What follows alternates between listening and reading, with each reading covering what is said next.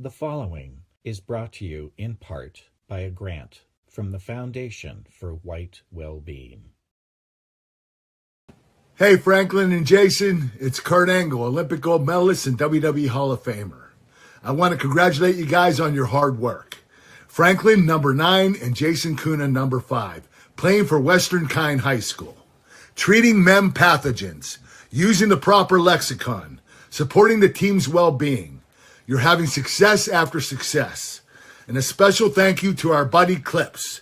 You inspire us, and all the jealous me-nots need to stay out of the way.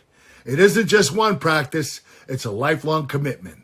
Shout out to Rich and Elaine Sabatino, who helped make all this possible. I want you all to know that you should never give up. Let's keep going free. Congrats, guys. Oh, it's true. It's damn true.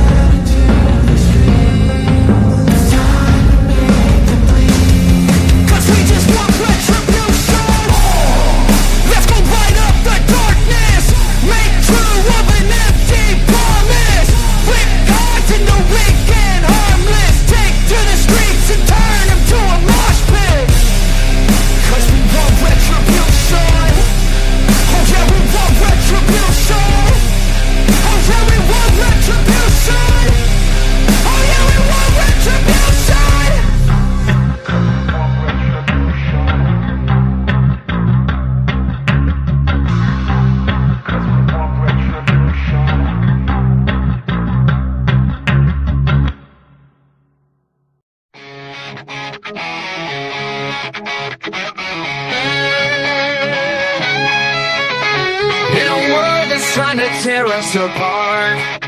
They throw their stones, but I've got a brave heart. I'm proud of my roots, I won't be ashamed. With fire in my soul, I'll never be tamed. They want us silent, but I'll raise my voice. With every ounce of strength, I'll make my choice. No more shadow, I'll step into the light. With pride in my blood, I'll stand and fight. No white guilt, I'll carry the flame. In this fight for our honor, I'll stake my claim. With every heartbeat, I'll stand my ground. In a world of chaos, my voice will resound. They try to erase us, rewrite the past, but the strength of our heritage is built to last. I'll shout it from the rooftops, let the truth be known.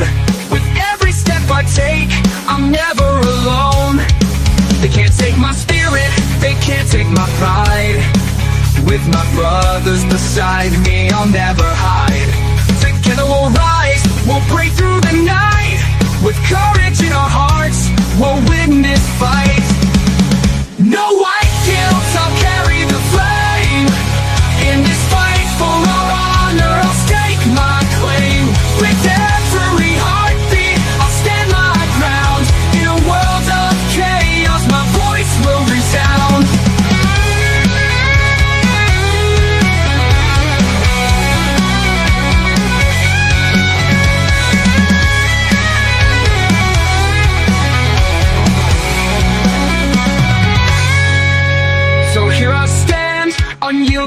proud.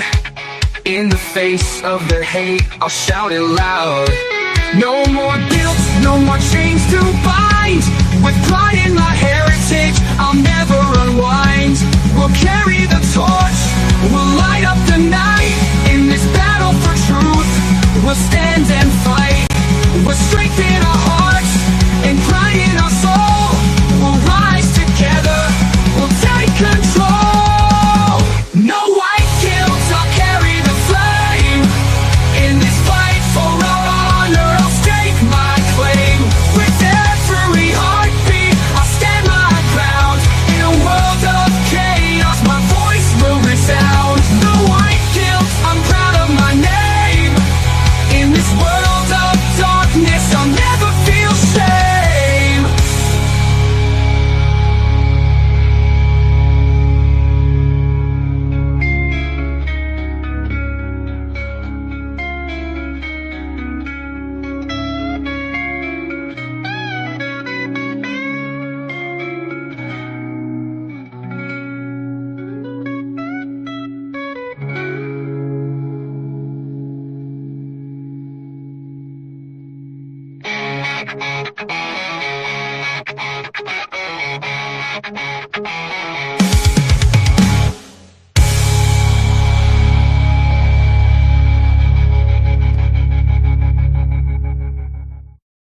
When there's nothing left but the fire in my chest and the air that fills my lungs, I'll hold my tears and trade my ears for a glimpse at kingdom come. On the other side of misery, there's a world we long to see. The strife we share will take us there to relief and sovereignty. Oh, by God, we'll have our home again. By God, we'll have our home. By blood or sweat, we'll get there yet. By God, we'll have our home. In our own towns, we're foreigners now. Our names are spat and cursed.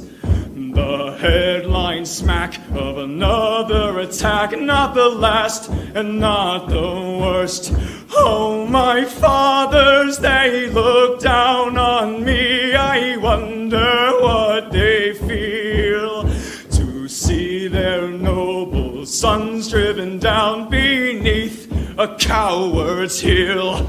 Oh, my God, we'll have our home again. By God, we'll have our home. By blood or sweat, we'll get there yet. By God, we'll have our home. The road is dark, the way is lost. My eyes, they strain to see. I struggle forth to find a friend to light the way for me. Oh, brothers, can you hear my voice, or am I all alone? If there's no fire to guide my way, then I will start my own.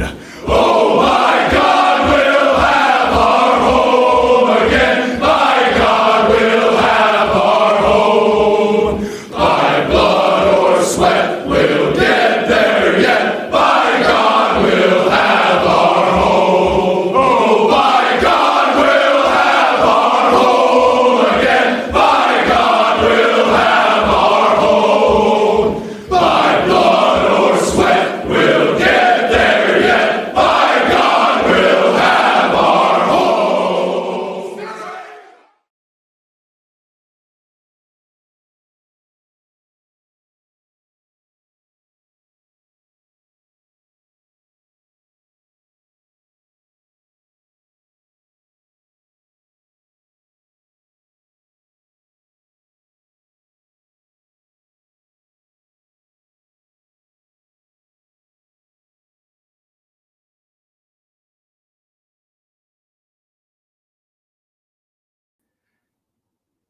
How about now? Can you hear me? Don't know what's going on with the stream, the yard.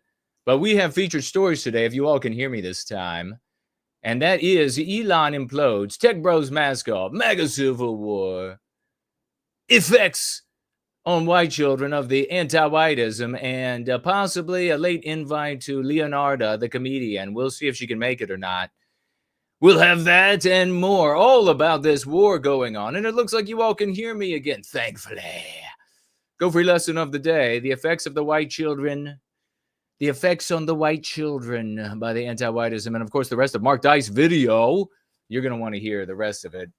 A breakdown, your comments, questions, and then there's this.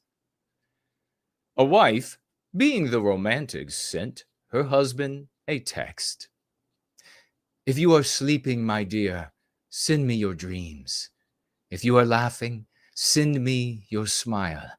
If you are eating, send me a bite. If you are drinking, send me a sip. If you are crying, send me your tears. I love you. Her husband, unromantic, replied, please advise, I'm on the toilet.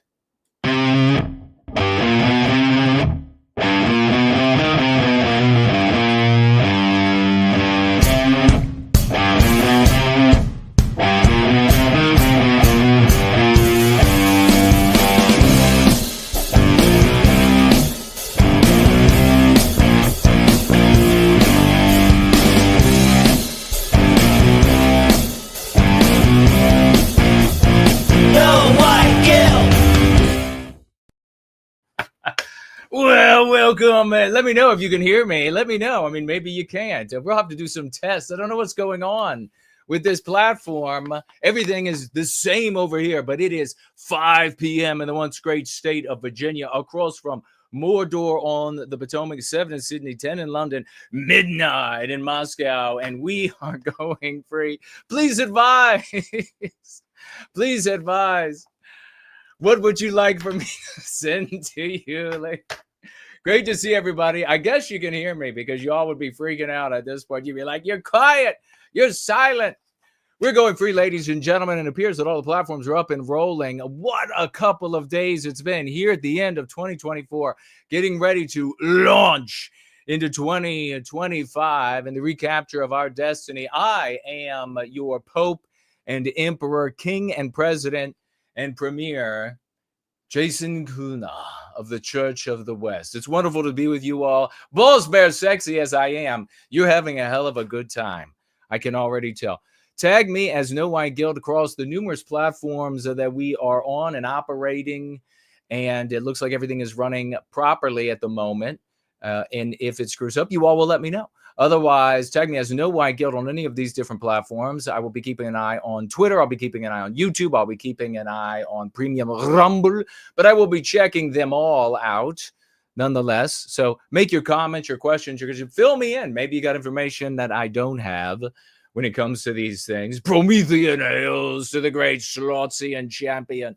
He is there. I see him in the live chat over here on YouTube. If you would like to financially gift, you're getting near the end of the year, and if you would like to do so with a tax break, you would like to reduce your taxable footprint, you can donate. In that case, you can head on over to the Foundation for whitewellbeing.com or .org, the Foundation for whitewellbeing.com or .org, and you can donate there, and then you can declare on your taxes in the U.S. Isn't that a wonderful thing? Please tag yours truly as the destination of that donation. Yes, I did. I put that together right there on the spot. That's fun, isn't it?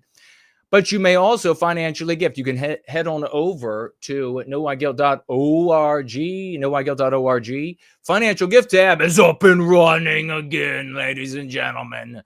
You can click on that and you'll see different options there available to you. And over the course of the gathering, while we are here, I will be monitoring a number of those like Cash App, Subscribe Star, the Dude Bro Moment platform, aka Entropy, Premium Rumble, Odyssey, D Live. I'll be keeping my eyes on all of you and all of those. If you financially gift there, and of course, you will get preferential treatment because that's how the world works. God bless you. And I will keep an eye, as I say, on your comments. So make sure to financially gift. Over there on that tab, you'll see the destination for snail mail. And there's a snail mail address. So you can reach out to me in a snail mail kind of a way. And I will receive that snail mail. And in fact, we had some Christmas cards. We had some Yuletide cards in the thaumatological mailbag. And you're probably saying, what is the thaumatological mailbag? It is Riz, baby. It's Riz, just like me in this tree. It's all Riz. We're going to be taking a look at it. It's a wonderful thing. And you can write me there. You can also financially gift in cryptocurrency. I have several wallets at which you can reach me at. But like I said, this is the Church of the West. I want to be talking with you. I want to know what's going on. I want to hear what you're struggling with. I want to hear about your battles. I want to hear from the SWASH commanders out there and all the hard work that they're doing. We're having a lot of successes. And this is a great opportunity. It's a great example. This conflict that is suddenly being waged in the MAGA sphere, the war of the civil war. And it's really kind of a rebellion. It's really kind of a complaining of children, complaining against the people with money. And they think that they can just bitch and get what they want without changing, without addressing, without contending with the moral tapestry, the social morality of the West. This is where you're going to find the answers and the path to victory for the recapture of our destiny, the ending of our victimization, the only way to end that victimization. That's where you're going to find it. And if you don't address that, then you're a little more than a beggar standing outside in the cold. And you're like, please, please don't white erase us. Please don't white erase us. But we're going to take a look. We have some articles, and I was supposed to have a little helper with some of this information, and the helper disappeared. So I had to try to pull things together. I got my tweets, and we had a lot of success. In fact, a big victory there. High Speed Drifter is here. Cass is here. Welcome and good to see you. No I guilt in community. Cindy, Ben, all of the champions are showing up. Please let people know that we are going free, that this is the Church of the West. It is the only way to recapture our destiny, that we are live and in the midst, let me just do this, in the midst of the recapture of that destiny, looking glorious, as is always the case. Why don't we just jump right into an item, and we'll take a look at the news. We'll see what they have to say about what's going on, and ABC News for you. The new infighting within the Republican Party over immigration. The rift is centered around a special visa for foreign workers called an H-1B visa. The program allows about 80,000 foreigners into the U.S. for up to 6 years in fields like technology and medicine. Newer Trump supporters like Elon Musk say these visas are critical for their companies to attract top talent from around the world. But the president-elect's far-right anti-immigration supporters argue they take jobs away from American workers.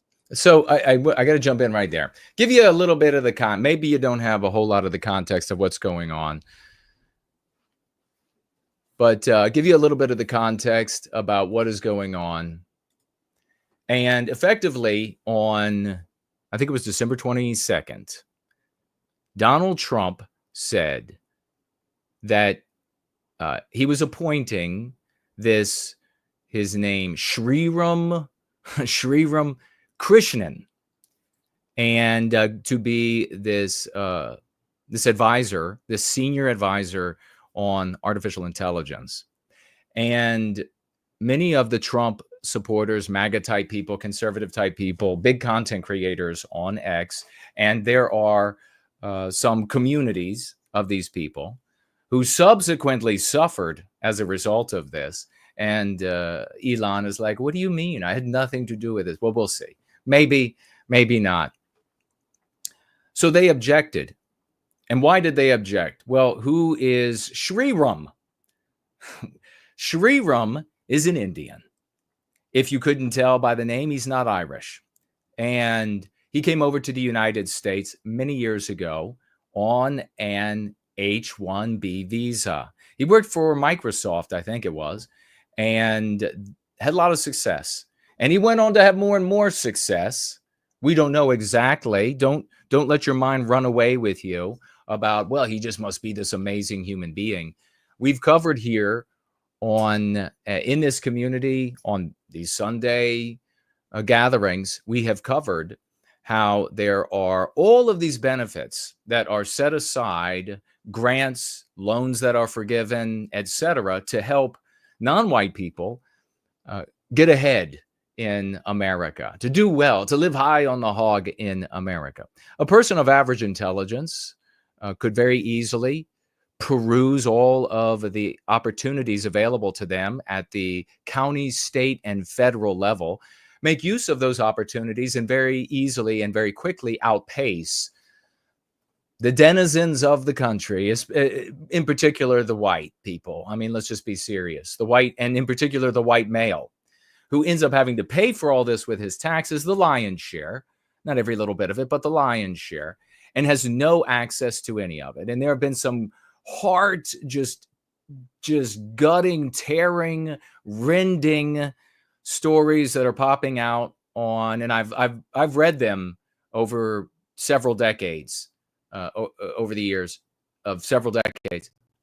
White people deal in both in the mainstream media, the anti-white media, and in alternative media, white people talking about the hardships that they have faced, paying their dues and suffering and struggling, and then having to train replacements, never getting the interview, never getting the job. And then, of course, I have experienced the exact same thing, the totality of my life, excelling, being the number one, always at the very top, and everything put in front of me, every hurdle meant to undermine and successfully undermine, every barrier to prevent me and so many white males, talented, successful, industrious white males, paid our dues, proven ourselves, and have the Achilles tendon cut again and again by anti-whiteism. And there are so many of these pouring out all over X again, so many of these stories. It's all over the country. But Shriram wouldn't have had to face that. And he ends up doing very, very well for himself. He ends up becoming a partner of a venture capital firm investing in tech startups, Andreessen and Horowitz. And this is kind of one of these cabals, one of these nodes that compose in their aggregate individuals, a very incestuous crowd, individuals who call themselves little tech. And it's sort of a spin on the, I guess, the big tech. Many people are calling them the tech bros, but all in all, I guess they all are tech bros, right? Aren't they? And they like to make use of foreign labor. But let's step back for a moment. Shriram is, so he's in this community, and who's in the community? A lot of names you probably know. Elon Musk, he's in this community. Vivek Ramaswamy, David Sachs is in this community. Peter Thiel, Jason, what's his last name? Something. It's kind of a weird last name. I think it's Calacanis. Calacanis, I think is what it is. Then you have Sean McGuire, and you have Mark Andreessen, and you have Jacob Hellsberg, and there are probably about 7 more, including Shriram Krishnan. And it's an interesting bunch. Some of them are white. A lot of them are immigrants. And of course, isn't it odd? Isn't it interesting that people who come over here and they have talent and they're going to work hard, it's like no talent and work ethic exists in America? Or is it that these people are making use of a lot of benefits that are doled out to immigrants, etc., and people of privileged classes like homosexuals and transgenders and etc. That's your little tech. Those are your tech bros. Well, you all know, as we watched during the campaign, as Trump was floundering and he was being broken monetarily, we talked here about money showing up to support him and therefore serve the interests of that money, like Miriam Adelson showing up, for example, to have her interests served. And we talked about a number of other individuals. Of course, those were specifically Israeli focused. And big tech, little tech, the tech bros showing up to serve their interests. They were also motivated to a degree. There was an article about 4 weeks ago now. One of the little tech guys, Andreessen, talking about attending a meeting in Washington, D.C. with Biden and his people, mostly, I guess, his people, because he's dead. He's brain dead.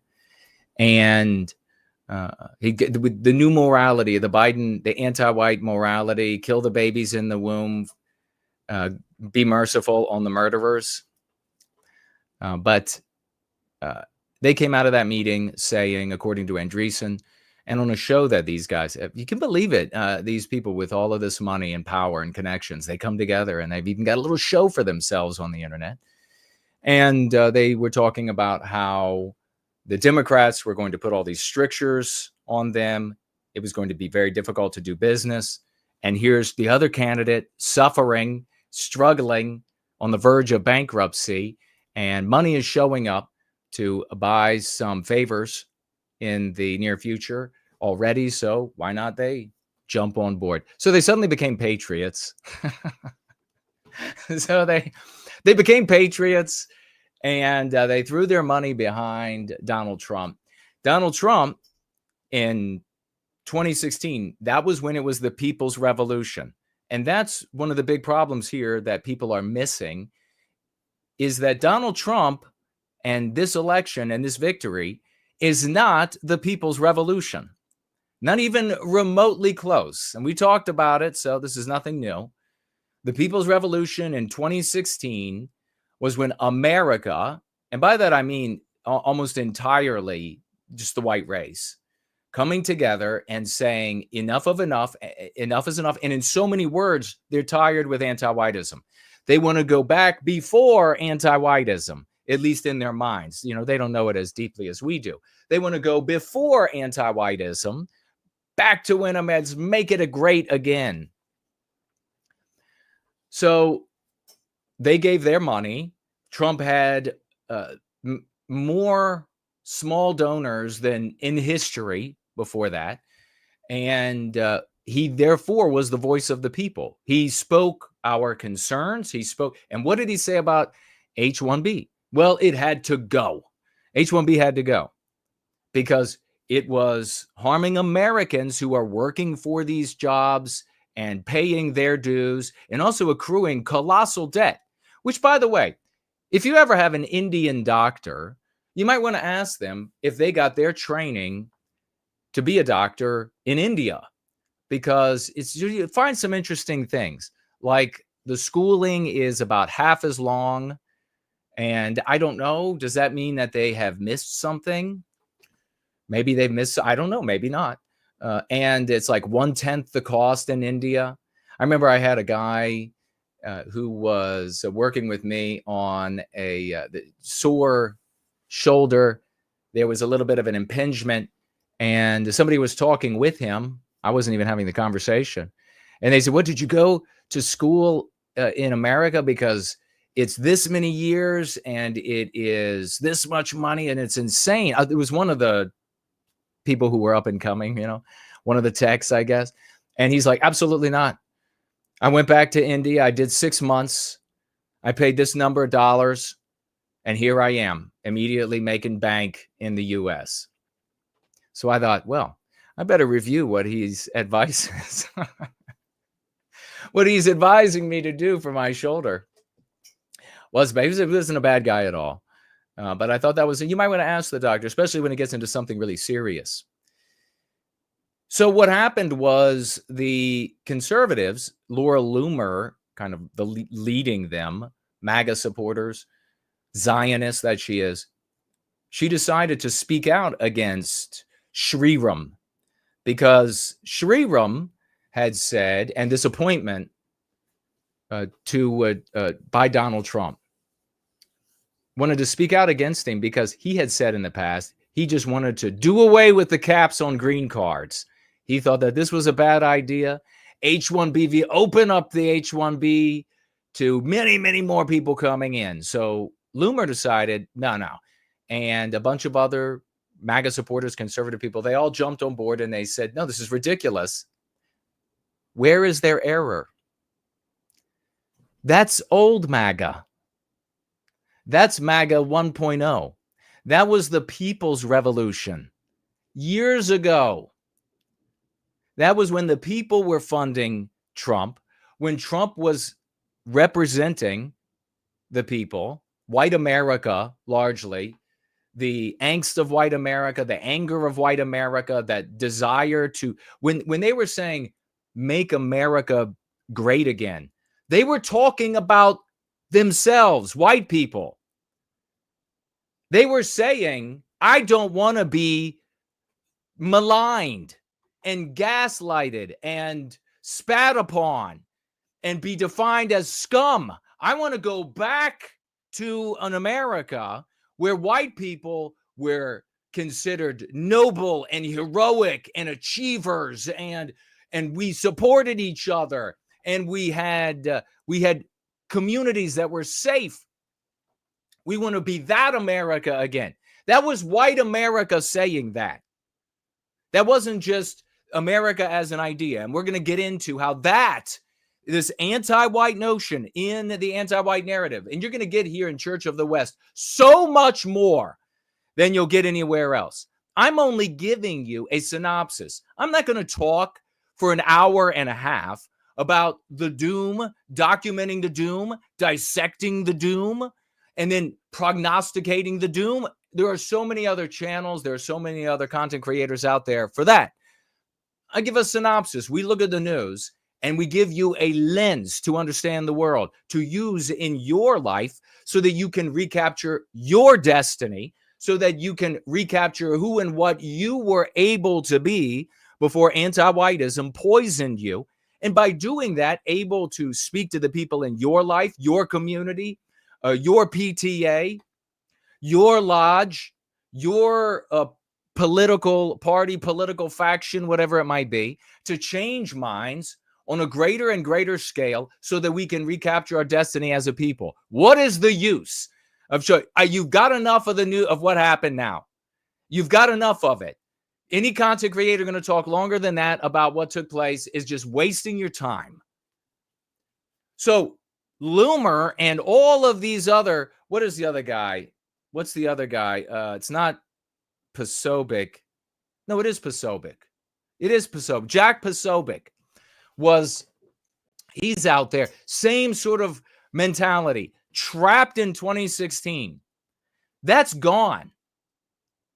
The People's Revolution is gone. You're not going to be able to step up now and say, they're trying to steal. This MAGA ain't the MAGA of 2016. This is a MAGA, and everybody with eyes to see has had their eyes on this the entire time, that this is the MAGA of Israel First donors and little tech donors, and that's pulling Trump's titty out of the ringer. And those are the people he is going to please. And we've said this all along. There's no use in complaining about the people who are Israel firsters getting what they're paying for, or big tech, little tech, tech bros, tech mafia, anti-white tech, which is appropriate, which is actually what it is in the way that it should be termed for anything productive on our side. They're going to get what they paid for. And to complain about it is to be a bitch.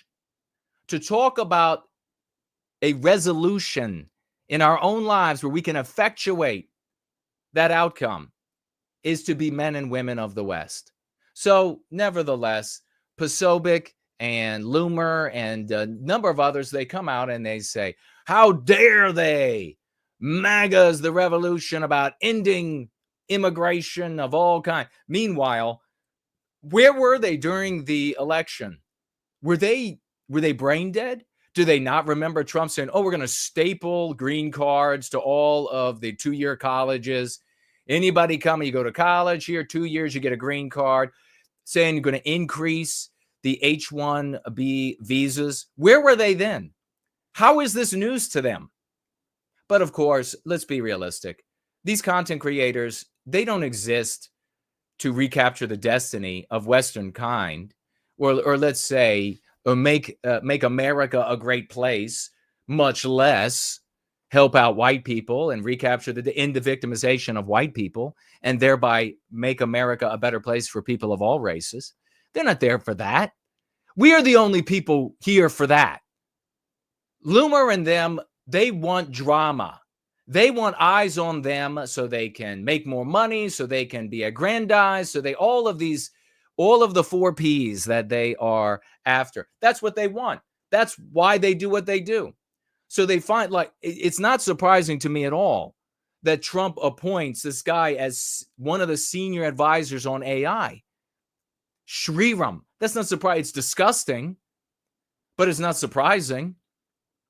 Of course, that's what's going to happen. But what happened next? Now that is different. Because Musk and Ramaswamy, the guy, I love all of these white people. You looked all over Twitter. And do you remember? I mean, even Fuentes was for Ramaswamy for president. You looked all over Twitter. By the way, right now, this little guy is out there saying, oh, he told you, he told you. Somebody needs to use AI, download all of his shows, and it will be very easy. And maybe it's not fair for me. I got a pretty good memory, and I don't watch him. So all I see is these clips. So it's very easy for me to remember the clips where now he's saying he's always been against Musk and suspicious. Bullshit. Sorry for my friend. Bravo Sierra. I remember lucidly the clips of him saying, we're back.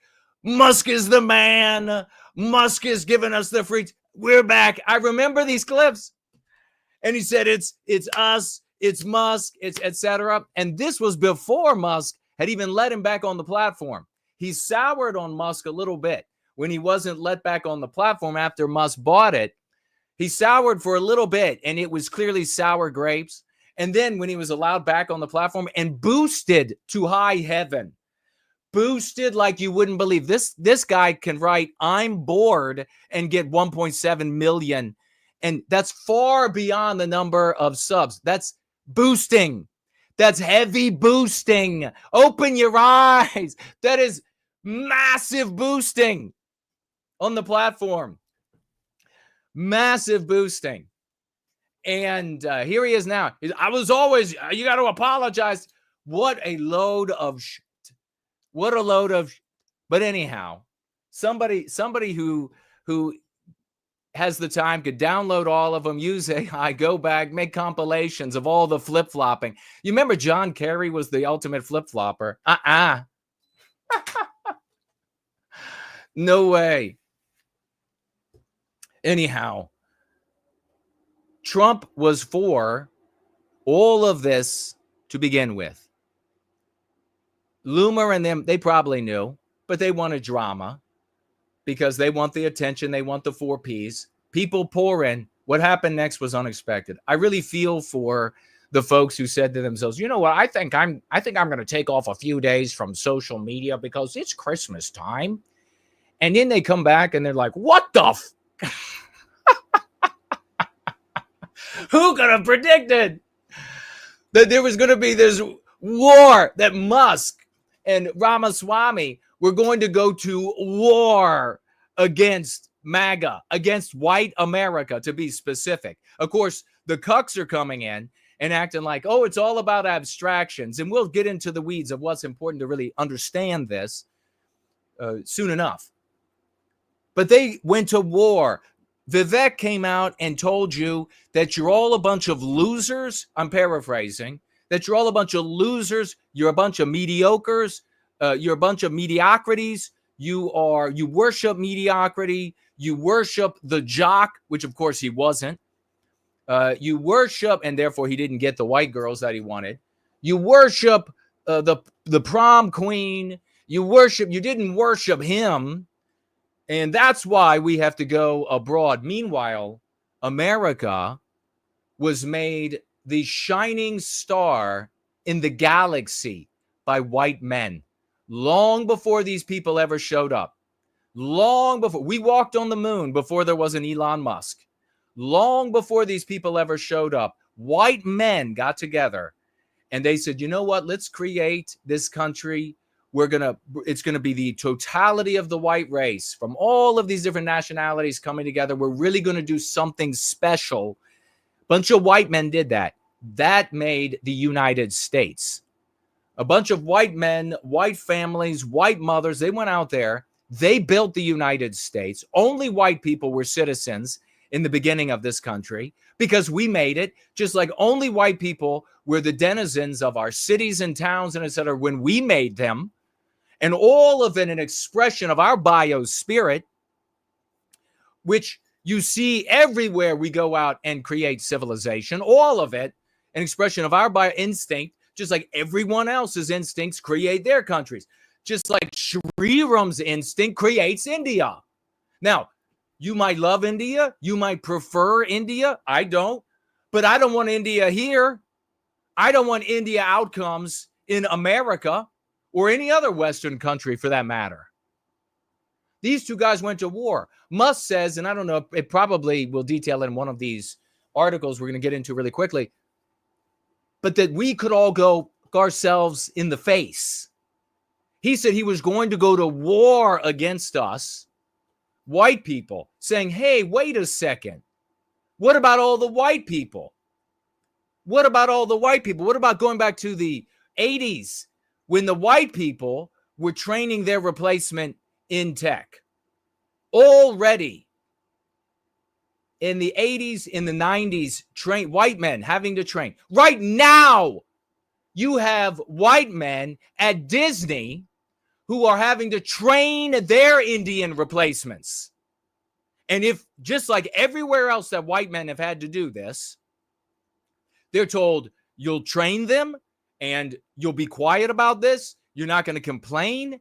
And then you'll get a nice severance that you can try to live off of until you're able to get a job at Starbucks or Burger King or whatever it is. Right now, by the way, all of these people thought that Elon was pointing out when Disney was revealed to be by that undercover operation, that they were revealed to be excluding white males literally on paper. And the guy's like, what, can you believe this? Why? Well, Disney and Musk are at odds. That's why. He didn't care about white people. He was just telling you he would go to war with you, the likes of which you could never fathom. I mean, who fucking says that? Who says that? Going to war with you, the likes you can't even fathom. And all of these people, I laughed about it. I made a tweet. We got to get back to this. I made a tweet about this.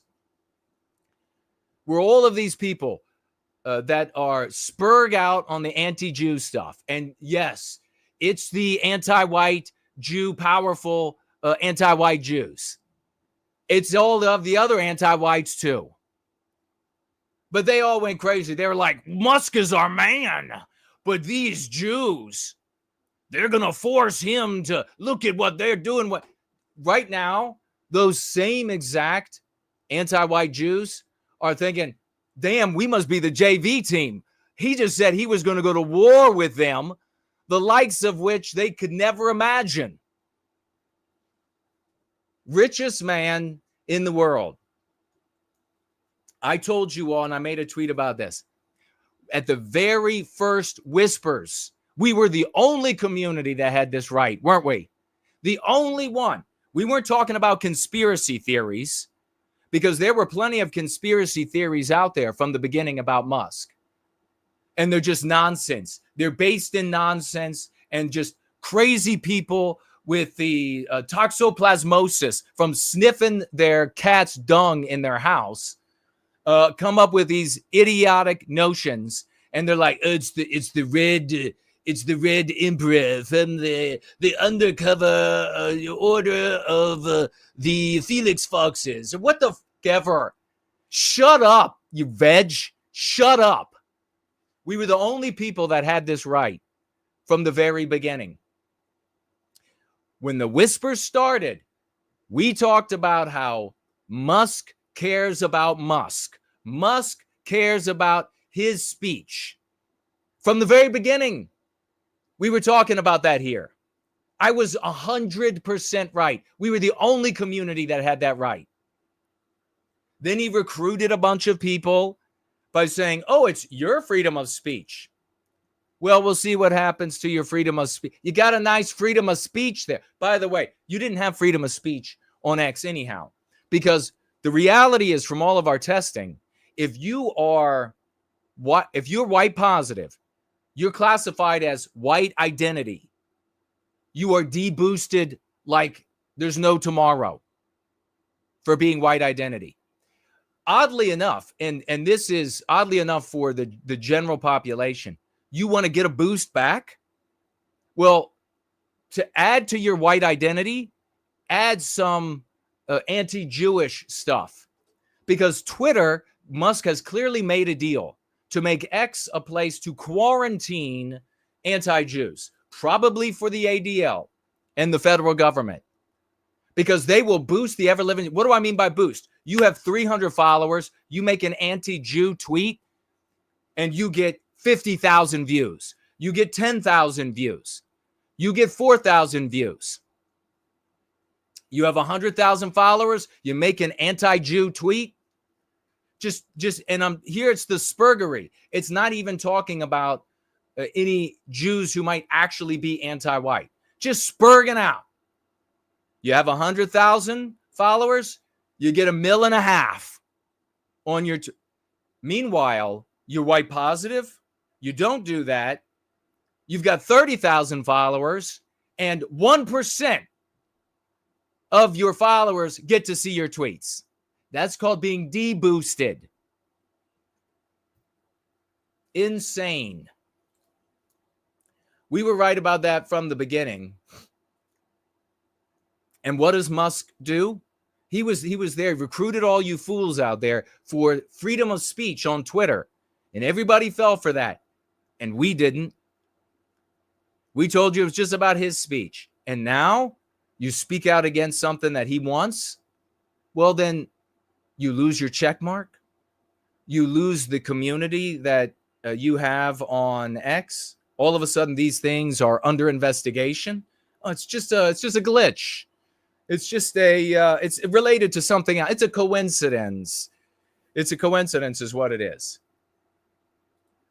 So let's bring in ABC News Chief Washington correspondent Jonathan Karl for more. John, always great to see you. So we saw Trump told the New York Post that he is, quote, a believer in the H-1B program. But during his first term, he put some new restrictions on the visas and at one point suspended it altogether. So what can we expect during his second term? The honest answer, Whit, is I don't think we know. What he told the New York Post is that he's a big believer in the program. I mean, that's on one hand kind of unusual given the fact that he suspended the program as president. But take that for what it is. It's not unusual at all. Just think about how much this reporter gets paid at ABC. There's nothing unusual at all. 2016, People's Revolution. This campaign, Musk and Adelson's revolution. He didn't weigh in on the current controversy, which is Vivek Ramaswamy, Elon Musk, and some of the other, big tech supporters of Donald Trump are saying that the program needs to be expanded. We need to get more highly skilled foreign workers into the country. Trump didn't say whether or not he wants to increase it. He said he supports the program. We'll have to see. I will say this. The Deputy Chief of Staff for Policy, sounds like a nominal title perhaps, but in the Trump White House will be a very important role. It's going to be held by Stephen Miller, who is going to have great sway on policies like this. Stephen Miller was the architect of Trump's decision to suspend the program last time he was in the White House. So I think there's going to be a lot of pressure to move in that direction, not in the direction that Elon Musk has suggested. We've also seen with Trump sometimes he likes to let his supporters sort of fight it out. Yeah. And then maybe he'll kind of go with which way the winner appears to be emerging. So we'll see how this plays out in the public and among his supporters. But on the issue of immigration, of course, it's been central to the Trump campaign. Do you think this debate within Trump's orbit could signal some broader divide within the MAGA movement and sort of this broader coalition that helped take him back to the White House? I think there's no question that there's a broader. What did yours truly tell? What did so many of the bright people in this community talk about when it came to the Republican Party and the big tent, Newt Gingrich's big tent? You remember going back to the 90s, the big tent, you got the big tent, and now you got the all-inclusive multiracial populism. And instead of having, just a great example of this, instead of having people in your party who, for example, might be attracted to the same race. The same sex. Might be attracted to the same sex. And that being fine as long as they endorse the policies, the cultural desires and principles and expectations, etc. Now you have people who are attracted to the same sex as a voting group. Now they have just like the Democrats. This is why I said I was laughing so hard when this was breaking up, because I was like, what did you expect? I told you the Republican Party won by becoming the Democrat Party.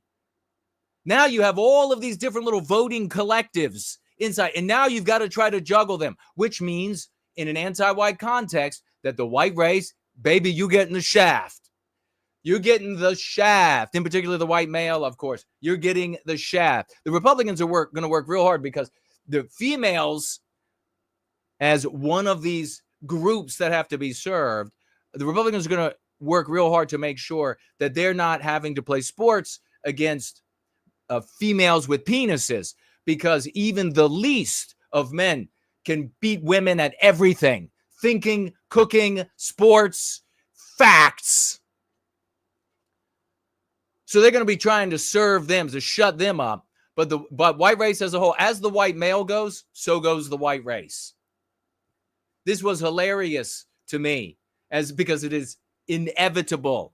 You have to have the thing that brings everybody together.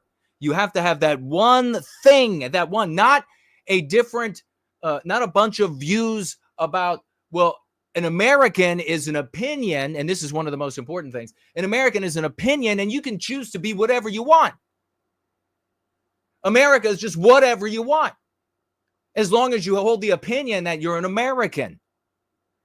And that's really at the core of this divide here. One of the questions that you hear from a lot of Trump, people close to Trump, frankly, is a question of how long will the Elon Musk-Donald Trump alliance last? Elon Musk has essentially been living at Mar-a-Lago since the election. I mean, he literally has one of the rooms set aside for him to stay overnight at Mar-a-Lago. He's been at Trump's side more than he has not been at Trump's side.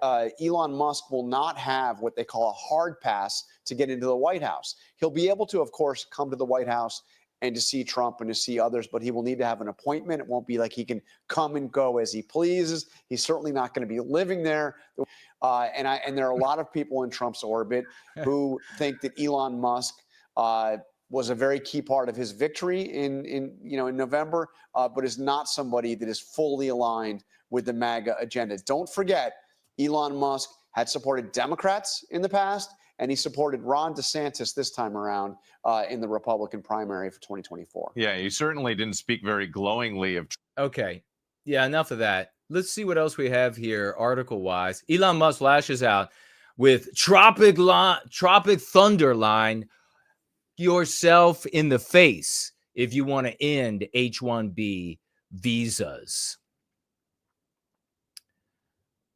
Why would Musk, why would any of these tech millionaires and billionaires, why would they rather have Indians come over?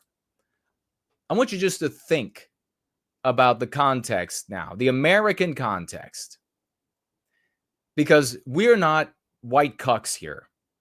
We're not, and this holds true for across the totality of the West. We're not white cucks. They're only going to talk about the economics of it. They're only going to talk about, and I'm not saying that there isn't an economic boon for these people, but that's not the main motivation. That's not the main motivation for what they're doing, the indentured servitude of bringing people over. Now, back it up. In a healthy environment, in a healthy America, in a healthy any of our countries, where there is no anti-whiteism, bringing an exceptional person from another race into America, for example, to serve in whatever industry is a boon. Every people on earth would do this. We're given the opportunity. Bring the exceptional person from someplace else in, where they would come in to our country and an environment where they would understand that we are number one. We're the best. The West is what we project into the world. And you are going to have to adopt it. You are going to have to imitate it. You are going to have to laud it. The West, what we project, Western culture. Remember, culture is this complex animal's projection of behavior into our environment in its aggregate. That's why every race of people has their own, and it looks the same.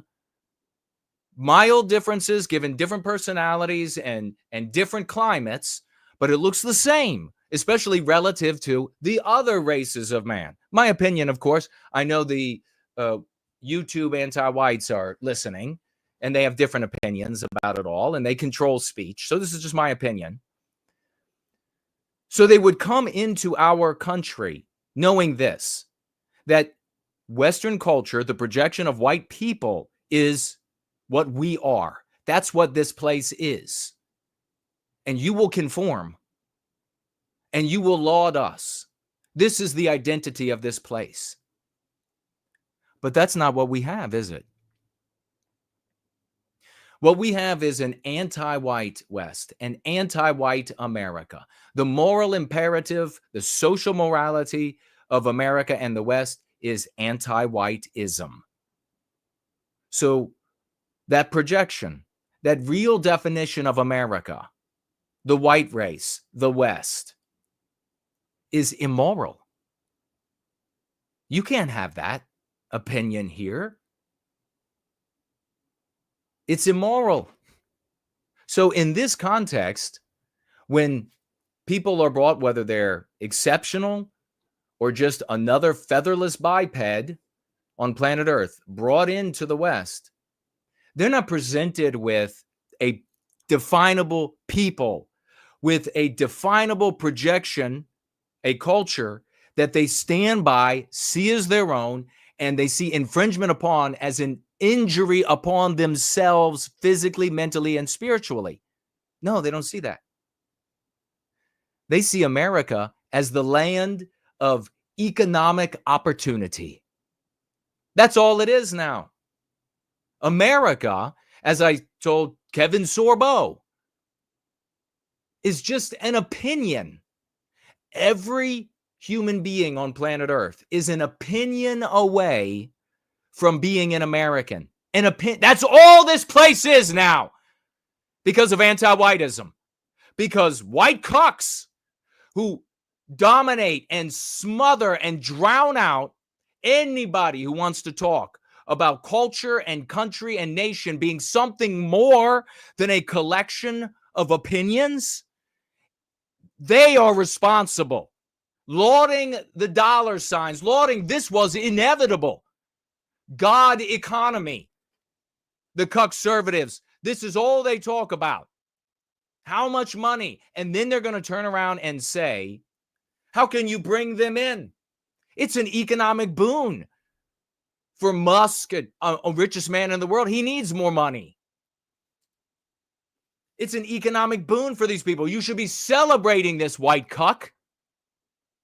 If your country is an idea, then everybody is an American. Do you understand? Everybody has a claim. That is the logical conclusion of that anti-white, that meme pathogen, that anti-whiteism. If America is an idea, then everyone on earth is an American because they are one opinion away.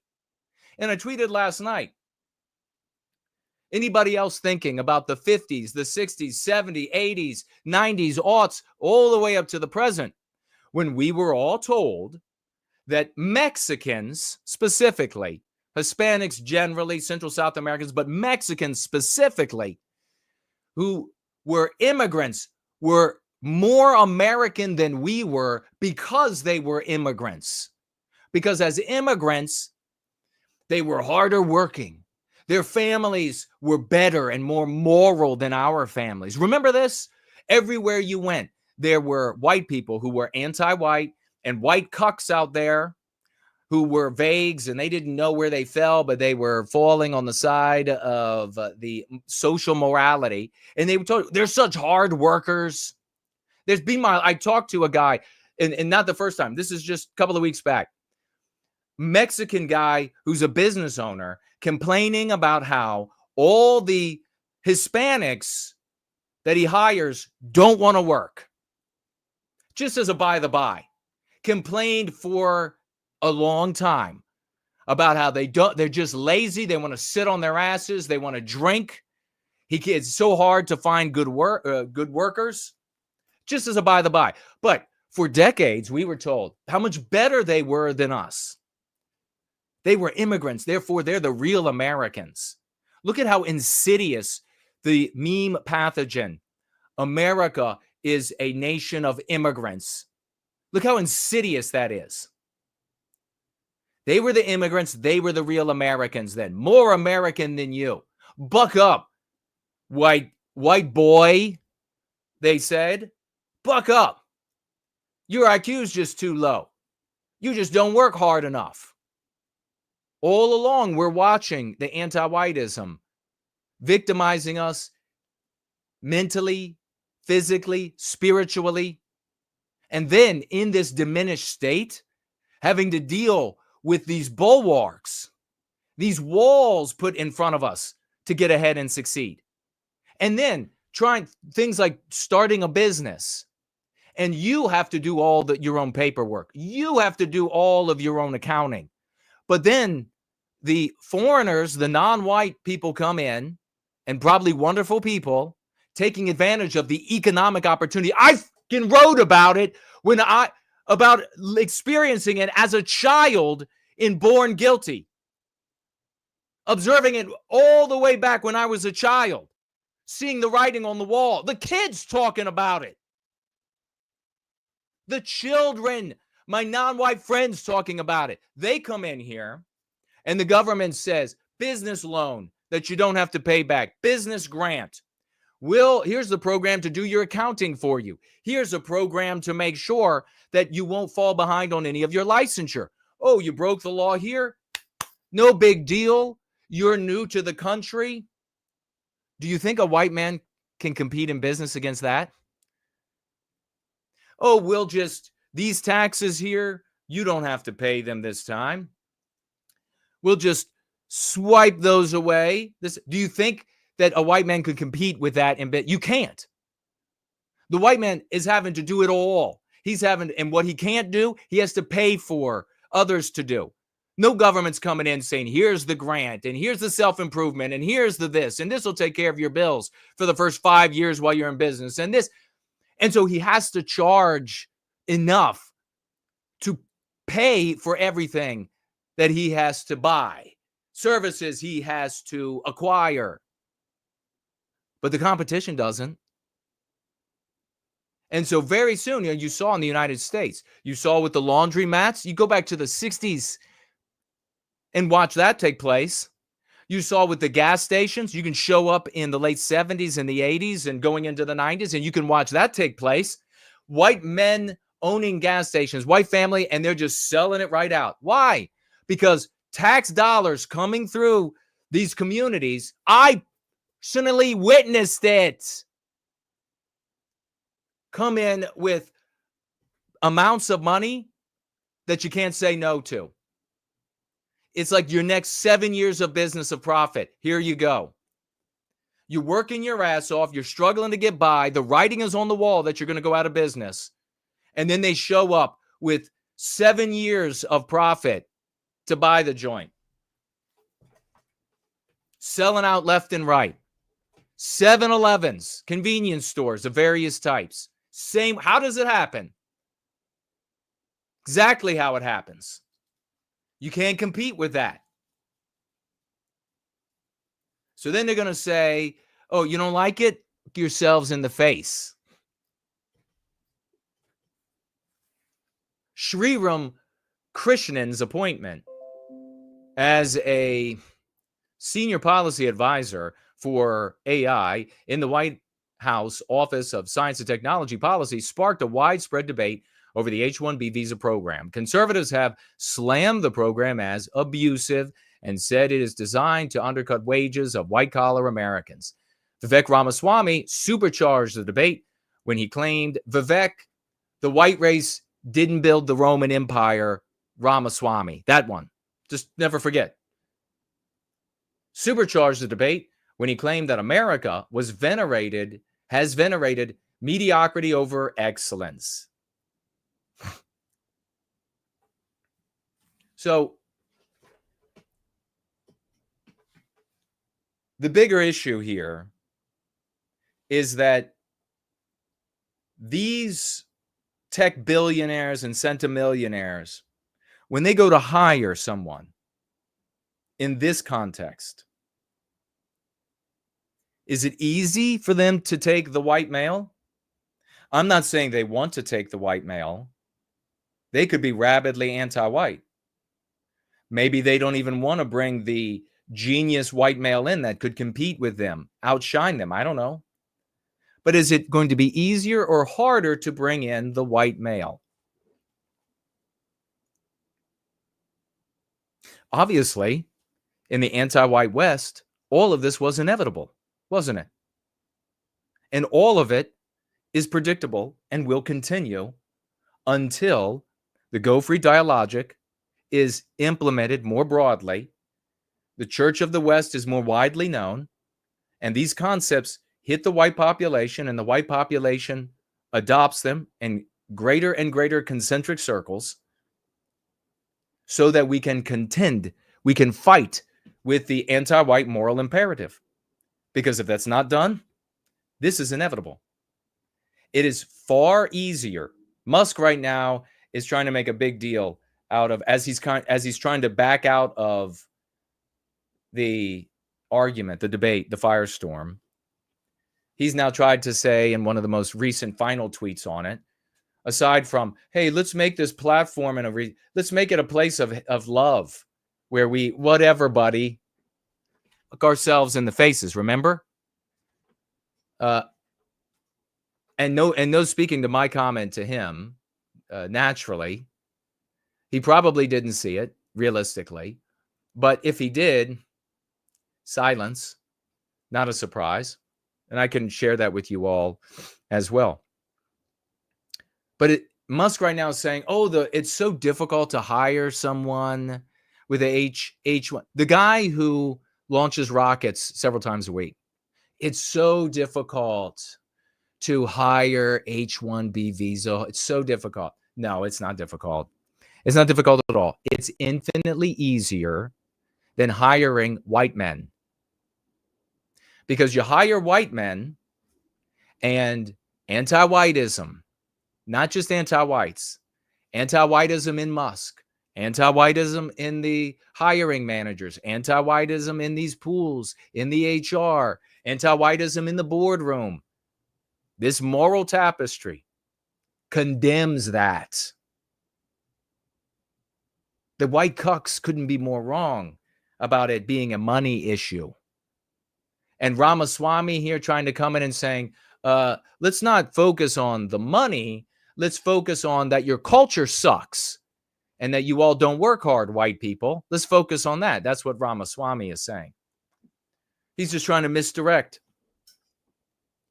Especially in a conservative circles, dealing with a conservative electorate. You can't go to them and say, hey, we can't hire a bunch of white guys. That would be immoral. Could you imagine if all of our upper echelon was white guys? If we hired nothing but white geniuses to work here? That would be immoral. Forget about this midwit thinking that there's always a minder out there that's going to come in and force an anti-white outcome. The minder is in the software of anti-whiteism that's in all of our heads. That's where the minder is. That's why you all keep looking for the minder out there. The minder is in your own head. They know it's immoral. They feel it immoral to hire white men. It is moral to exclude them. So for people like Musk, who still have to get the job done, right? You still got to get the job done at the end of the day. You still got to beat out China. You still got to get the job done. You still got to beat out your competitors. Your options are these. You hire white men, which means you can take maybe like one for every 10 LGBT handicapped black woman. Do you think with that hiring model, you're going to defeat competition? Do you think you're going to defeat China? No. Musk is not innocent. Musk is infected with anti-whiteism. He won't even speak to it. So it's as much his own doing as a business decision that just makes sense. We can't have white people because that's immoral. And if we have white people, then we have to have a bunch of losers, a bunch of dead wood. And shit won't get done. We won't succeed. So instead, I'll go out and grab the best of this other non-white group. The best of this other, and there are just infinite numbers of them, 1.5 billion. I'll just go find the absolute best, as far right on the bell curve as I can find of these people, and I'll bring them in because they're non-white, and so therefore that's moral. America is just an opinion, so they can all take that opinion. And not only that, but once here, they are indentured servants, so they're just going to work their asses off all the time. They're never going to worry about the any sort of balance between ownership and the employment, because then I could just ship them back. So I'll just bring in the best of these non-white people from the other side of the world, can't be charged as a racist, can't be said to be discriminatory, and he'll also be feeling that he's doing something moral. And you know that he feels like he's doing something moral by his emotional responses, friends. Musk, these responses from Musk was not coming from the voice of business, not some cold analysis of numbers. Who's cheaper for me? This was emotional. This was fiery. This was hate-filled. This was passion. This was, you all are a bunch of racists.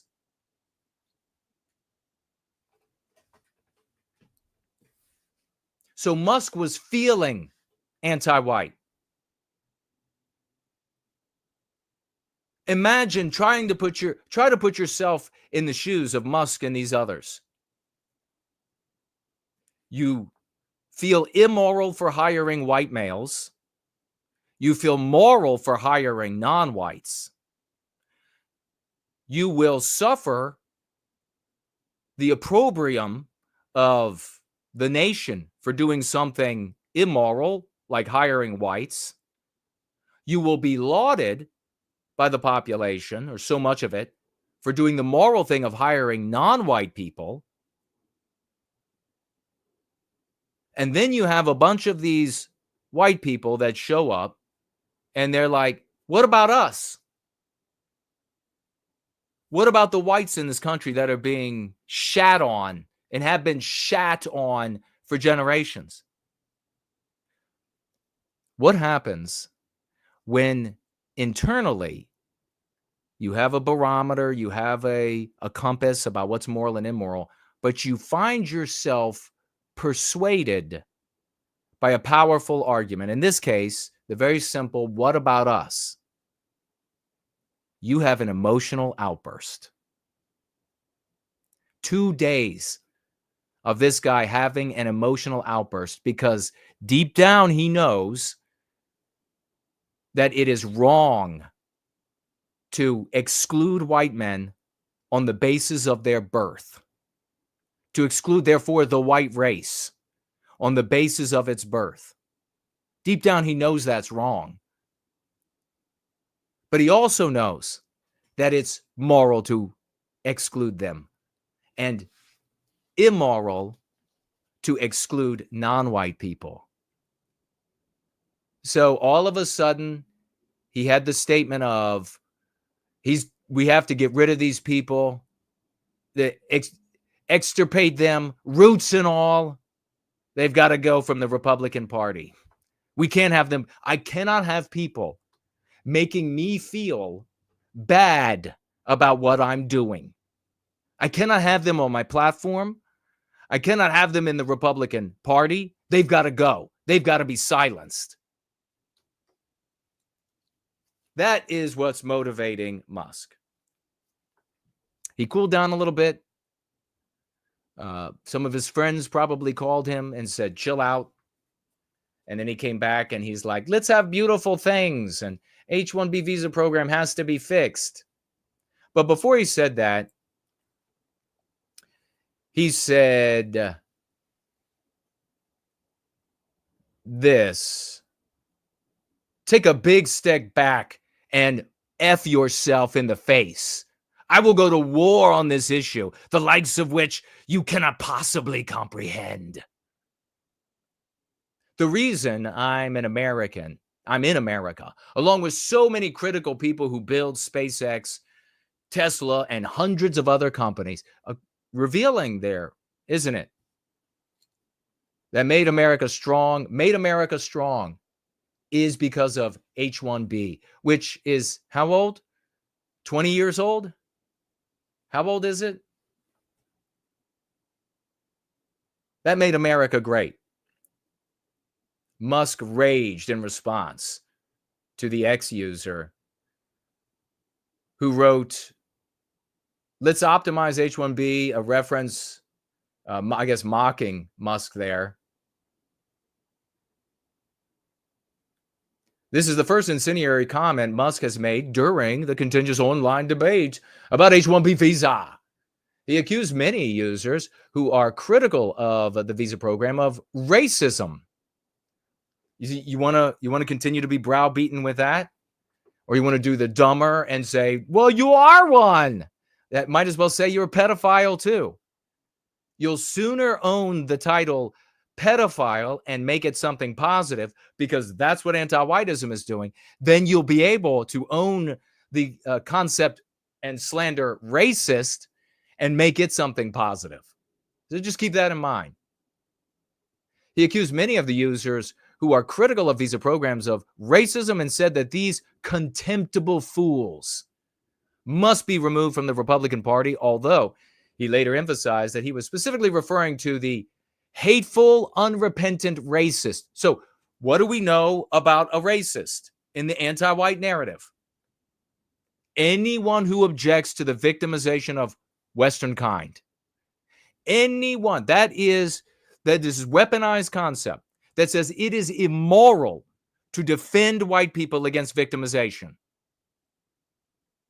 You think you're going to be able to proceed when the richest man in the world says the Republican electorate has to purge the hateful, unrepentant racists?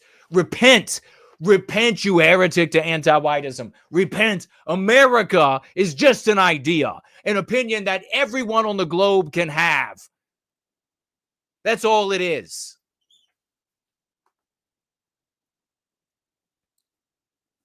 Here you have Scott Adams. Boy, was I right about Scott Adams. Going to bat, it appears, for Elon Musk. Cass saying she's rolling on the floor for me talking about Musk's flabby titties getting pulled out of the ringer. Billions of dollars don't make your body rock hard, I guess.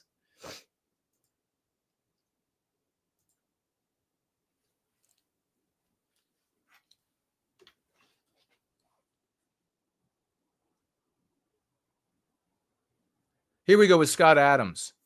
I was 100% right about Scott Adams, wasn't I? All of these people jumped on board when this anti-white little cur, this white anti-white cur, had his feelings hurt by non-white anti-whites because they're like, we don't need your old white ass anymore. Then he came out, threw a tantrum, saying, why would you live in their neighborhoods? You didn't just figure that out, bitch. You didn't live in their neighborhoods. You're just being anti-white all along. But all of these fools, this guy has thousands of live viewers. Thousands and thousands, and they're not all anti-white.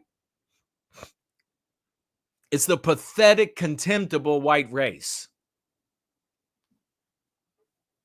Here he is. MAGA's taking a page from the Democrats on how to lose elections while feeling good about themselves. Yeah, MAGA, just be more anti-white. White people, just be more anti-white. Then you'll be winning. You can celebrate your winning as you lose your jobs, as your neighborhoods turn into Ecuador and people are getting set on fire on your train, as your new Indian boss tells you that you have 6 more months on with him doing whatever it is before you get replaced by his cousin from India. Then you can say you're a winner because you live in the opinion called America. Musk retweeting this. Yes, and those contemptible fools must be removed from the Republican Party root and stem.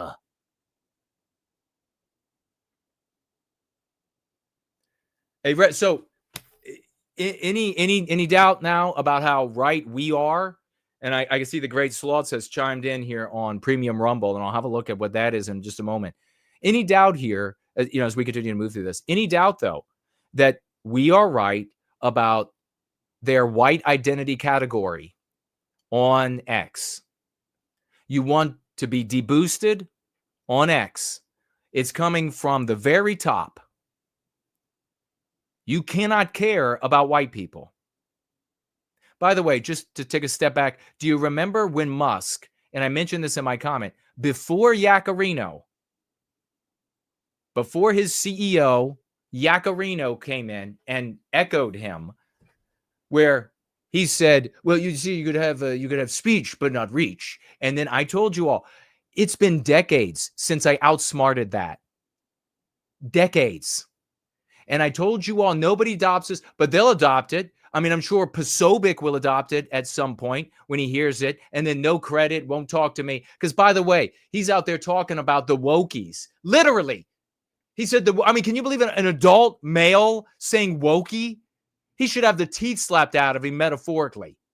Any adult male should never use the word wokey. You are a living bitch. You are admitting that you have no penis. If you are an adult male and you say wokey, you have no genitalia. It never dropped. But I told you all before, free speech is the right to hear. It is the right to read. If you are denied the right to hear or the right to read, you have been denied your free speech. I worked on the Hill and I told them that. A group full of academics, all with the big paying jobs, sitting, I swear to you, the carpet was that deep. No joke. All these smart, they went to the biggest schools. Some went to Vanderbilt, some went to Harvard, they went to the biggest schools. These conservative, white cuck losers, lawyers. A couple of them were constitutional lawyers. They'd gone before the Supreme Court. That narrows it down a little bit. They participated in cases before the Supreme Court. And I told them, this is what free speech is. This is how to argue it.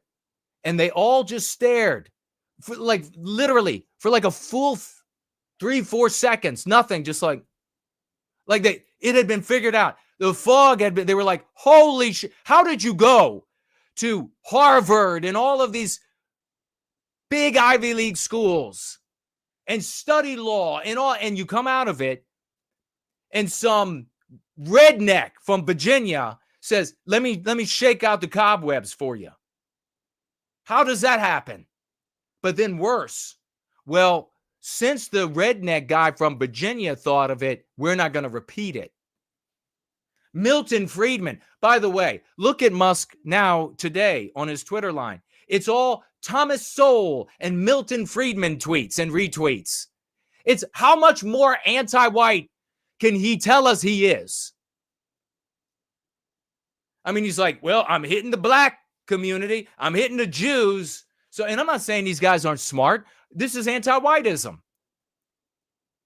This is a vague Musk who is signaling that he's anti-white.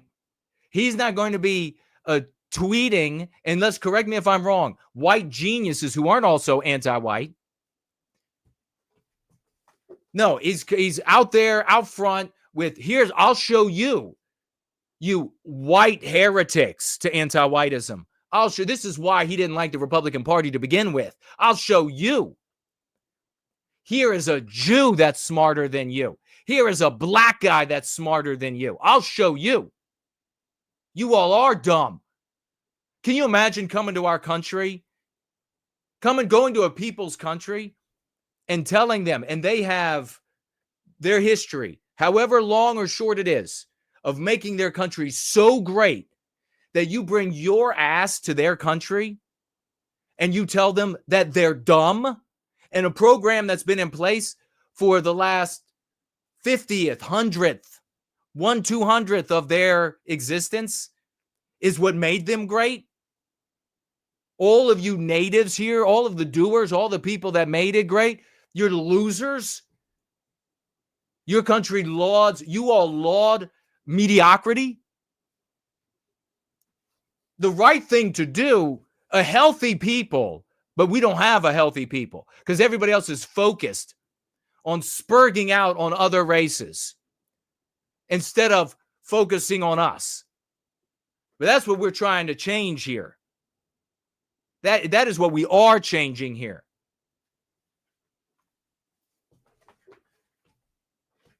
Healthy country, that wouldn't happen because Musk and these people would see the writing on the wall and they would say, oh, this isn't going to go over well if I tell this population that has pride in themselves, that loves themselves, that loves their heritage, and that's looking to do as good or better than their ancestors did. It's not going to go well if I tell them they are smooth-brained, low IQ troglodytes, anchorites, Emirites.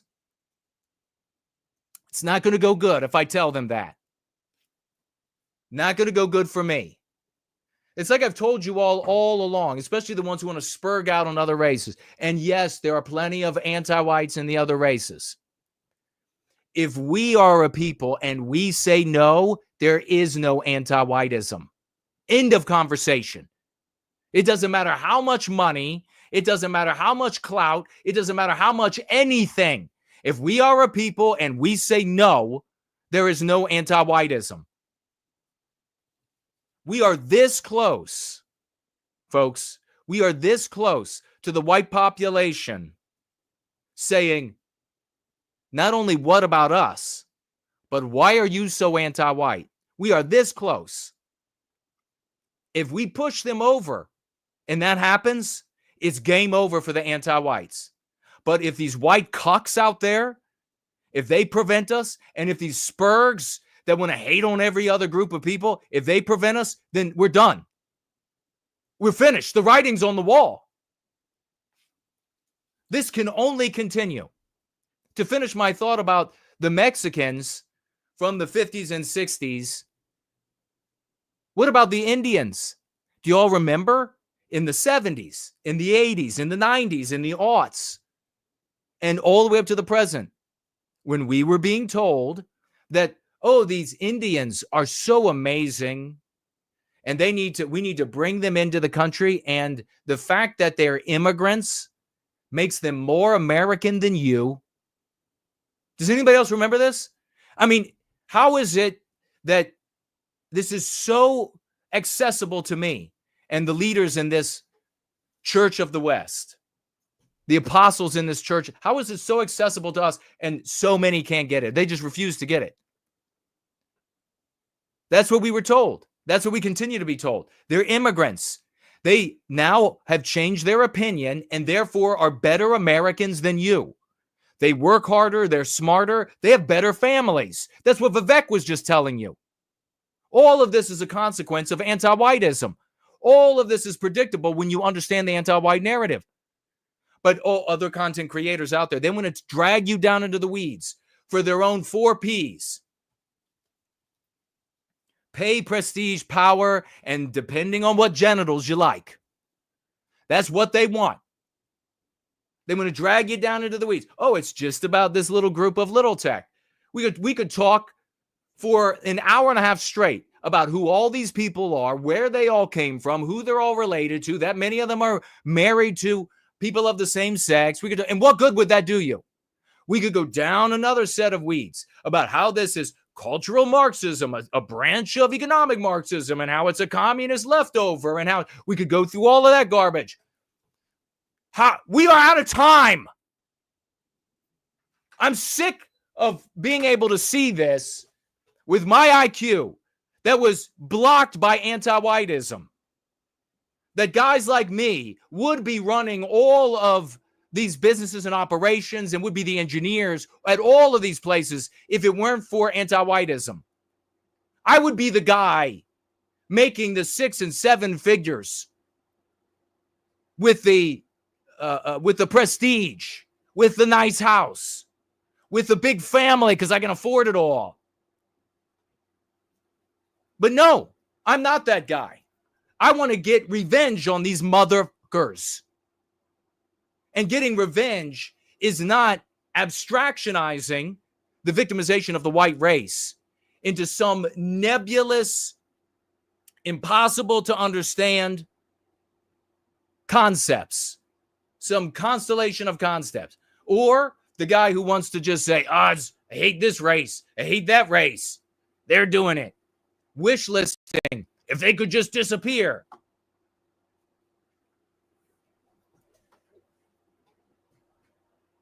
Richest man in the world. I'm going to take a look at what Sloth has said here in just a minute. Let me get through this article. 60% of likely American voters, according to Rasmussen, the country does not need more foreign H-1B visas. I mean, this is one of the things that that all of these polling are demonstrating, that the vast majority of people want no more immigration. Regrettably, why do they not want more immigration? A lot of them, it's selfish, individualistic motivation. It's not because they have a people and this is their people and this is their country. It's ours. So this is something that can be easily manipulated. Breitbart News has long reported countless incidents of white-collar Americans laid off, forced to train their foreign replacements.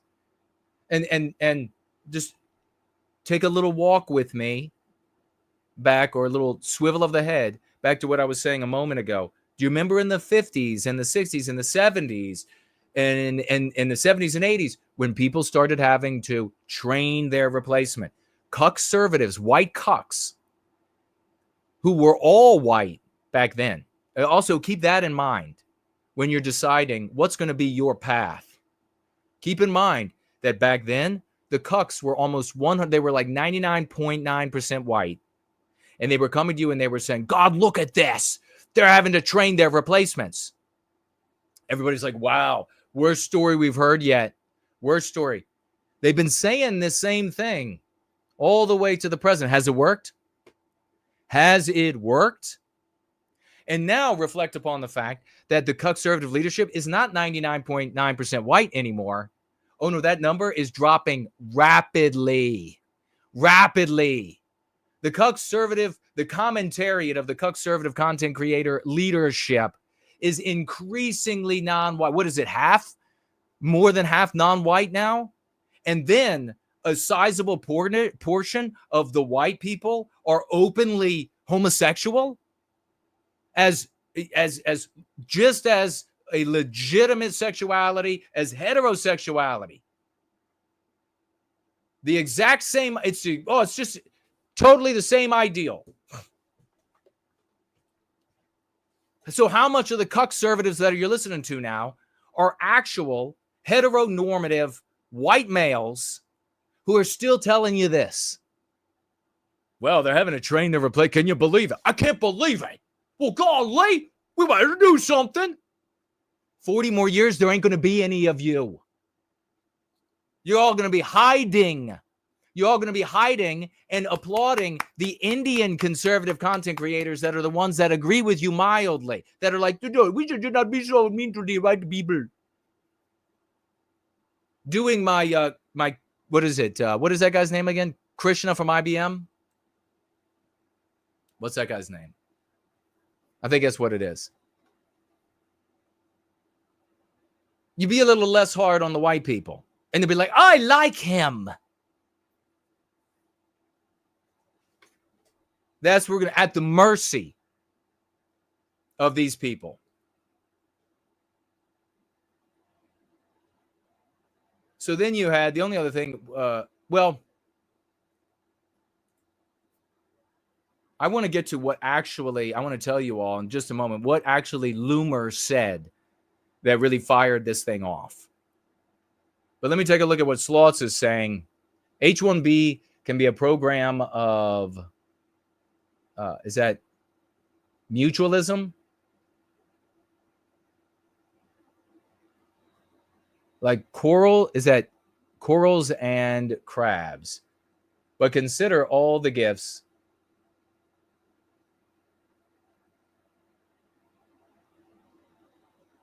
But consider all the gifts Western kind did not hold hostage of technology, appliances, comforts, health, and they are anti-white ingrates. They're anti-white ingrates, 100%, man. Yeah, all of this technology, so much of this genius shared. I mean, IBM moved more than half of its workforce to India. All of this technology shared.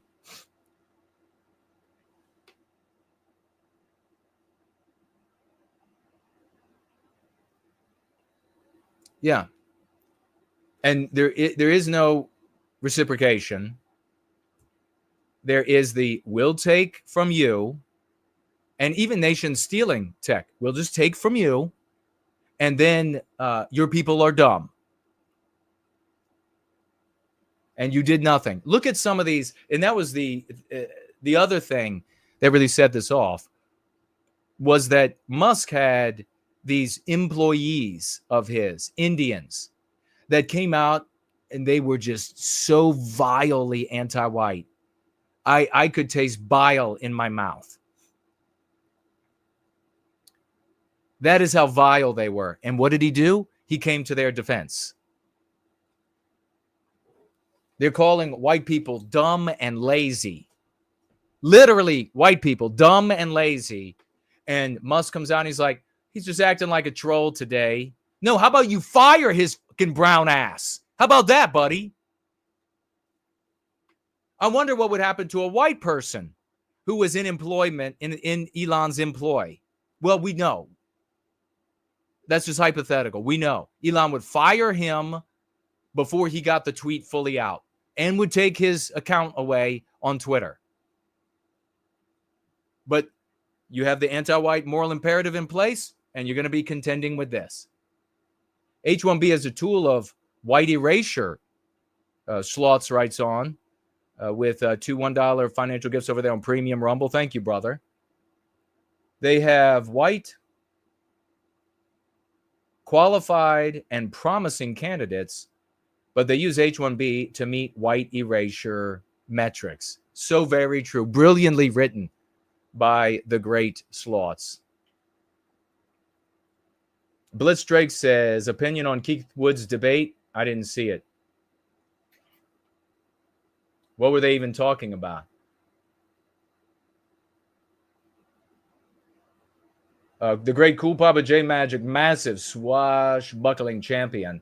One thing I've noticed is that besides Mark Dice, none of the conservative YouTube channels are covering this H1B Twitter debacle. Well, that's interesting, isn't it? That's interesting. Really demonstrating that the Republican Party, the Republican vote, the outcomes for white America are not on their mind. They don't care. They're white cucks. That's all they are. People like Mike Cernovich. I told you all before, if you were around back then, before Cernovich showed up, I said, finally, there is money showing up. There are people with money showing up. There is a growing attention back when, even just prior to it being more of the alt-right, before you all even knew what that fad was. And we already knew it existed, the name, the title. And money started showing up. And I told everybody, I said, folks with money, resources, and etc. are going to show up out of nowhere. They're going to have not given a shit of effort for the white race or for the country in general or etc. They're going to show up. They're going to write books. They're going to sell merch. They're going to show up. And they're going to be the ones who are going to run away with all the money. And they're going to be degenerate and disgusting. Who shows up? Right after I'm talking about this to people over a several month period, Mike Cernovich. Moneyed, resourced, non-white wife, trips to Southeast Asia for questionable sexual adventures. So it's so claimed. Writes his garbage books, has garbage opinions, and runs away. Just like I said.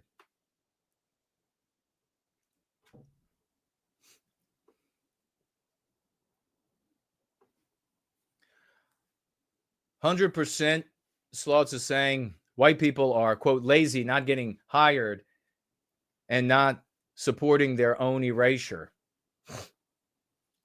Precisely. What did Loomer say, though, to stir this pot?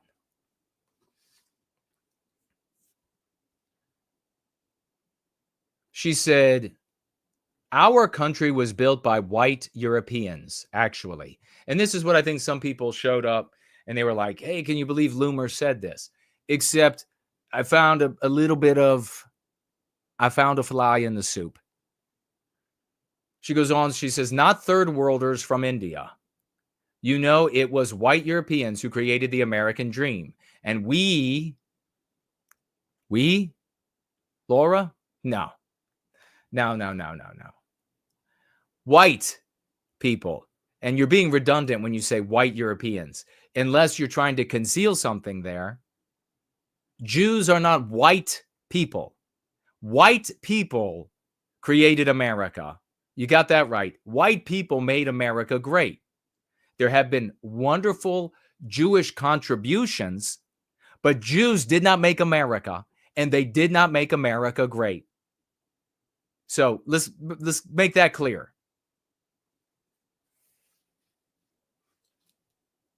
But how many of her followers are following her because of a comment like that?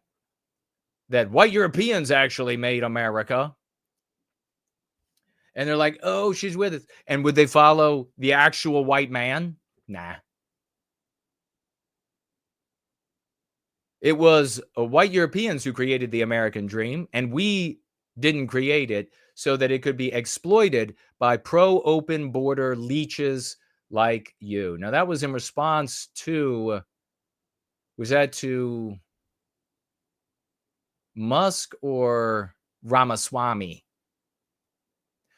She wrote, P.S., why are people in India still shitting in the water they bathe and drink from, close quote. So you can clearly see this is about getting her attention, getting her money, and it's working out well for her, except that she has suffered. She lost her check mark. The community that she was a part of has been banished from Twitter because free speech. Musk said, but I did ask the question, did the order come from Musk down through the ranks, or was it actual Indians that are working for him that just decided, oh, now you're going to be investigated?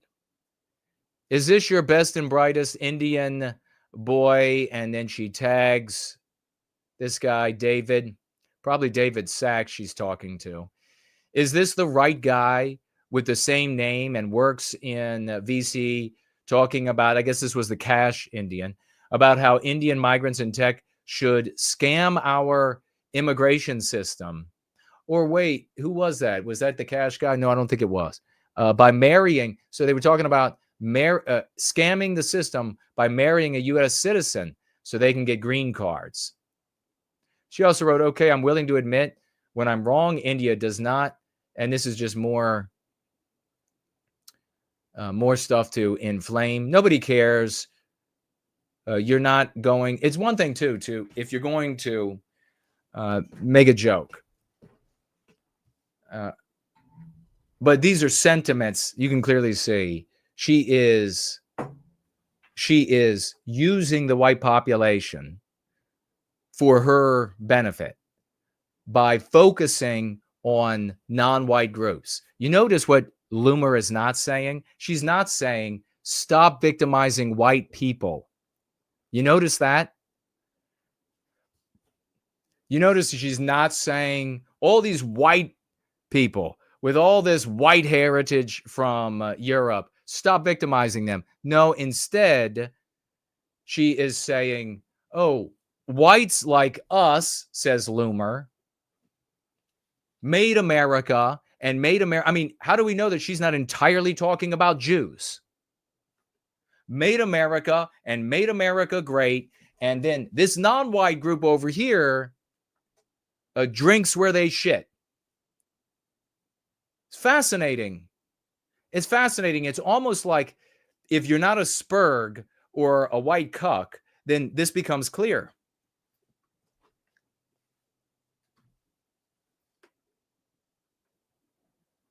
And what's your point? She says to Ramaswamy. Or no. She says to, just it says another user. She says she likes Ramaswamy. I don't hate Indians, she says. Saying I do is such a reach. Why are people so incapable of hearing the truth without screaming racism? Yeah, go stand with Laura Loomer, because your white ass is really going to be protected there as soon as she takes the knife out of your back. I think Vivek is a great communicator, and he was a great campaign surrogate for Trump. Deeply disturbing, she says here, to see the appointment of Sriram Krishnan as Senior Policy Advisor for AI at the Office of Science and Technology Policy, it's alarming to see the number of career leftists who are now being appointed to serve in Trump's admin when they share views that are in direct opposition to Trump's America First agenda. What agenda? That's 2016. You were thrown out of Trump's circle, probably because you were talking too much like 2016. This is not the current Trump. And that's really where it got kicked off. So you see, it's really about leftists. It's really about leftists, and then white Europeans like Laura Loomer made America great. And then you have all of these white people that crowd together and applaud when she is going to disparage an entire non-white, another non-white race. They all suddenly, yeah, she's so good. She said that they were drinking and eating where they shit. That's so much better than saying in the victimization of white people.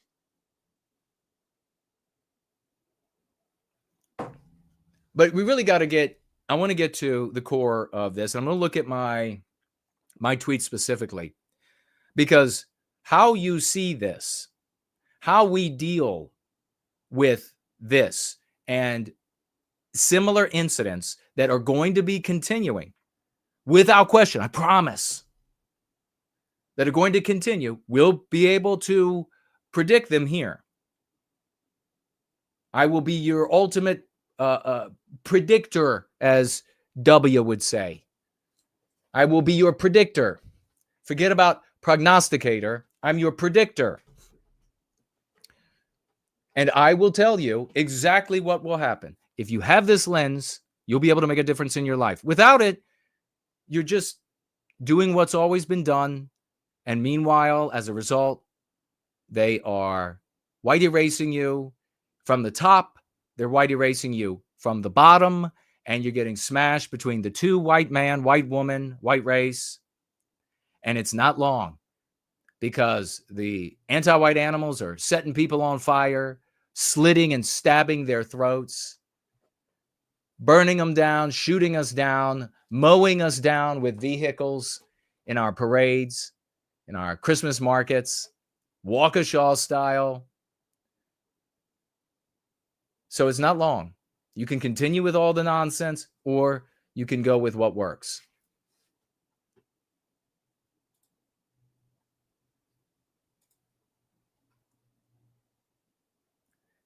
Elon Musk versus Laura Loomer, MAGA clashes. We also have Loomer sharpens the attack on Musk. Now she's saying it's totalitarian censorship. Welcome to reality. Wakey, wakey. Let's see what I have here. I want to get to my comment about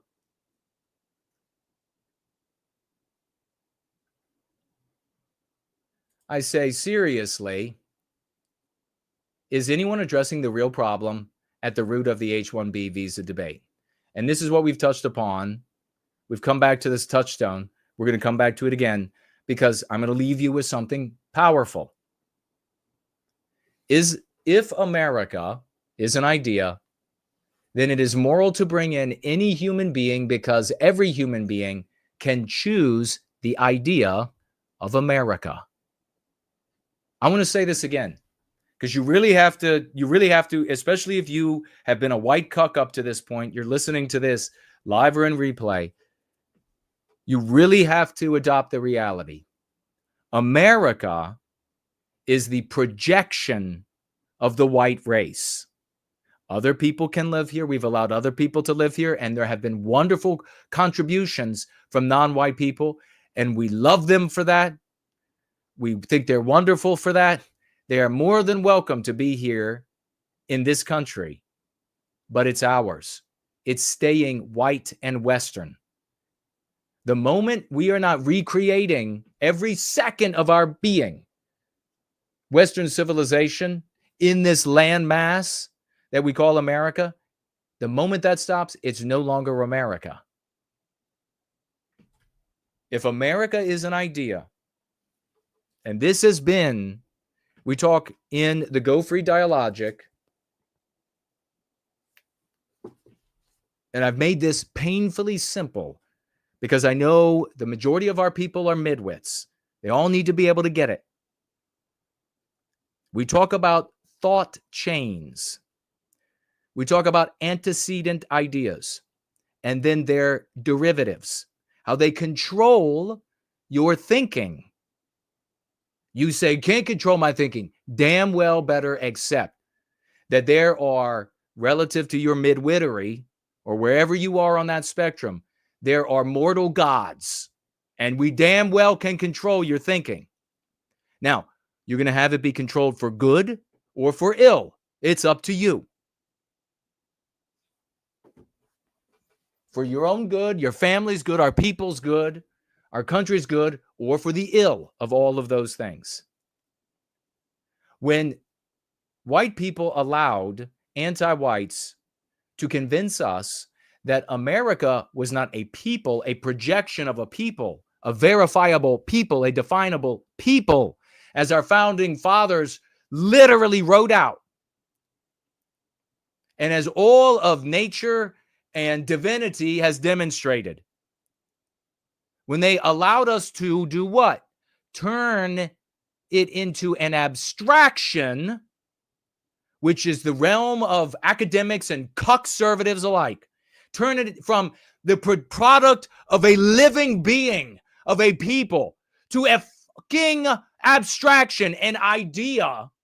When white people allowed this, this was the natural outcome. The antecedent thought. A country of immigrants. The next logical thought is ideas. If anybody can come and be the creators of it, then it's an idea. And if it's an idea, then anyone on planet Earth can be an American as you. Your claim to the soil, listening to white people say, well, what? I will go back to the Mayflower. I don't give a shit. And either does anti-whiteism. It doesn't give you, in the anti-white narrative, any more clout. And objectively, America is in every single white person on planet Earth, just as Germany is, just as Italy is, just as Canada is. It's a product of our instinct projected onto the world. That is our environment. In its aggregate is the culture. The culture then bequeaths the country. It creates the government. That is what it is. So I go back to the Mayflower, does nothing for you. It just demonstrates to me that you are a coward and unable to say that this is ours because I'm white. This is ours because we are white. Because white people are the only people who do Western civilization. But more importantly, for you and the rest of us, as everything burns down around us, more importantly, adopting anti-whiteism, allowing that rather than arguing on the behalf of our biological reality, our biospiritual reality, you make inevitable that anyone who chooses the opinion of America is as much or more American than you. No number of generations here. No descendants of George Washington or any of the other founding father claims. No descendants makes you more American. In fact, their decision to choose the opinion of being an American and coming here, according to the anti-white narrative, according to the richest man in the world, according to the Ramaswamy, that all the white sewing circle bitches out there were like, I like him. So many of the white content creators, that's such a smart, he should be the president. All of you losers out there, make inevitable the argument, the moral argument, that those individuals are more American than you. if you want to take any of this back, if you want to recapture our destiny, you're going to have to get over your fear. You're going to have to stop listening to conservatives and their content creators. You're going to, every time somebody starts saying, oh, they bring up some sort of concept, some sort of abstraction, instead of talking about how this is a direct victimization of Western kind, the white race, you need to turn them off. You need to stop giving them money. You need to come to the Church of the West and invest your time, your intelligence, your income, etc., in the recapture of our destiny. You don't got to give shit to me. You got to invest it in yourself. We're here creating champions because it's going to take a whole army of white people saying this, saying what I'm saying, being as good at or better than me at going free. H-1B visas are simply a natural consequence of white cuckery at work in the GOP and many of its voters, I say.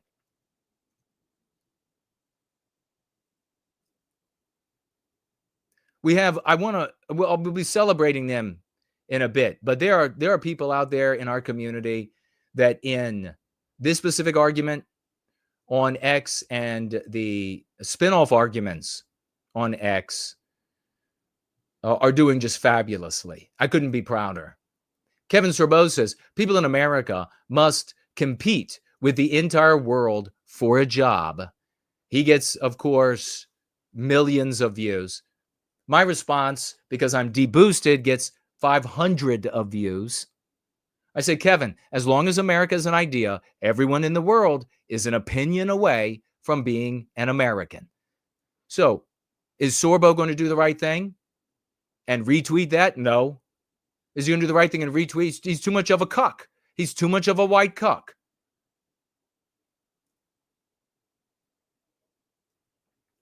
Is he going to do the right thing and come out and say, shit, this guy's actually right. This guy's actually right. If America is just an opinion, everyone is an opinion away.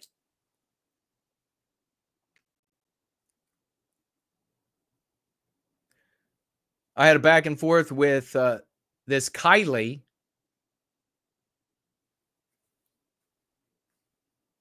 Another one of these white cucks.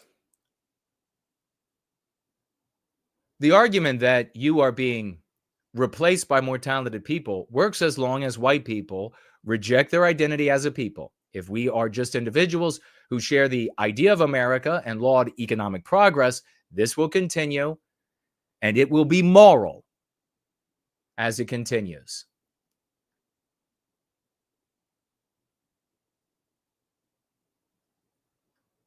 I want to get to my comment to Musk that he won't respond to because he's clearly anti-white.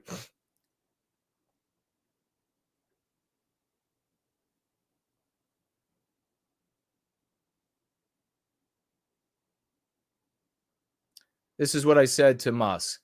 And I did my best to get it to as many people who could potentially retweet it. They didn't, because they just want to stay in these worlds of race spurgery or white cuckery.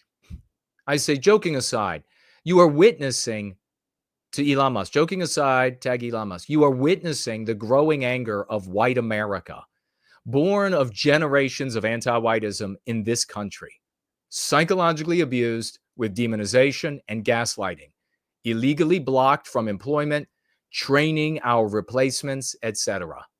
The average white person doesn't dislike anyone based on their birth. But we've had enough of being disliked, diminished, discriminated against on the basis of ours. Your Indian employee calling us the anti-white slur racist for objecting to being pushed aside again isn't moral and shouldn't be defended. Surely there is a middle ground where you can love your Indian workers and white America too. But of course, we know that there isn't a middle ground. He can't love white America because he's anti-white, because the morality of the West is anti-white. And even as the richest man in the world, with all the billions in the world, the composition of society are these units that are anti-white. That's what he's living in and among and working and employing, having to sell on ideas, etc. The only thing we can change is not Musk himself. We can't get rid of another group of human beings. We can't pull down the government of the United States. You couldn't even pull down the local podunk police department. The only thing we can change is incidentally where we lost the West. And that's in our own lives. Winning every single conversation with ourselves first. And you'll learn about that if you decide to implement the practice in your life. With yourself first, and then with your family, friends, strangers, online, etc. That is where anti-whiteism defeated Western kind. That's what got us to lower our defense. That's what's continuing to compel white people to choose to be a cuck or a spurg about another race rather than stand up for ourselves. So the only thing you can do happens to be the only path to victory. God himself could not make this easier for you.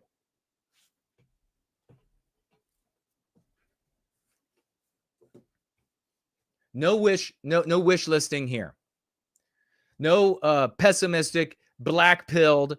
You've taken your black pill up your ass. You take your black enema.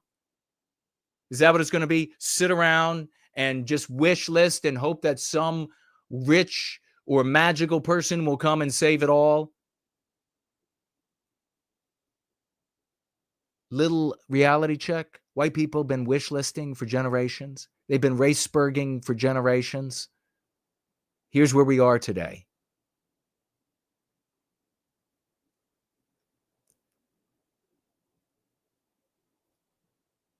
We also had this Michaela Peterson. Why'd the woke right pretend it was illegal immigration? This is Jordan Peterson. I didn't even know this about these people. I went over and looked at this website. She's a CEO, co-founder of Jordan White Race Remain Selfish, Individualist, and Kill Yourself Peterson. The website is full of white anti-whites and anti-white Jews. Who is it appealing to? Where are all the people of color, the blacks and the Hispanics? Why aren't they all over the website appealing to all of these other? Because they won't buy that shit. Only white people can be poisoned with selfish individualism. So she says here, why'd the woke right pretend it was illegal immigration they were against, when it turned out it was immigration in general? At least be honest about it. If there's assimilation into the culture and legal immigration, what is the problem other than skin color? Folks, these white cucks are as anti-white and pernicious, harmful to us as the blue-haired, penis-wearing freak that jogs down the street having sex acts in public and getting away with it because they're anti-white. They are no benefit. In fact, they are worse because they're insidious. They're worse. They've been around forever as well. This mentality, this giant, fat, white cuckery. Skin color, meme pathogen. Race is far deeper than skin color. It is biospiritual. Nobody's better than any other, sweetheart. There's no cosmic measuring stick. But every people on earth has a preference. I have a preference for my own. They have a preference for their own. How do I know? Because once they come to the West and they get numerical courage, a concept that we teach about, they change my environment to look like them. They have a preference too, bitch. Maybe try a little less filler. You're too young for that. Okay? What in God's name? Or is that just the weight creeping up in the face? Whatever it is. Why did they pretend? No, I will tell you right to your fillered face that this is about my people, and I am ending the victimization of my people. Michaela, I'm ending the victimization. You damn well know that we're targeted. And if you won't say it, then you are as much of the problem as anyone else that's anti-white out there. If you won't acknowledge it, then you're anti-white. I want you to defend Michaela. I want you to tell me why it's okay to victimize white people. Why it's okay to transform our work environments, our home environments, our neighborhoods, our schools. Why it's okay to transform all of it so that it looks alien and feels unnatural to us. Why is it okay to deny us work, to have diversity quotas for school, for jobs, for promotions, for the best jobs, for business loans? Those are all based on race, and there's a victimized group, fatty. So I said this to her. Funny you'd ask, white cuck. You see, there is no assimilation, only imitation. Once a non-white group of people, no matter how wonderful and law-abiding, has numerical courage, they stop imitating us and they start being them. Look to the countries of origin for an idea about what that looks like. Then you had Ed Krastenstein. I had to interact with this anti-white Jew a couple of times. This vile POS says the white race is disappearing and who cares? Then, just days before that, he tweets, why is America beginning to look like Nazi Germany? Doing nothing. Absolutely, I had to write back to this guy, doing nothing to contend with that stereotype. Are you, pal? White race is going and who cares? Why is this country so looking like Nazis?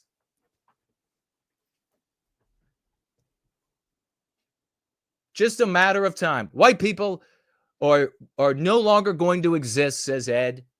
It's just a matter of time. Who cares? So I wrote back to him, quote, Jews aren't white, just as whites aren't Jews. And to be honest, how dumb do you have to be to still try that game on us? Now, why did I say that? Because that's where he would have went. You see, I'm brighter than these people. That would have been his next chess move. Instead of doing what all of the anti-Jew spurgs would do, which is to go down the path of shadow haunting Jewish people, whether they're anti-white or not. And this is no defense of Jews. This is an argument for being a man of the West. Instead of going down this path to just, well, your people this, your people that. I outflank this motherfucker because I am the shining Galahad. 2, nice engagement posts you have there, acknowledging on the deeper level what this POS was up to. And then finally, 3, care to give whites little humor to toss in there for the dirt bag, care to give whites more reason to take up baking anti-white. Did you notice what I just did? Did you notice? This guy's anti-white. He's been diminished by me. He's not a Jew. He's not this all-powerful creature that's out there in their narrative where I'm going to adopt the form that he wants me to adopt. No, I've just diminished him to the form that he is going to adopt. Now, if we all did this,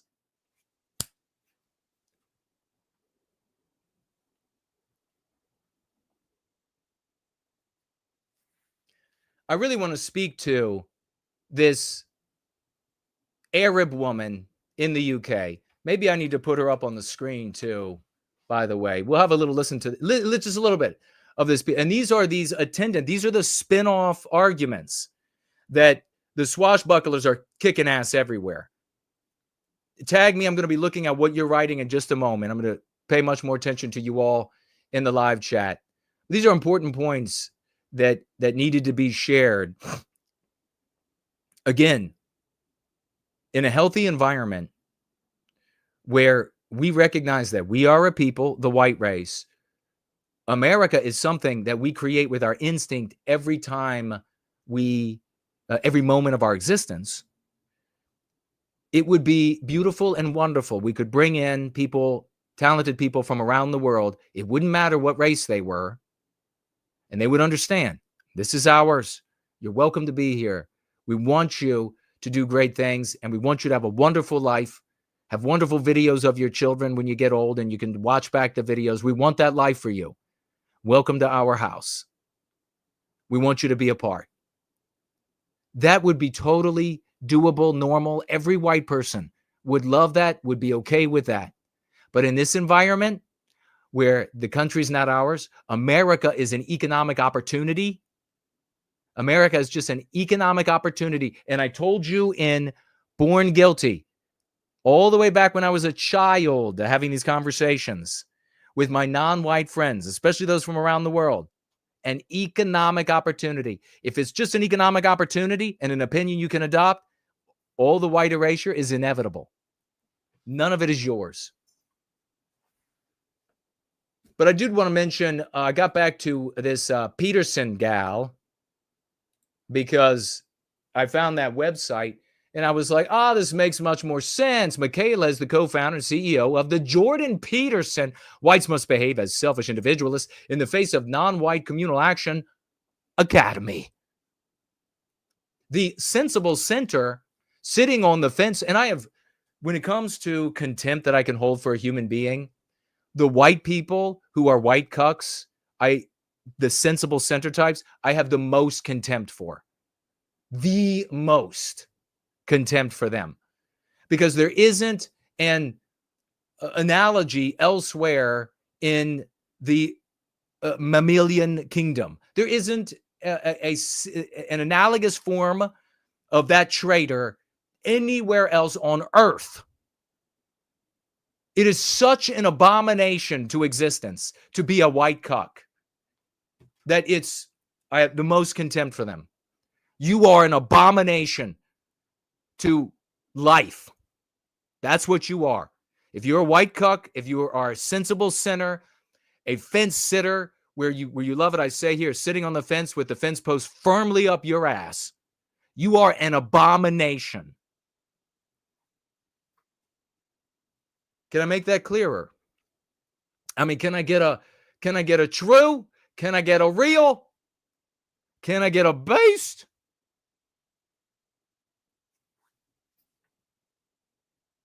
This is slaying it here. Slaying it. True, real, based. He's slapping. Jason's slapping over there. He's slapping.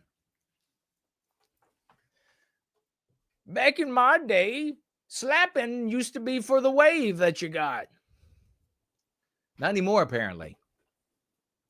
I guess I get a lot of those Zoomers, they don't have sex. So I guess that's why. Things slap now that are anything but. So I said, this is the epitome of a white cuck, practicing the social morality of the West, which is the anti-white moral imperative.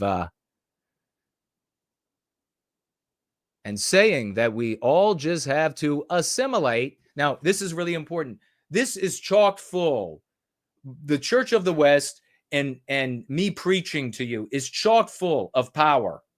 If you show up here and you're like, I don't follow, I don't think it's really saying something, it's because you're sus and you're a veg and you need to wrap that dunce cap around yourself and head down the hall.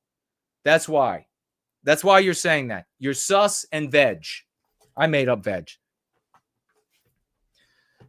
It's my slang for the Zoom. For the Zoomies. Isn't that actually what you say when little animals are like running around? For the Zoomiers. Veg. If you show up, because it's chock full. What am I saying here in this tweet? With the anti-white moral imperative, what are the white cucks saying when they're saying you have to assimilate? Assimilate to what?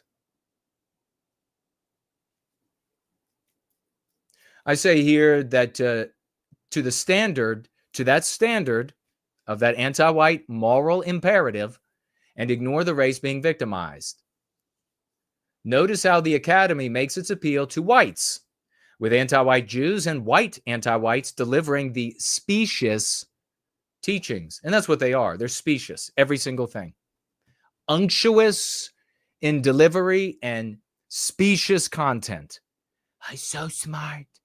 Yeah, he's smarting you and these other speakers, smarting you right out of survival, smarting your white children right out of jobs, a living, a paycheck, a house to live in, safety, not being molested, not being gang raped. They're smarting you right out of it.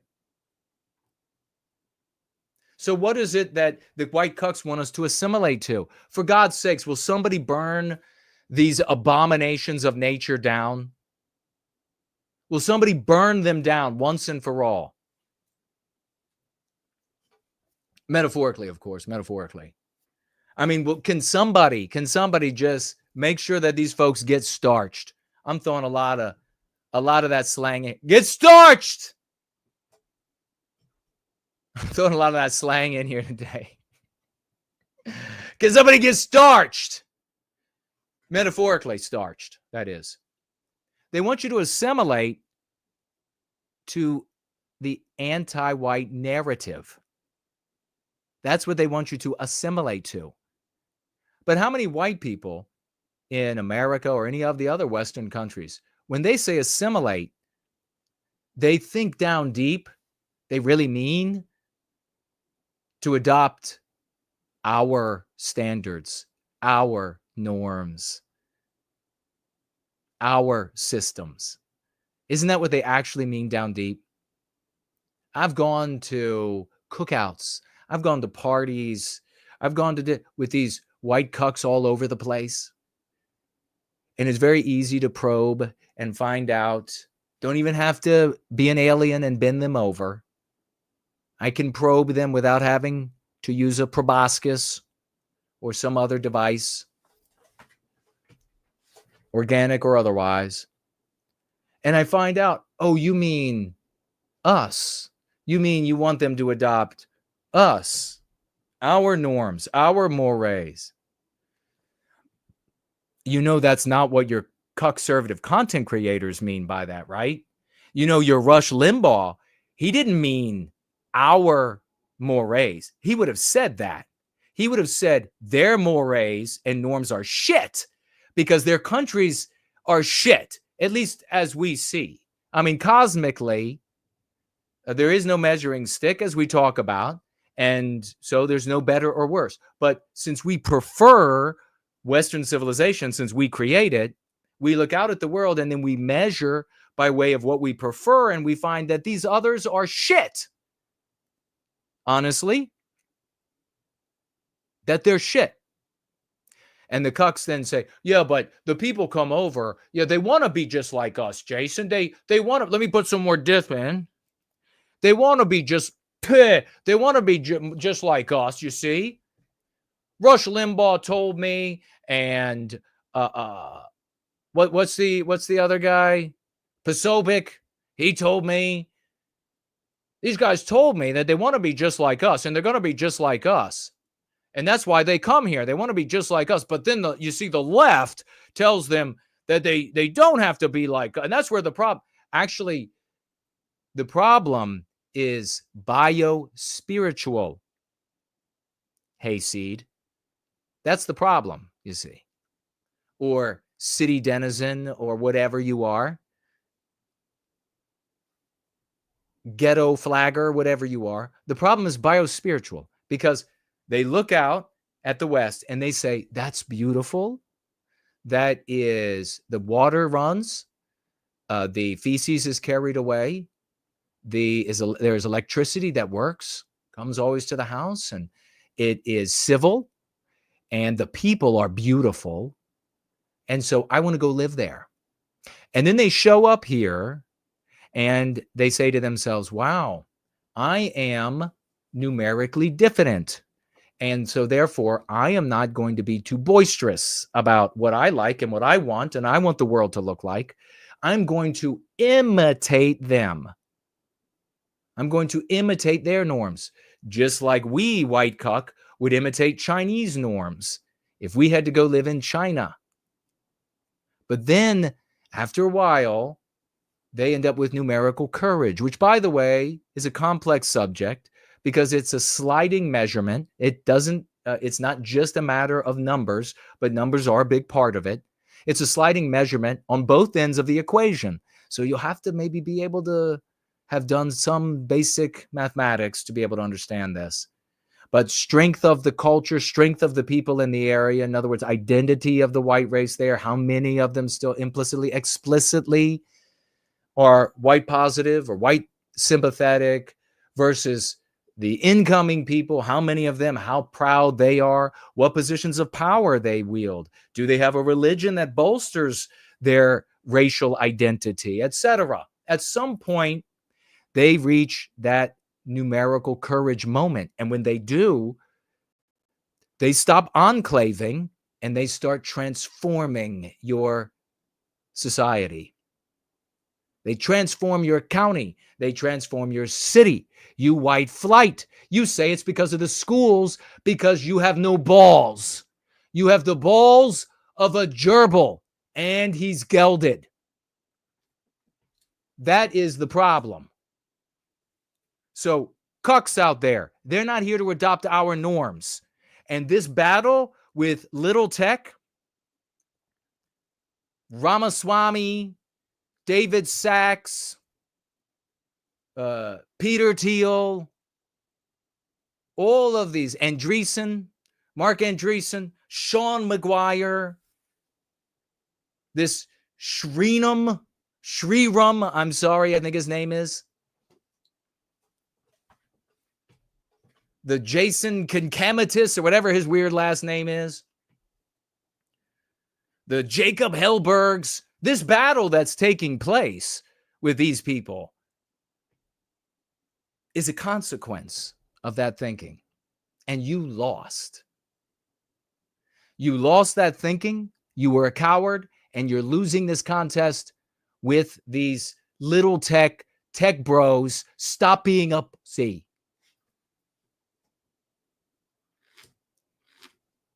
Let's take a look at this foul Arabic skank.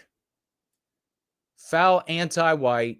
Wonderful Arabic people in America, elsewhere in the world, wonderful. This one, anti-white, foul, nasty. Okay?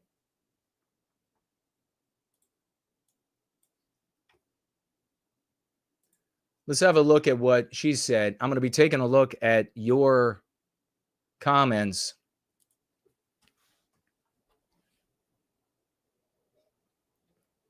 Balls of a gerbil. Tag me as No White Guilt if you have something to say. Cass says, he's so smart. Whisper, NWG, oh man, I'm going to need a breathing machine after tonight. Thank you for that. Based, real, skibbity, skibbity, skibbity. White girl is here. Amen. Jason, well put. God bless you. Thank you for the white girl. Say it again. One of Western Kansas, Jason, with fire. We on fire in the church in the West. We on fire. We're going to take it back. We're taking it all back. It's all ours. We're taking it all back. And it's based on the spirituality of our Genesis.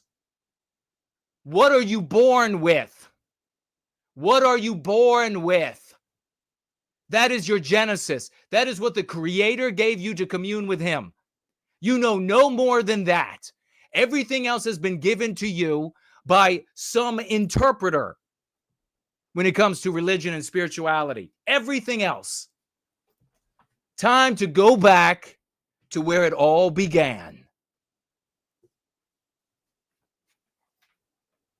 First Laz is here, says, thank you for using the 4 Ps. You're welcome, brother. Thank you for creating them. You are too adult for the cucks. No white guilt, says the Great Sloth. Great Brand Danger's in the house. Who else is here? Speak up. Let's take this back, folks. Let's take it back. Let's sound that big horn from Helm's Deep. Let's arm up. We need to get new art. We need to get art of the current swashbuckler. The old swashbuckling art is fine. The pirate, and that's cool. And maybe you can have some pirate elements. But the new swashbuckler he's got like a kick-ass firearm, tricked out, baby. Tricked out firearm in one hand, a saber in the other hand. Maybe that tricorn hat. Maybe he's got the swashbuckling flag flying behind him. He's swinging in, bitches. He might be fast roping in from a low-flying Black Hawk. That's the new swashbuckler. We are arming up. We are suiting up. And we are riding to our victory.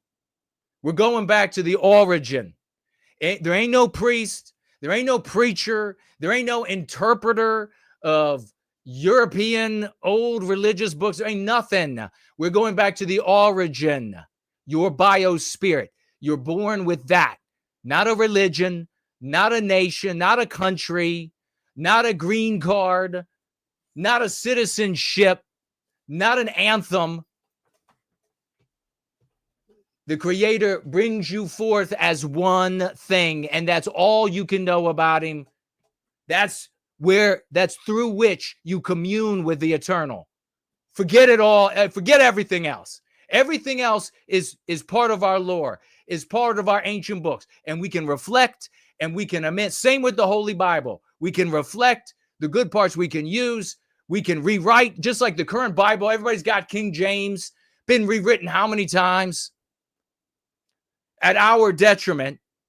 How many Judeo-Christians have to jump on board to tell you what it means? Forget about it. We'll tell you what it means.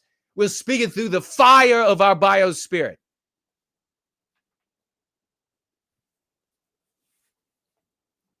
Archers, pull back the bows. Let's roll out. Cool Papa J Magic is in there. Ivan's Horrible is with us. Ardent Party is here.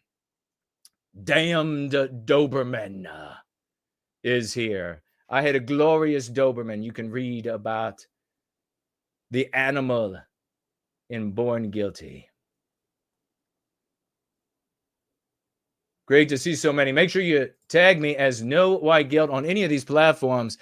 We got it lit up over here on Twitter live chat, and I'm going to be putting this foul anti-white Arab in the UK speaking with an accent.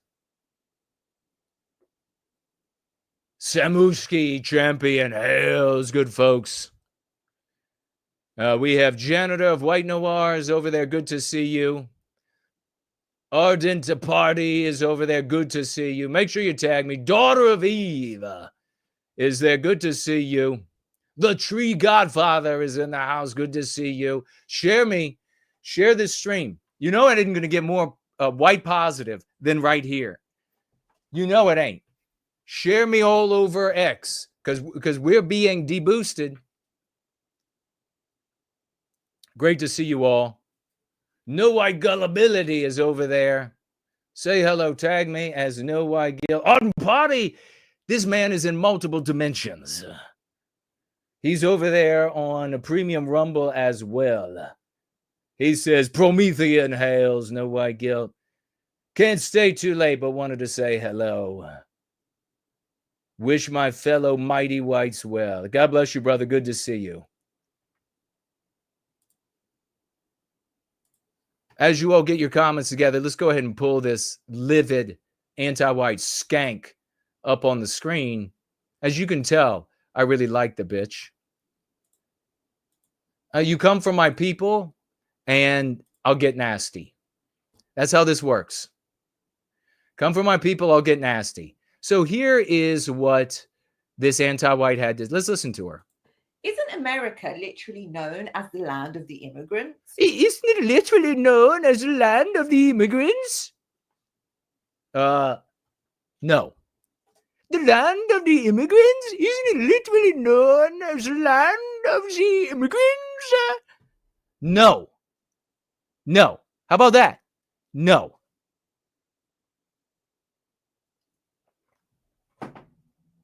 Coming from this bitch that cut the tail off some horse, sewed it to the top of her head. Or more accurately, the land of the colonizers. Oh, that's so funny. Oh, the land of the colonizers. Okay, listen, brain dead. This idea, this colonizing idea implies in the anti-white narrative that America existed and then white people stole it. Like we stole Australia or we stole South Africa. We just stole. How about you yourself? Which I'm sure you are wont to do anyhow. How about we take a page out of Elon Musk and yourself in the face? We are the West. We are America. We are Australia. We are South Africa. Or at least we were these places. Now they're run by others. They don't look so good anymore. And the settlers.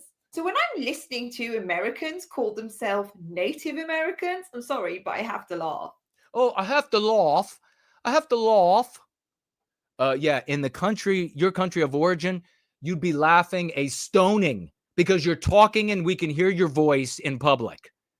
Oh, yeah, the Taliban just did that. No talking, no laughing or talking in public, ladies. Females, maybe, more appropriate. Maybe this is why they shut you up with stoning and caning. These kinds of dumbass opinions. Oh, but in the West, you get to have access to our electricity and our computers, and not even just our language, but an accent, the English accent with our language. You got your hair straighteners, your hair tongs. You got that. You got plenty makeup on. I can tell you, you got more filters on than a Keurig, which we invented also. So in America, in the West, things are pretty good for you, aren't they? Not getting stoned, not wearing that trash bag. You know, glad trash bags are making out big time in the Middle East. Of course, it's not everywhere in the Middle East. Since the ear is against the door, it's only some places. Some places are absolutely exquisite. I'll leave it up to you to supply that final word. That's not entirely true, is it? And the fact that some of them... You're not the natives. Yeah, we are. We are the natives because we are the only people who can make the West. So we are the natives of the West. That's exactly what we are. No one else can be the natives of the West. Cupcake, hookah cake. No one else can be the natives of the West but us. So your anti-white ran through this. Yeah, you're going to get me punching back. By having a pop at Indian immigrants, considering their own history, you couldn't really make up the irony, could you, in this? You couldn't really make up the irony. I don't know. Let's see if we can make up the irony. I wonder who's the maker of her car, her automobile. Oh, that went a little southern right there. Is it that auto manufacturer? I think it's called Camille. Is that what it's called? Perhaps some people don't know the history of America. Perhaps. But it's important to. Perhaps. Which Indians are we talking about? Because this speaks to why Americans who completely refuse to have immigration is quite an interesting thing to watch.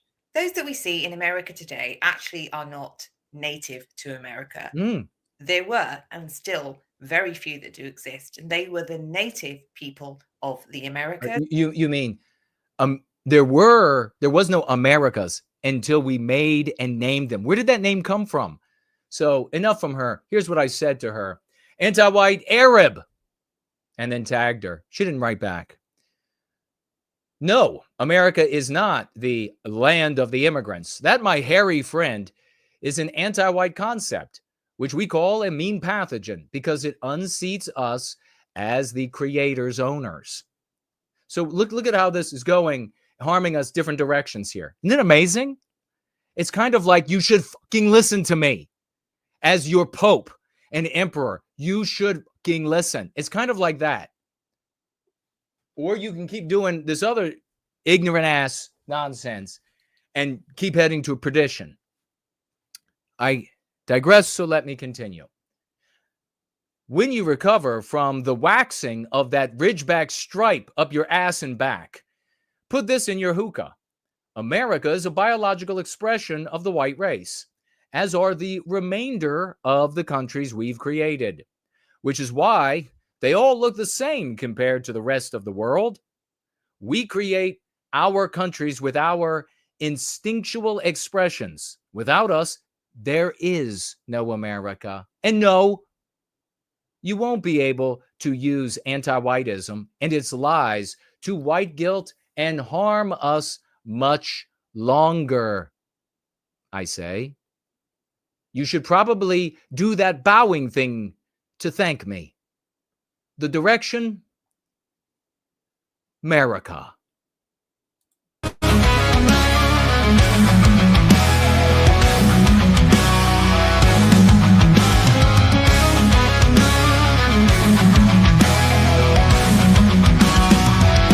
They marched in the shadows, their hearts full of flame.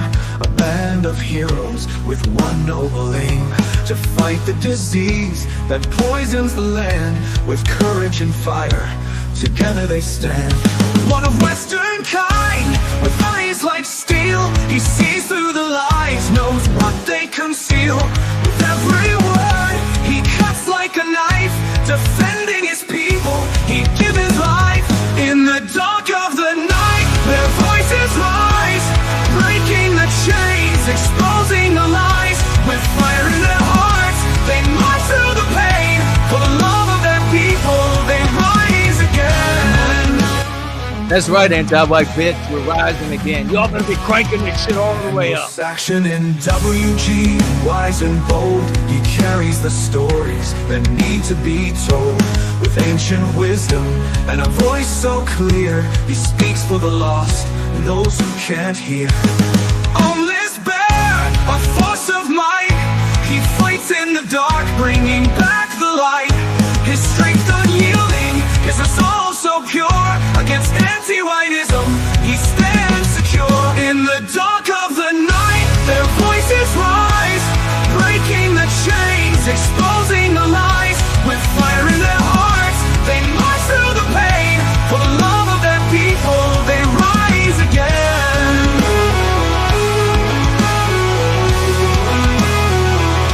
They rise again. Cool Papa J, magic with a mind so sharp. He plays the chords of That is the great like a harp. Lost, ladies and gentlemen. A brief break from the tedium of the anti-white, celebrating our recovery, the recapture of our destiny. People, they take a stand against anti-white and the venom they spread. They'll never stop, not until they're dead. In the dark of the night, their voices rise, breaking the chains, exposing the lies. With fire in their hearts, they march through the pain. For the love of their people, they rise again. Oh, it gets so hard dealing with the tedium of the anti-white, but somebody has to do it. Their story's a ballad of hope and fight for the souls of Western kind. They'll light the night. In the annals of history, their names will remain. The heroes who rose to break the chains.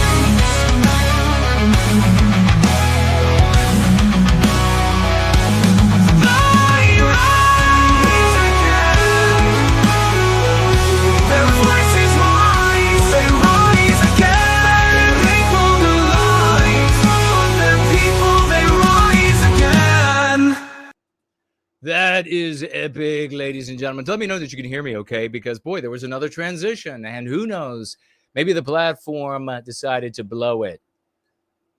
Ethelred, I don't know how to properly pronounce that, brother. Over on Twitter live chat says awesome music. We got the band. The band is playing. We got bands playing. It is the music of the revolution. We have the theme songs here, and they are rocking out. Anan is with us. Great to see you. Shamuski's over there. For White Wellbeing is in the house. You know, that little anti-white Arab woman, she was such a precious little thing. I think I might want to taxidermize her. What do you think? Would she make a good taxidermy? We could just, of course, I'm kidding. I would never taxidermize her. It would stink. All right. I'm going to take a look at what you all are saying. And Faya's over here, Faya. And then we're going to have a very brief break. I'm going to come back and we're going to talk about anti-whiteism, its effects on white children, how we get to this point where you're having these arguments, these battles on social media platform that shouldn't even be happening, and how they happen, why they happen. Sizor is with us. Good to see you. The sound is good. Thank you. Would have been okay if the sound was not necessarily working when I was talking about taxidermizing a person, but hey, I just want to preserve her, in just that like perfect anti-white state. Like that is when she was slandering the shit out of me and my people. That's when she was saying none of it is yours. It belongs to the world. And I just want to save that. Maybe for effigy. I don't know. But we'll see. What are you all saying? And what an epic song that is. Looking for the tags. Darth Biden is here. Juliet. Jason, absolute genius. I enjoy the dark humor. You got her as. Yes, indeed, I did. Thank you so much for that. I was dripping. That's my drip. I slayed it. Skibbity. Skibbity. She thought she was going to show up speaking English. Whatever. Let me tell you, if she's not in the West and able to dress like that and put all that makeup on and hair tong the shit out of her hair and take care of that ridgeback, if she's not able to do all that, you know where she's at. She's at the all day long. Little bit of a different environment. Little bit. Craig asking which artist. That was the great Slots. Good to see you. Jay Bishop's here. Marilyn is here. Seb is here. Richard is here. Hyperborean Dream is Red Dog. SN is in house. Corey. We are coming to the end of 2024 in a magnificent, explosive way. Nothing can stop us. We got other articles about the nonsense. But Loomer sharpening the attack. Why it matters, Loomer, greater, make America great again, is taken to the social media to criticize the debate over H-1B. Maybe I should have read the Loomer's posts in her accent. I don't know if they have any here. I don't know if they have any here. All of these arguments that are being made now by these white cucks. And they're like, I think it's a conflict of interest this is the white cucks for you. This is the white cucks. White people absolutely being targeted. Musk saying, white people, you're dumb. White people, go yourself in your face. And the cucks are like, I think it's a conflict. I think the real issue is a conflict of interest. And that he's going to be working for Doge. And then he's going to be participating in decisions about H-1Bs. Mm-hmm, yeah, I think that's what it's really all about. A number of factors that are removed from the victimization of white people. That's really what I want to say. Oh, Michaela's on the phone. Please tell. Yes, I love Jordan Peterson.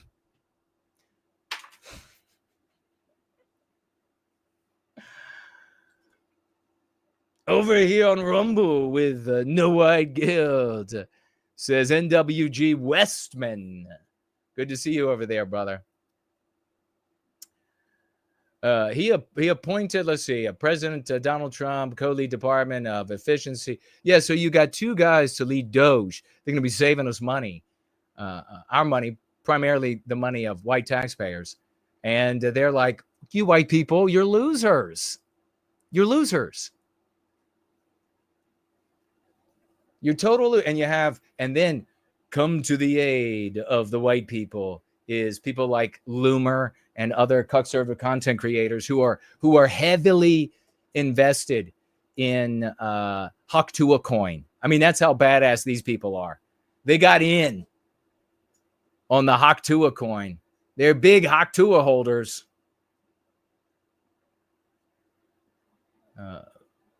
Okay, does it get down in this article to anything worth reading?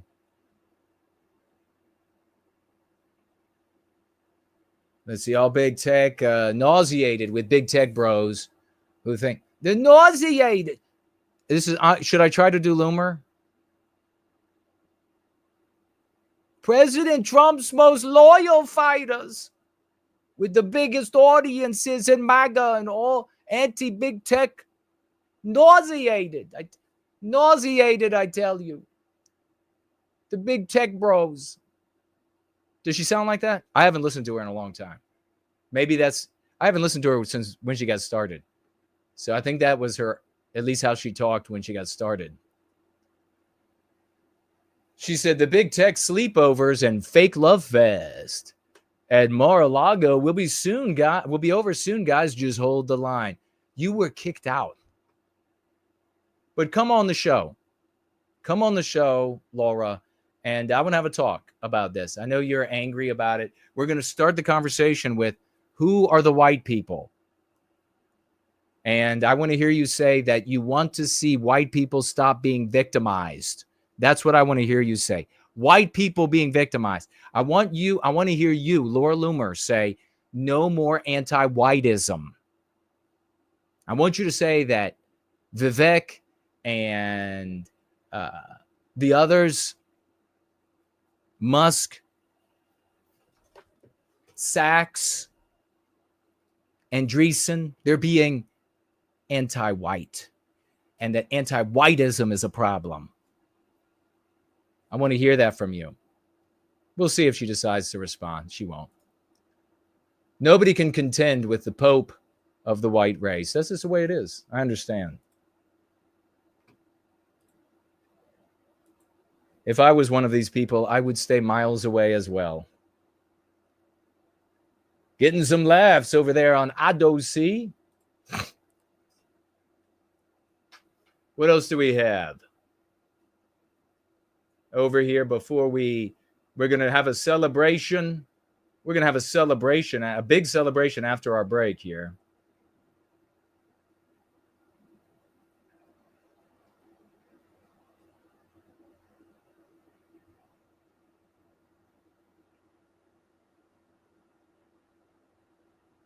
I still celebrate that Trump won, says Slug. Oh, yeah, that's going to give Corey 707. Yeah, Trump being in office is going to give us you actually remind me of a good point. That's the opportunity, as we said all along, a greater opportunity to promulgate our concepts through people in this administration, which legitimizes it much more quickly for our brothers and sisters out there. No one in a Kamala administration would have been the least bit inclined to adopt any of our concepts. We still do it, though. We still get them saying anti-white, and so many people said we could never do that, but God, they're dumb, and we're smart. We're right. So, nonetheless, though, it brings a point to mind that there is a little content creator out there that is boosted by the regime, especially on X, but boosted on the regime because they want him to be the leader that they can control from the outside for the resistance beyond the conservatives. So they don't want anybody else beyond conservatives except for this guy. So they keep boosting him like crazy. And he's over there saying that you should have listened to him before the election, that these people were going to, Trump was going to get into office and then they were going to do this exactly. Of course, that's a rewriting of history. He was a massive supporter early on with the objection to Donald Trump. He searched and struggled for reasons. So a massive rewrite in history. But that's moot for this point. The point here being that he's arguing that if you were to have listened to him before, then you would have had an opportunity to effect change once the election was over, because you could have withheld your vote until the politicians had said, we'll give you what you want.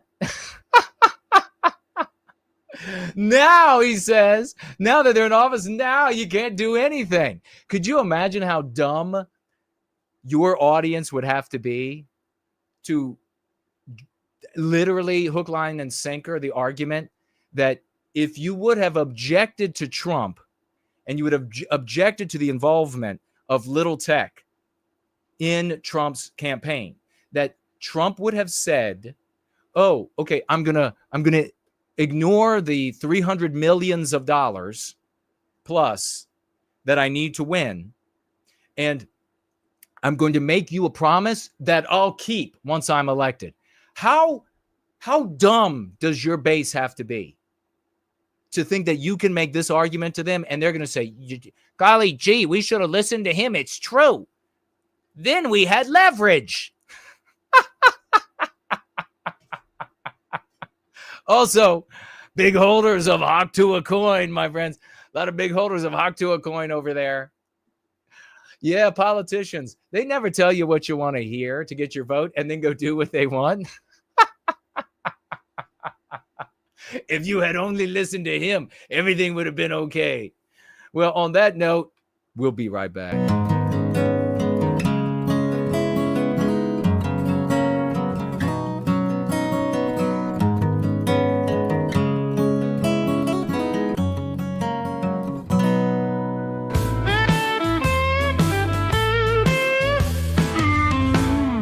Every day I wake up, feel the weight of their words.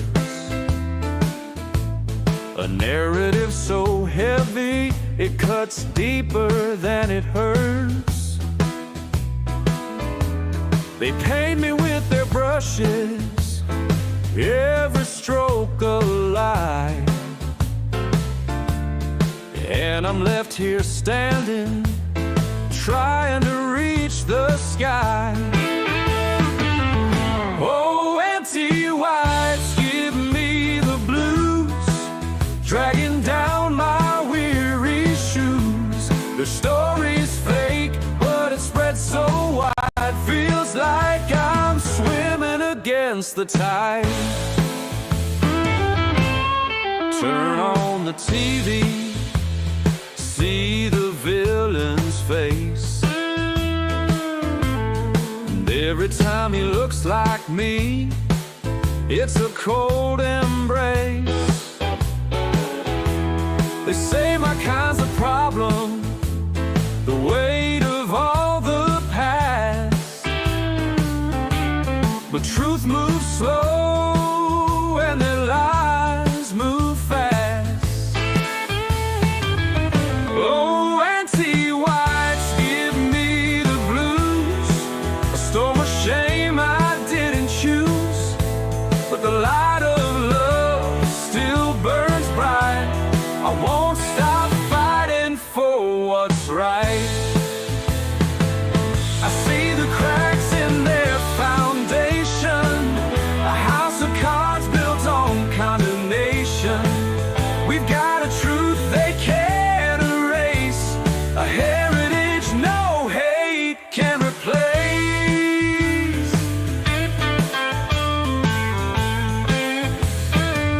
I see the cracks in their foundation, a house of cards built on condemnation. We've got a truth they can't erase, a heritage no hate can replace. So anti-whites give me the blues, but I won't let them make me lose. With every step I'll prove them wrong, turn these blues into a redemption song. So here's my anthem, my melody of pain, for every soul out there feeling the same. We'll walk together through the dark and the fire, till the blues give way to hope, lifting us higher.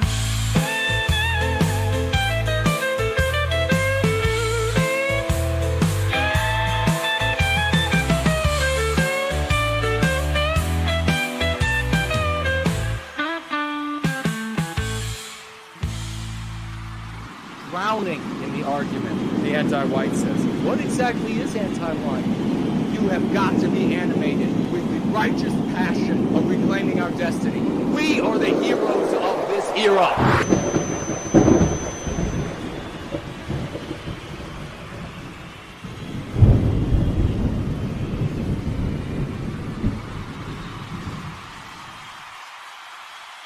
Let me know if the mic is working. We made another transition, so let me know if the mic is working, folks. Big celebrations coming up. Rogas emojis are going to be working. Let me know, is the mic working? Is the mic working? Do I have to sing it into being? Hello, hello. Waiting to see before we continue whether or not the mic is working.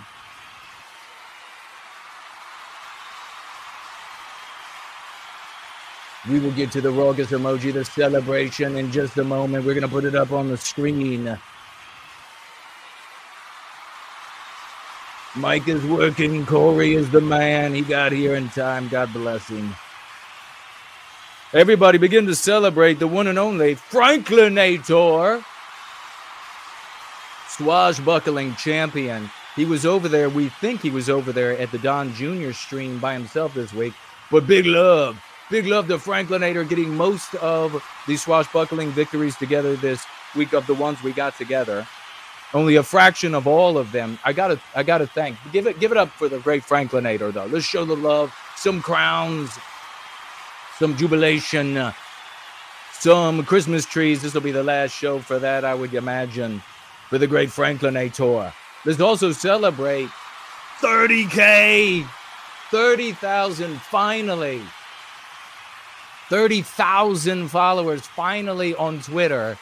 Was it the Thunder Lunder Down Under that said, was it 30K that you said we would reach this year? And it didn't look like it was going to happen. But then this big ado with Musk and the little tech bro, the little prick Tex, the little prick Tex shoved us over the edge. When I started talking about things, people started following like crazy because they can recognize without a boost, with being deboosted, it still works. So 30,000 on my Twitter account. We finally got there. Big celebration for that. And I want to thank everybody, all of the OT members. I want to thank all of the solo swashbuckling commanders as well over these past couple of days. So many of these arguments directly related to H-1B, spinoffs for H-1B, and everybody that I've seen from this community, all of the apostles of the Church of the West, the movement that will recapture the destiny of the West, all of you were just epic. It was one epic contest after another. I loved it. The opposition, no matter what they were, hardcore anti-white, white cuck, some anti-race, Spurg, whatever it was, just going right through, slashing through, slapping slapping successes. Let's give it up. Raucous emojis, crowns to every swashbuckler. I love it. This is exactly the way it's supposed to be.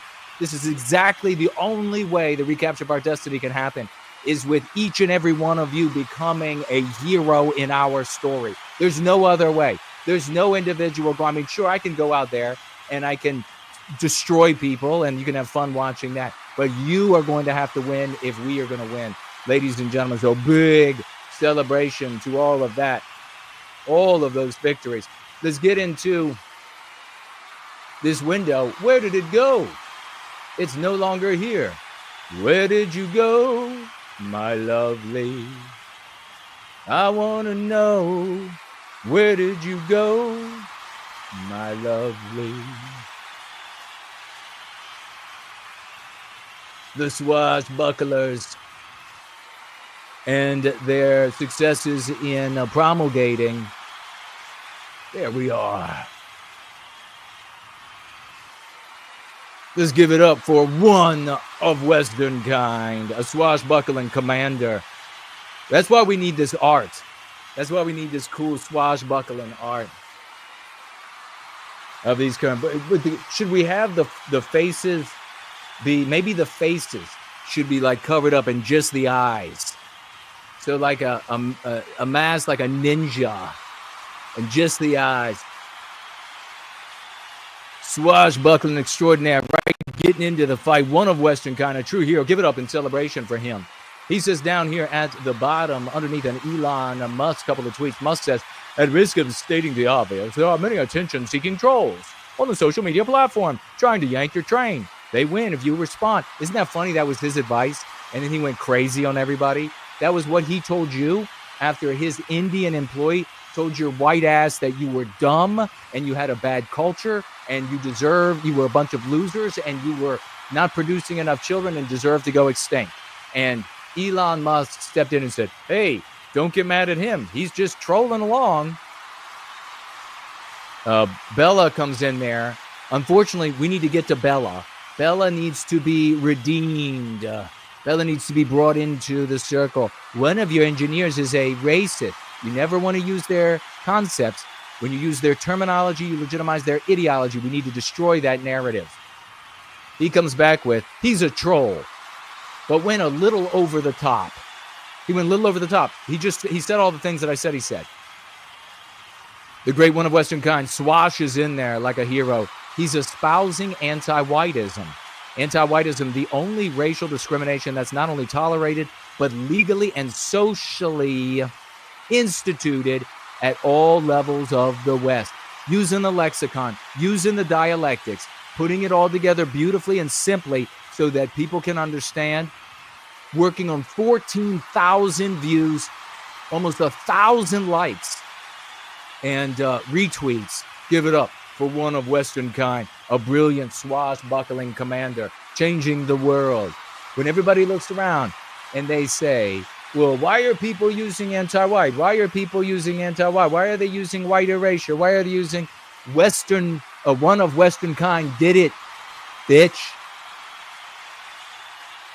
Here we have one of Western kind back again. 14.2 thousand, hundreds and hundreds and hundreds of likes and retweets. 14.2 thousand and climbing under this. Is this a Hellenic vibe? They ratioed Elon Musk, and showing this image here. One of Western kind says, white erasure is hiring. White erasure in hiring is one of the main aims of the anti-white agenda to destroy the West. Perfectly recontextualizing the conversation in our story.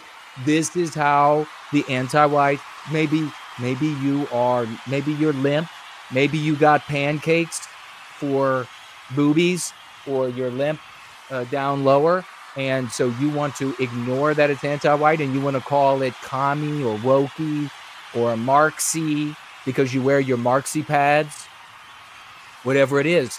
This is the only way we're going to recapture our destiny. Never forget it. Give it up for one of Western kind. He doesn't wear Marxy pads. AngloSaxonNWG creating more music. We got to celebrate him for that. I still got to download it, but here he is, or download them. Here he is under the quartering. He says, anyone else sick of the white erasure of our country? 600 plus of the quartering. Jeremy's audience saying absolutely sick of the white erasure of the country. 27 replies and growing. Give it up for this swashbuckling commander, Anglo-Saxon NWG. And I tell you, this week, the cool, the Papa, the J, the Magic is a god among men. Here he is once again. This time he's under one of the King Dice videos. I'm going to say this again. The problem is not that they're illegal. The problem is that they're completely different peoples and are changing our society at its core. Different wants and desires, different priorities, different values, different cultures, completely different worldviews, all together. And accommodating their means giving up ours. Accommodating theirs means giving up ours. We are not going to convince other groups to stop advocating for their group. And I'll just want to toss in there, not only accommodating theirs means giving up that or theirs, but so many white people and so many of them don't believe there isn't an ours. They don't believe there is an ours of the white race. It's just an economic opportunity in their cultures. We are not going to convince other groups to stop advocating for their group interest over ours. They are not going to magically become like us by virtue of living on this land. It won't happen, and we need to stop trying. White people are the only group who refuse to say that our well-being matters and that our people and our way of life deserves to be honored and protected. And if we don't say it, nobody will. It is maddening to watch the conservatives cling to abstractions after abstraction, ignoring the main reason we are losing everything. This has to stop. Thank God for Mark. He is top-notch. Over 200 likes already, 26 replies, and climbing to the great, cool Papa J Magic. Swashbuckling, and you know, King Dice is reading these. Give it up for the cool, the Papa, the J, the Magic. He's over on Dice again. This time, over 600 and climbing likes from King Dice's audience. Anti-whiteism is central to virtually every major political issue we face in the West today. The white erasure has to stop. Think about it. You're looking at 1,000 of Mark Dice's audience seeing this and saying, absolutely, I agree with that. And that is because of the cool Papa J Magic and the other swashbucklers at work, and they're at work in this King Dice's audience for years. That's how the world changes. If you're new, you're watching in replay, you're live, whatever it is, you're wondering, why is there an audience cheering? Why are we celebrating these people? We are celebrating, there's an audience cheering, because this is the reclamation of our destiny. This is how it is done at every single level. You want to see it at the biggest levels of society? You want to see that being the debate at the biggest levels of society? You got to win at your water cooler. You got to win at your family table. Everything else is useless. Everything else is a wish. Everything else has been employed all the way up to this point and is why we are here today. Cool Baba J Magic under the Lotus Eaters. Anti-racism in quotes appropriately, is just anti-whiteism. Brilliant. Please stop using their terminology. Doing so legitimizes their ideology. 210 people from the Lotus Eaters saw that already and agreeing with it. He also said, took me at least 10 attempts to get this through, and I had to remove some important points. FC this platform. Give it up. That is, you know what? Our champions, our heroes, they don't quit when the anti-whites get in the way. They don't quit when our victimizer gets in the way as the audience takes a breath. They keep going. They find a way. That is the absolute label. That is the absolute signifier of a real man and woman of the West. They don't give up. They don't puss out. They keep fighting. They find the way. Give it up for this hero. You know what's glorious as I look at these champions, I look out at you all that are doing so well. the FBI, Mossad, the CIA, the local police, they could take me out tomorrow, and it's too late.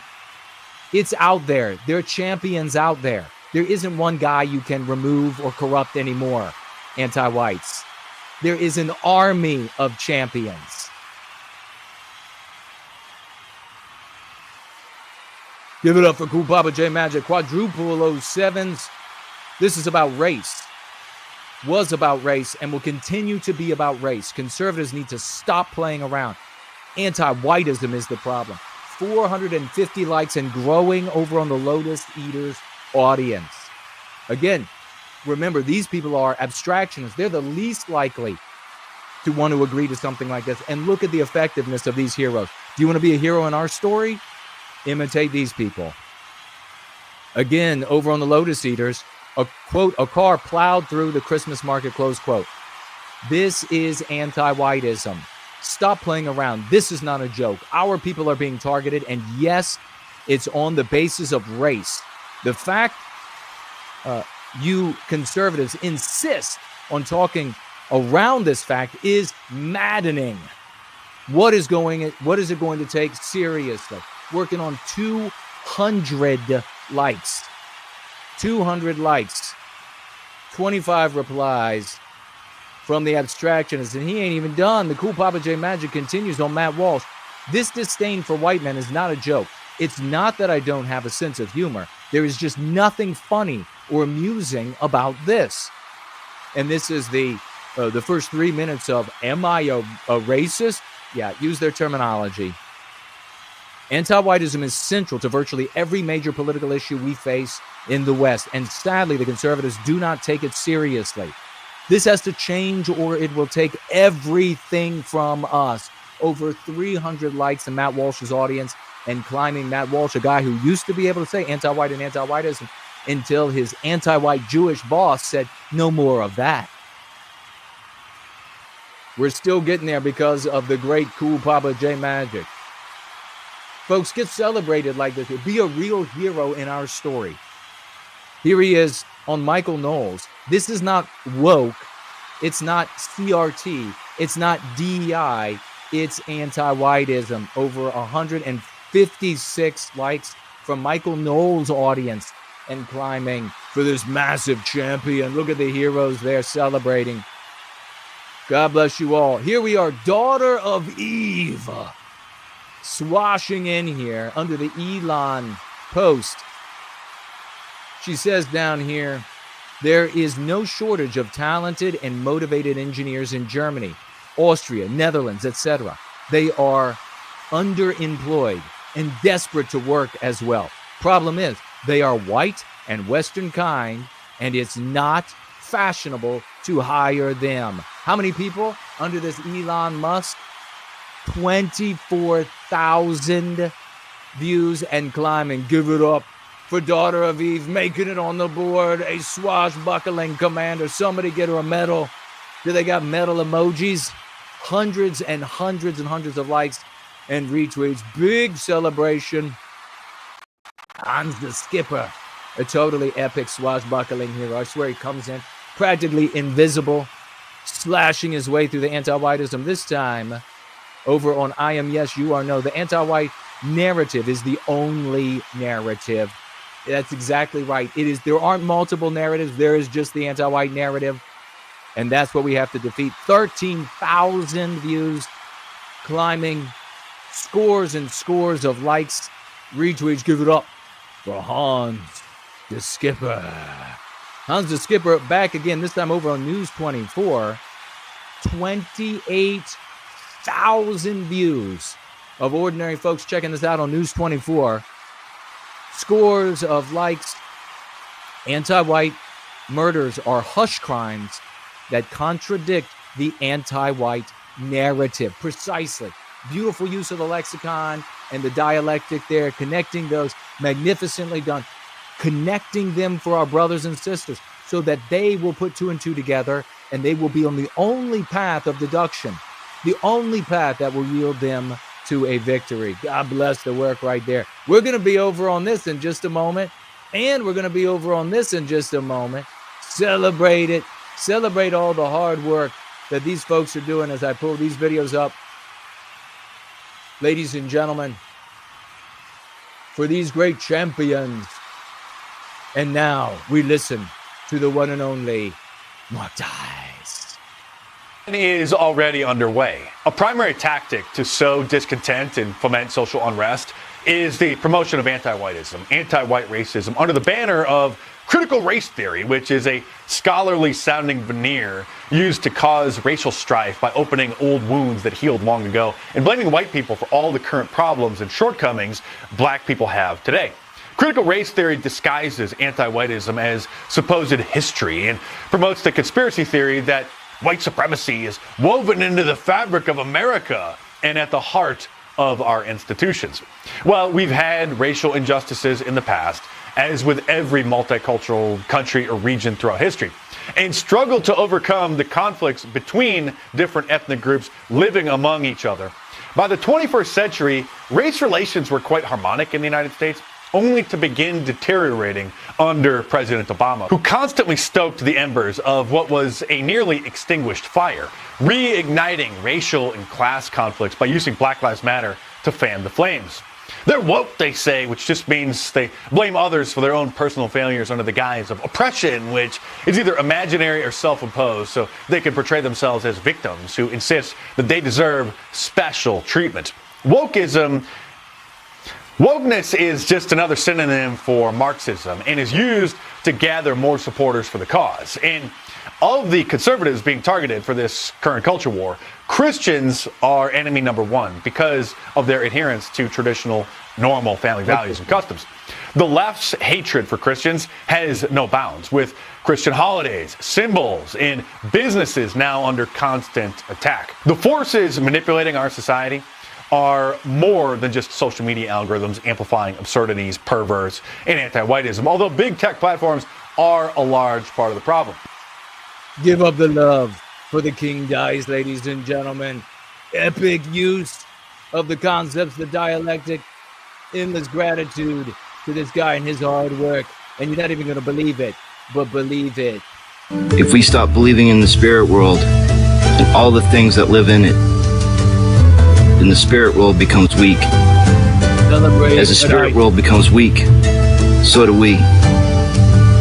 We need to start believing in the spirit world again. If we don't, then it's only a matter of time that it starts to die. And when it dies, it's only a matter of time before we die with them. I believe in the spirit world. That's nice. I like it. Yeah, good job. You do that? Cool. Yeah, I like absolutely. It a lot. To the point. I see people talk about the biospirits, things like that too. Oh, I love all that stuff. Celebrate, ladies and gentlemen. Every pomegranate, the biospirit of the West is making its way. We are recapturing our destiny, and we'll be right back.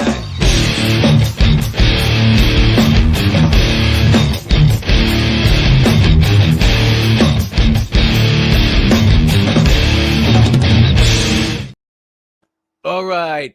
A transition. Let me know the mic is working. Keep the celebration going, ladies and gentlemen, because we're going to celebrate right now Anonymous, who financially gifted $100. $100 we're going to be getting to the lesson of the day, the mail, your questions and comments. But right now, celebrating Anonymous, $100 today here at the end of 2024. Big celebrate.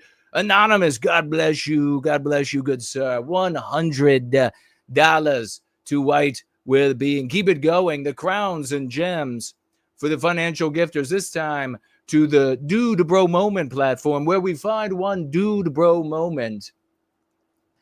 And Dude Bro Moment financially gifting $50 White Wellbeing dollars. Big salutes to this hero. He owns the house.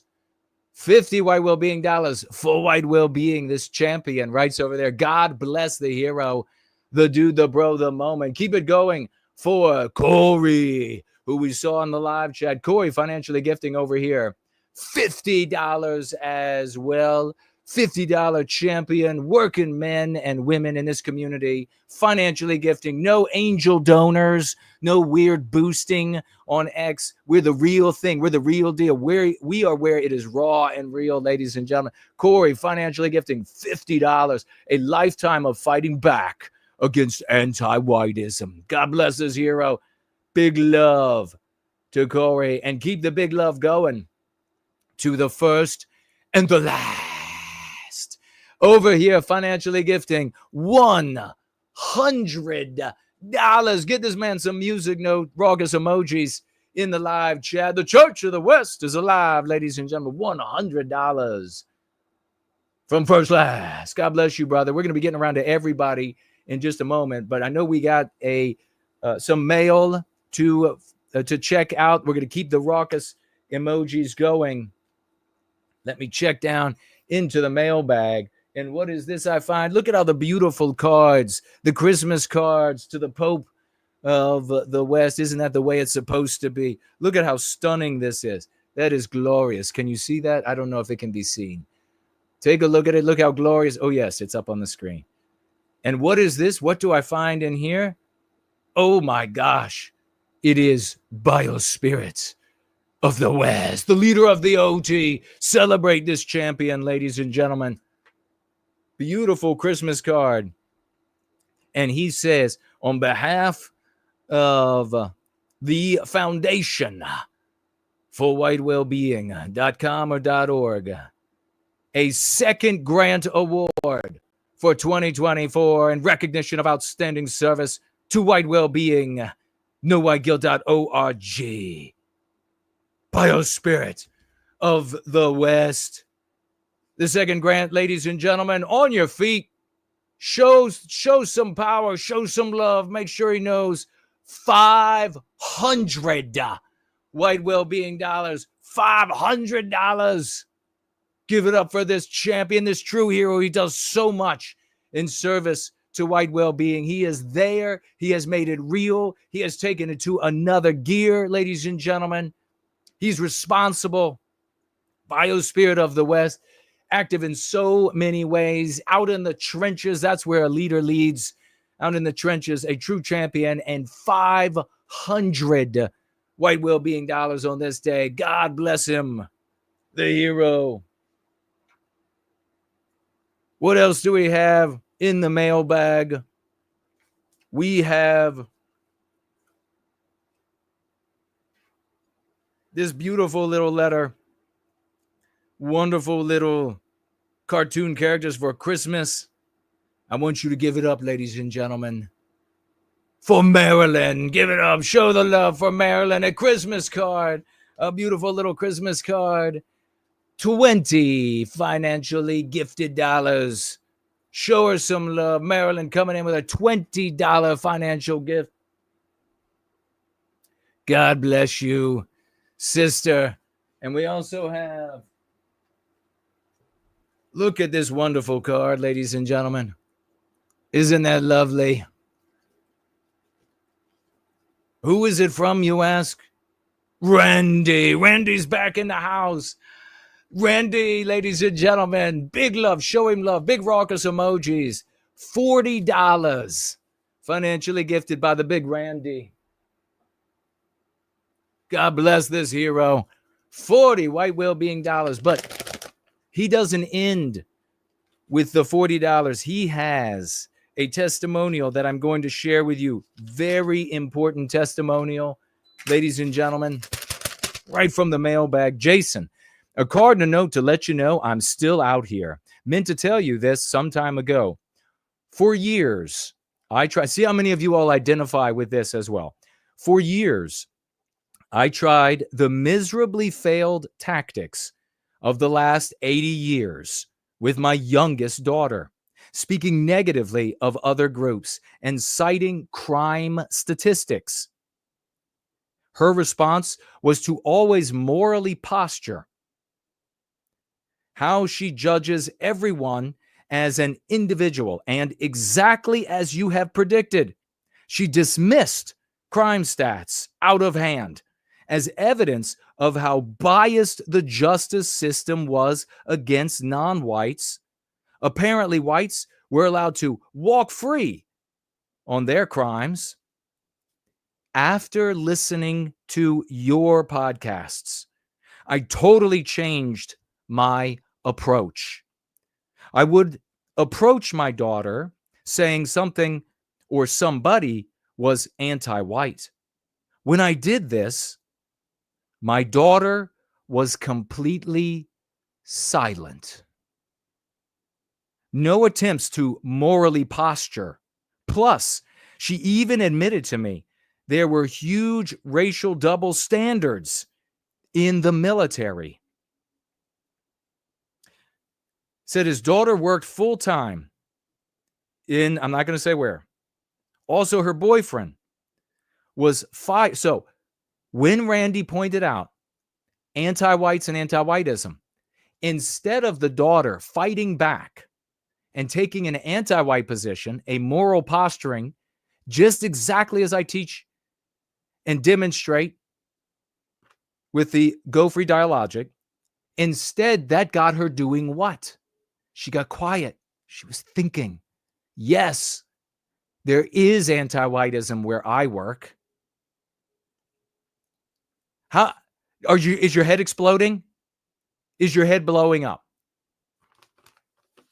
Maybe these content creators out there that have been using these other approaches, ruining people's lives, ruining their relationships with their daughters, maybe they need to be suspect. Maybe we need to think that they're a little sus, maybe even a little veg for not talking with us. How many thousands of these do we need?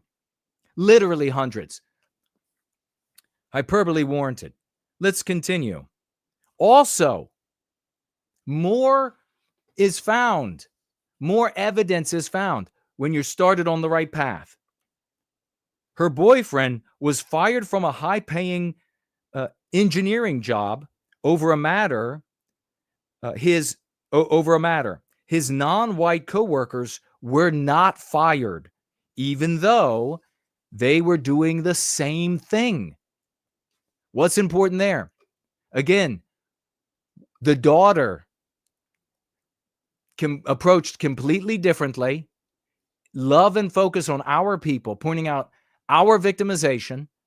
The daughter that used to morally posture anti-whiteism, resist her father, driving a wedge between father and daughter, as all of these tactics do, as all of them do. Instead, silent, no moral posturing, thinking about how anti-whiteism is out there, coming up with evidence of it at her work, in her boyfriend's circumstance. Jason, not only does going free work, it's the right thing, the moral thing to do. I am baffled as to why so many whites don't seem to get it. Thank you for everything you do, Randy. Everybody on your feet for this testimonial from Randy. God bless you, brother. What a champion. Big salutes to Randy. Well done, brother. Well done. Thank you for that testimonial. So many of us. This is what I've been saying for ages. I watched. I saw what people did. I experimented myself. I saw the response. I saw how our brothers and sisters received the information. I saw the mentality of the kind of people that showed up who wanted to just slander and lambaste non-white groups for their IQ or their violence or crime stats or the way they work together to get what they want or whatever it is. And I saw the kind of people and what that did to them spiritually, mentally, to be consumed with that. And I said, it doesn't reach people. It makes people sick. It doesn't do the right thing. It turns people away. We watch people orbit in and out of our circles because of how ugly all of this is. They lose their families. They lose their friends. We need them all winning. We need them all winning every debate, every conversation. Randy's life and the life of his daughter and their relationship and whatever grandchildren there might be and whatever else is immeasurably improved by the Go Free Dialogic. That is the life of one of our brothers. How can that not lift you to the heavens with joy? And it's every single one of those victories for all of those out there who say, it's just one relationship. It's just one conversation. It's just one person. How much power do they have? All of it, vegetables, all of it is replicable and scalable. I've been telling you all forever. The evidence mounts all around us. God bless you, Randy. Thank you. And if you have a testimonial, please share it. It is the most powerful thing that you can do. God bless everybody who sent me cards. It looks beautiful and gorgeous. It brightens the office and studio. Happy to see it. Who gets the award for cheering today? Let's see. Red Dog is in there. Nameless One. Anglo-Saxon is in there. Who else? Anglo-Saxon. Anon celebrating. Corey's celebrating. Red Dog, Anglo-Saxon. Red Dog, one of Western kind. Who are the biggest celebrators? There they are. I think those are the biggest celebrators. Cool Papa J Magic as well, really rocking it out. LG is in the house. Great to see you.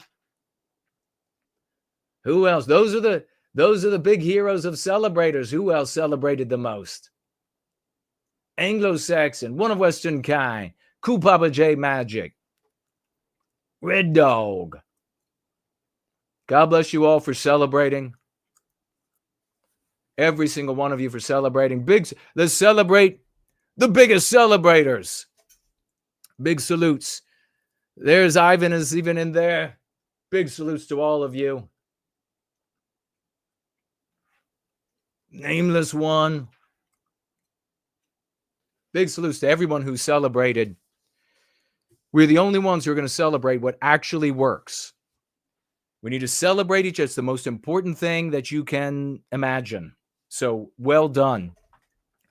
Maybe you didn't this week. You didn't have time to get out and swashbuckle across town. You didn't have any particular story. You didn't have any particular huge victory. You are a huge victory when you celebrate those who do.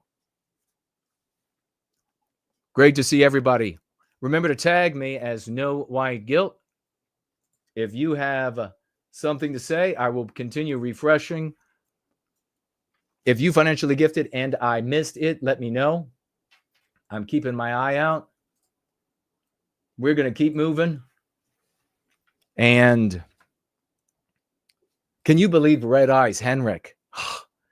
They had another video, that other one we celebrated. They both said anti-white, anti-whiteism. I love it. Let's get over to the Go Free lesson of the day, and I'm going to take a quick look at what you all are saying, though. Clean of No White Guilt over here on Twitter Live says, Cool Papa J Magic made a great point about biospiritual disharmony. Absolutely, he did. And that was well caught and well noted.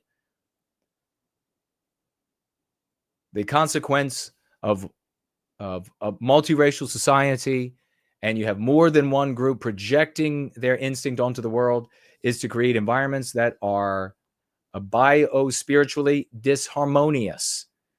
The anti-whites pointed out all the time, and that's one of the places they're right, that all these non-white groups, they don't feel at home when they have to live in your white world with your white standards. So we have to white erase them, all those standards.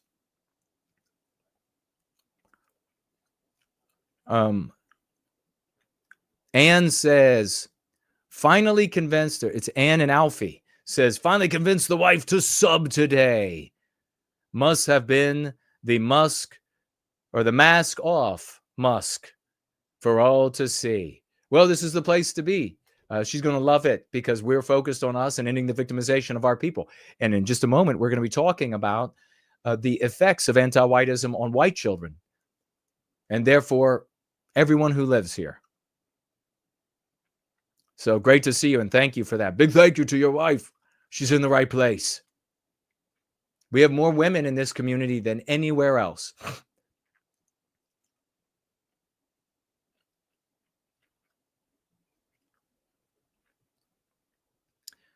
White positivity people focus on in-group shaming and humiliating anti-white whites' white gullibility.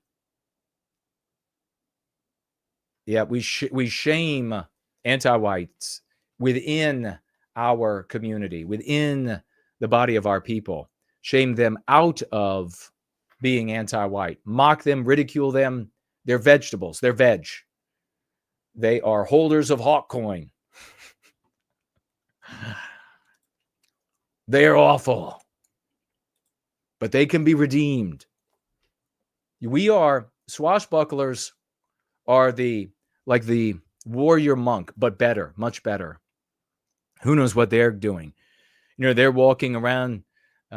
Piesu doni me donais requiem. They're doing that.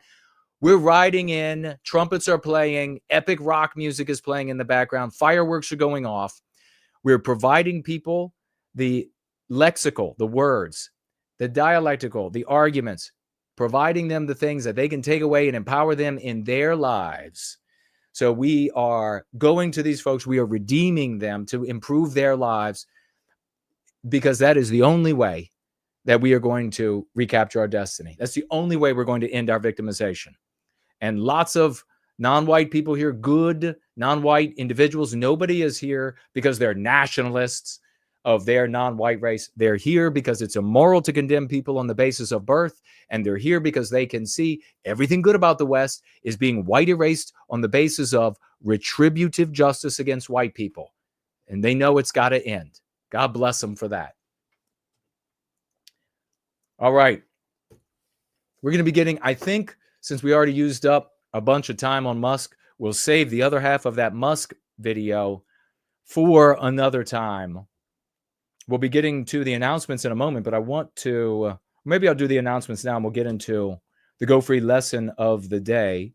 Good to see everybody. Let's check out anybody we may have missed for a financial gift. Somebody gave me a beautiful little sticker over there on DLive. I don't know what the stickers mean, but they're all blurry and beautiful to me. So thank you so much. I could just imagine somebody really trying to insult me and they're like, I'm going to send this sticker. The guy's got a little badge or something, and I'm like, it's wonderful.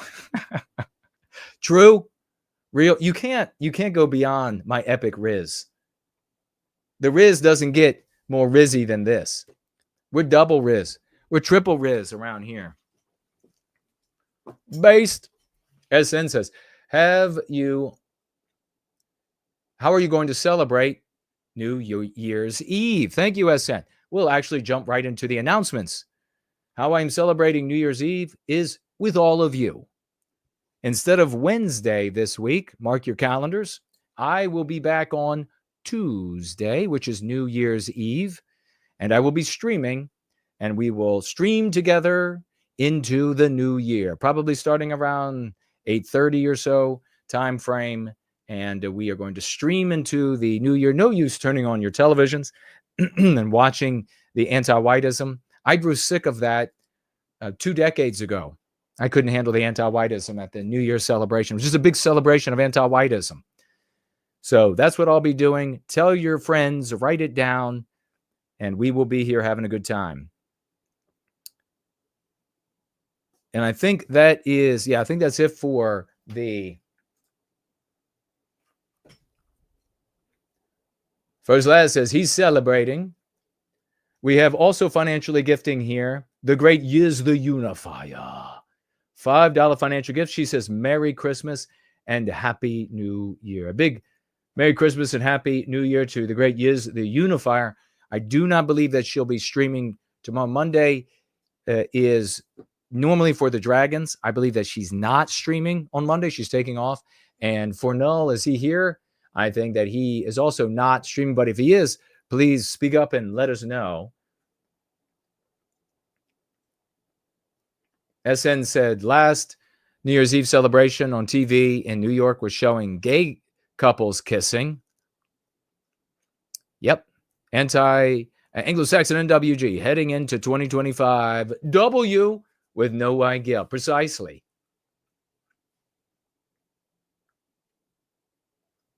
First Lad says, so happy Randy is back in the mailbag.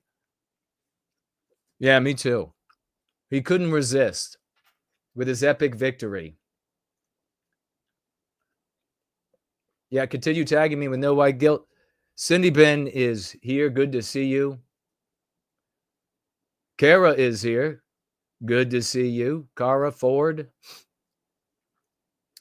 For White Wellbeing says, on Millennial, guest Endeavor used anti-whiteism in place of the cathedral, in quotes, modernity, in quotes, liberalism, in quotes, and wokeism. Wow, that's fantastic. Who is that? Endeavor. It sounds familiar. Tag me again. The grateful White Wellbeing with us, ladies and gentlemen. Maker of the most tear-jerking, empowering videos that you've ever seen. That's really awesome. We're getting, just think about this a couple years ago. Just a couple years ago. I've been listening for my whole life doing this, well, for decades. Like I would go to meetings. There would be get-togethers. Like Amrin didn't have like their own, but people would get together. And followers would get together. Readers would get together. And I would talk about this. I would talk about using this approach instead. And people would, just like Randy did here, I would have conversations. They would say, you think really that? And yes, they would go back to their lives. The next time I would see them, they would come to me and say, everything changed, Jason. I changed my focus. I focused on us, love on us, about our injury and demanding an end to our injury. And the whole family, I have so many instances in my memory of these, some of them old people, some of them middle-aged, some of them younger, males, females, everything changing for them. And of course, I'm thinking, if I'm having this much success, if we're all having this much success using these tactics, it's in no time at all. We're going to be supernova. We'll end the victimization. That's like 25 years ago.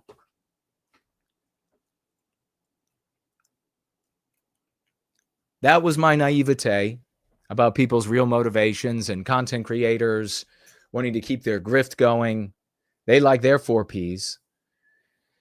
I wasn't trying to take anything away from anybody. I thought we were on a team and we wanted to get down the field and score touchdowns. And that's not necessarily everybody's first motive. But look at this now. We were forced, because of circumstances, to change the tact to everybody getting censored. So we go out into the world promulgating the lexicon that all of these, you all were present, most of you, some of you, they're telling me it's never going to work. The words are so stupid. Nobody's, what was the other one? The weird words. Nobody's going to want the weird words. I can tell you a story. I gave a speech in at a library. No, it's a community center in Northern Virginia for another group. And I gave this epic speech. I had people laugh, and it was all guys. I had people laugh. I had guys who were showing like they were going to start tearing. They didn't. They held back. And I had people cheering at the end. And when I finished, numerous guys came up to shake my hand, and they were all very excited. Other speakers spoke as well, and they were fine. They were good. And then after the speeches and we broke, we had some refreshments there, and everybody was sitting around chatting. A very notable person in the, and I used, of course, some of these weird words, told the group that the best speaker was this other guy, that nobody, I'm sorry, but nobody cheered. Nobody jumped up and shook his hand. Maybe he got a laugh, maybe one laugh, and nobody was exhilarated. Nobody was fired up to go take over the world. But when this person that was lauded and respected told the group that this one guy over here gave the best speech, they then knew where they had to direct their respect and their interest and etc. Wonder why that respected guy did that. Undermine. But here we go. We and the apostles here in service to white Wellbeing, we said we can push these things out. We can push it out. We can get people to adopt them so that they can do what's good for them and therefore us in spite of themselves. And they're doing it in spite of themselves. Exactly. How many things do we have to make work? Somebody could come, like I was saying a moment ago, somebody could kill me. And we have all of these heroes now already can carry this on. No stopping. No one guy to take out. No stopping. Independent actors. What did I tell you all? How many of you all have been around long enough to have heard me giving the talk about the type of network? Distributed network with a floating centralization.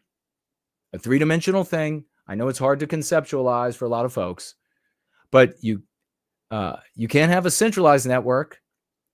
That's how almost all of these others operate. Decentralized also does not work. The anti-whites beat it. This is the way it has to be done. God bless everybody. Comments, questions, thoughts? First Last talking about the Bigots Brew. He came up with the Bigots Brew to talk about content creators who by way of this brew, they don't move forward to advance what's best, what's working. And he has it in it. Here he is. He's going to write it. The biggest brew. Number one is envy. Number two is jealousy. Just like out of the reason why people become anti-white, envy and jealousy. Three is arrogance.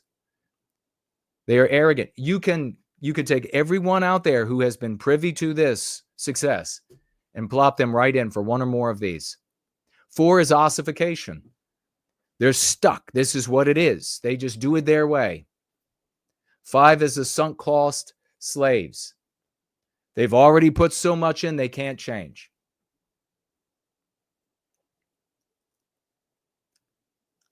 Mind ossification. And then the big one, I think also, grift guarding. They're worried that they're going to lose their investors.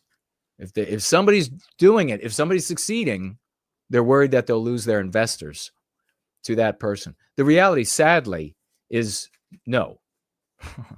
I mean, the reality is so many people who want to invest, especially bigger sums of money, and I'm not even here talking about angel investors, they are tied to all of the old, they're usually older, they're tied to all of the old ways of doing and losing. And so that's what they fund. And don't misunderstand me. I'm not saying, again, that there's no value at all in these other approaches, but they clearly have all been in place and they've all been losing, not only on the grand scale, but on the personal scale, which is what matters. And Randy right here pointing it out. The personal scale.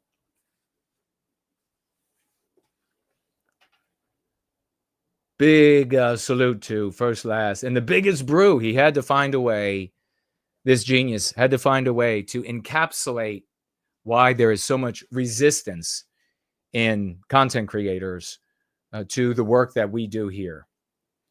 And he's absolutely right.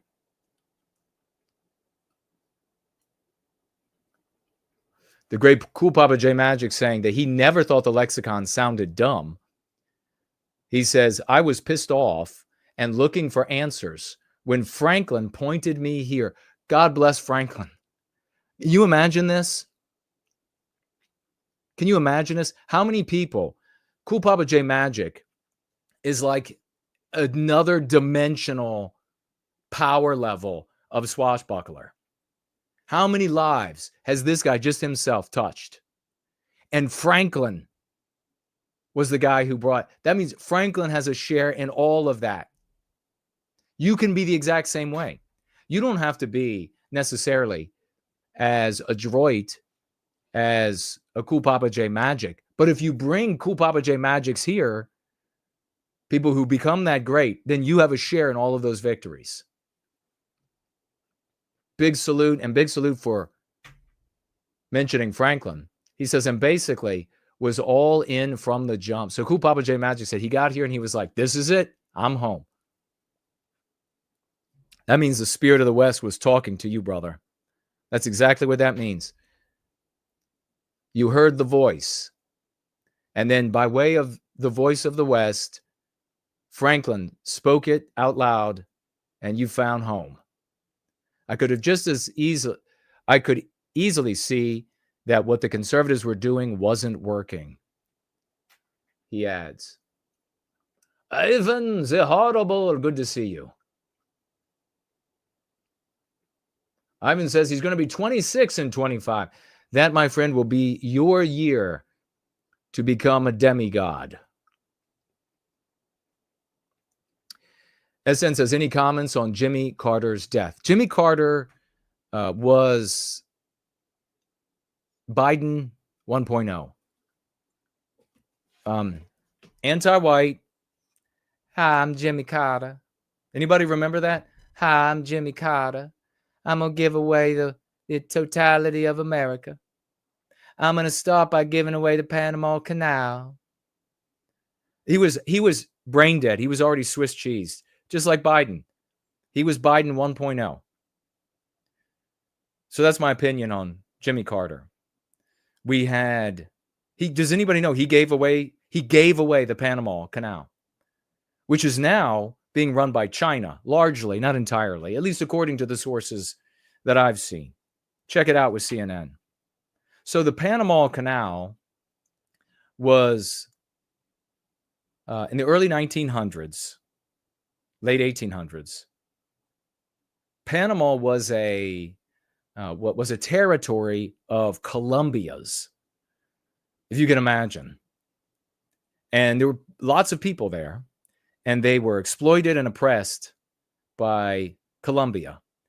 And the French said, hey, we'll work with you, and we will build this mighty connector of the Pacific and the Atlantic. And the amount of money that will pour in will be just unimaginable. Panama will be this territory and thereby Colombia will be totally enriched.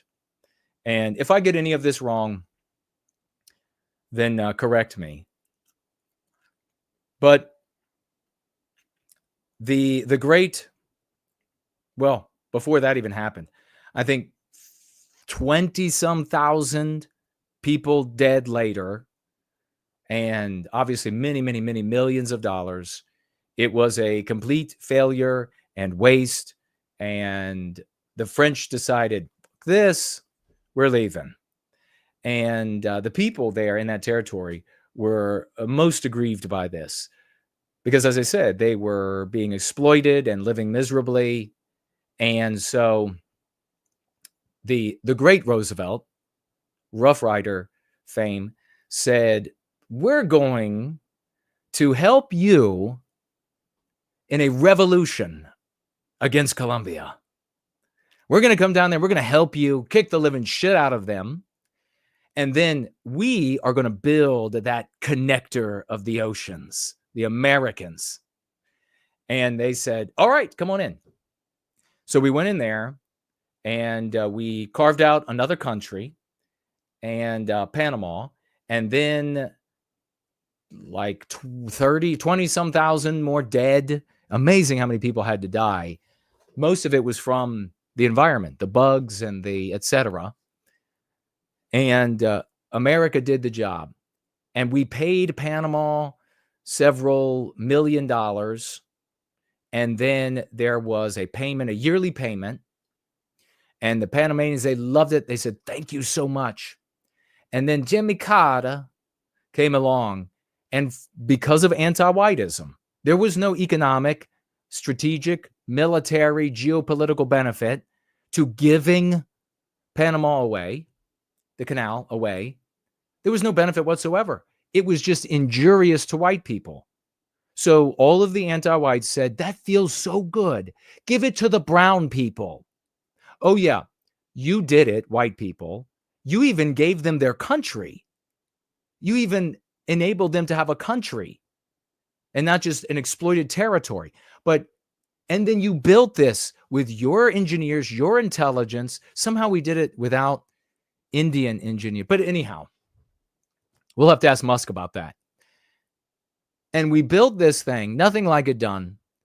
And yeah, but you should give it away because you're white and that's immoral, and they're non-white and that's moral. So if you give them what you did, then that's moral.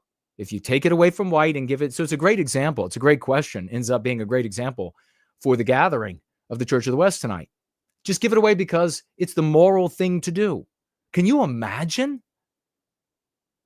And so now the Panamanians, they can't run it for shit.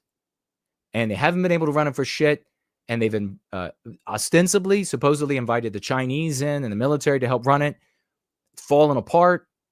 And they are losing money because the ships can't get through. And shipping companies are having to ship all the way around South America, driving up costs as a consequence.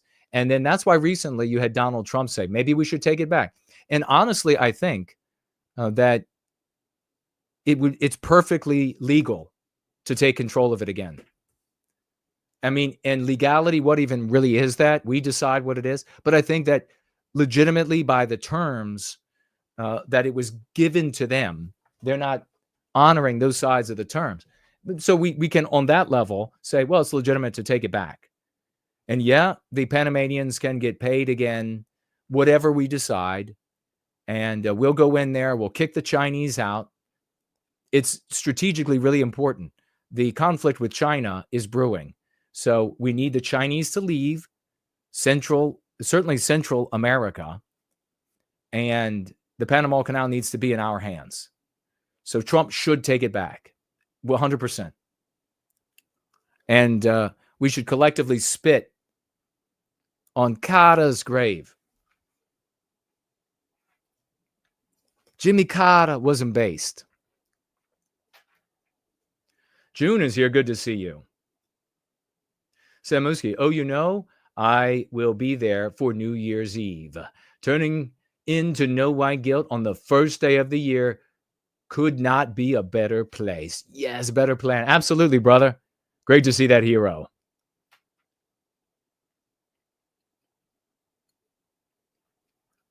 All right, checking for any other tags really quickly that I could have missed.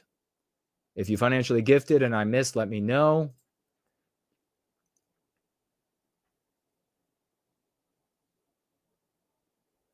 Gosh, that name is so blurry to me. Ethelred? A young boy in Minnesota has just been shot dead on the porch by a group of anti-white non-whites. Really?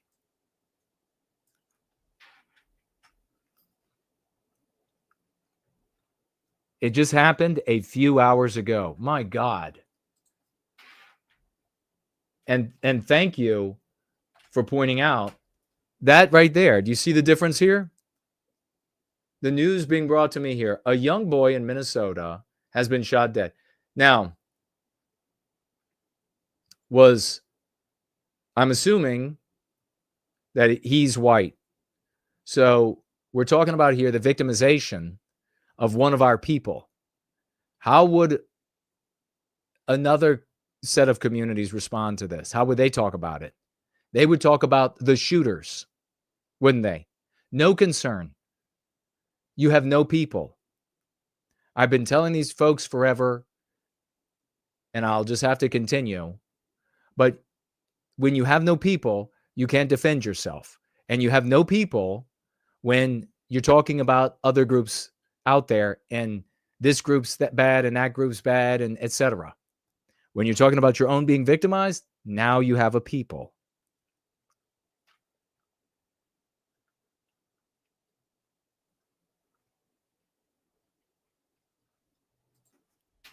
Let's see if anything comes up for me.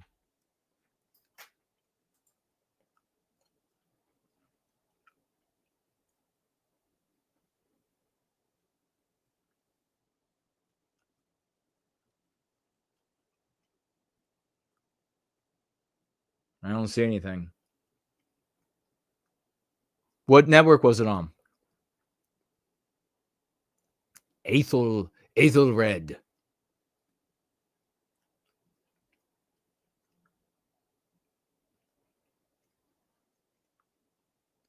I'll figure out how to pronounce your name. JK160 is here. Good to see you.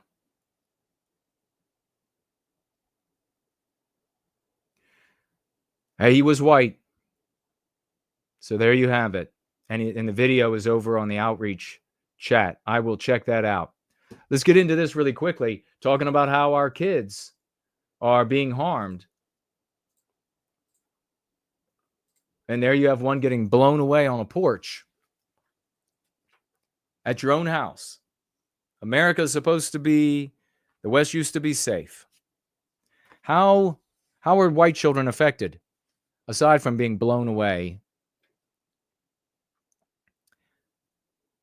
Janitor of White Noir says, carving out a subcontinent of Central America. Example, Disney cucks would say this news headline sarcastically. Oh, about the young white boy being shot dead? Disgusting. Let's talk about the effects on white children.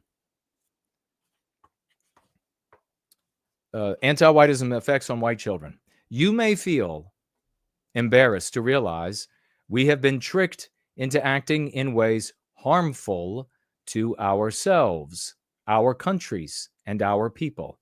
As adults, we like to think of ourselves as tough, independent, and resistant to manipulation. And then I asked you to recall vignettes that are earlier in the book. Recall the vignettes about the children, Buddy Smith, Tommy, and Lily. A white child's view of himself, his kind, and every other group of people is taught to him, imposed on him by anti-whites. And remember, when our children come back to our parents, their parents and grandparents and uncles and aunts, those people too are infected by anti-whiteism. How are they going to be able to fix the brainwashing? They can't. They can't fix it. Evidence of how they can't fix it? Jason, how do you know? You don't slap as hard as you think. Listen, Veg, where are we today? If white parents could have fixed the brainwashing at school and in the media, entertainment, and news, we wouldn't be here today, would we?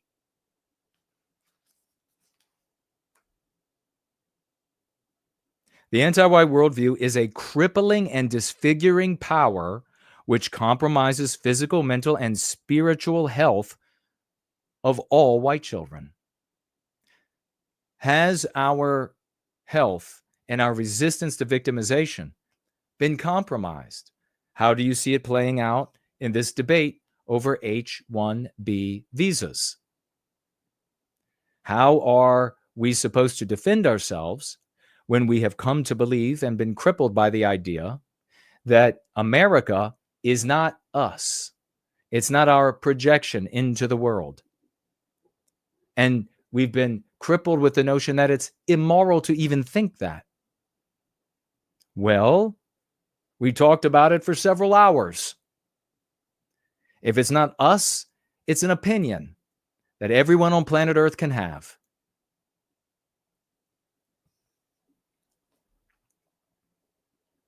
The timing of this abusive indoctrination is particularly destructive because the minds of white children are still forming, making children the most vulnerable to the devastating effects of anti-whiteism.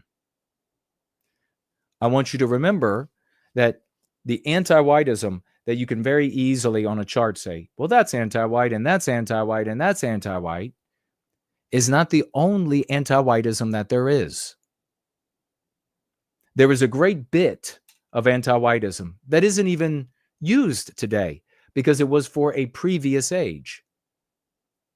It was used by the anti-whites of those ages to move the dial, to harm white people, to divest white people a little bit, which is as much as they could do at a time in another age. So it's not only the anti-whiteism that you see today. When you think that way, if you're midwit and you're thinking that way, then what you end up thinking is in this linear, two-dimensional fashion.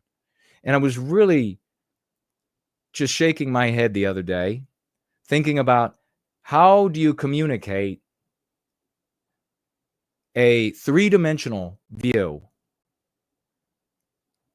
that is born out of genetics, IQ, to people who don't have the ability. You break it down as simply as possible, as I do, but it's not just on the communicator that there is a burden, but it's also on the recipients of the information for them to be humble and understand that while they might not be able to understand what's working, it works, and move forward with it.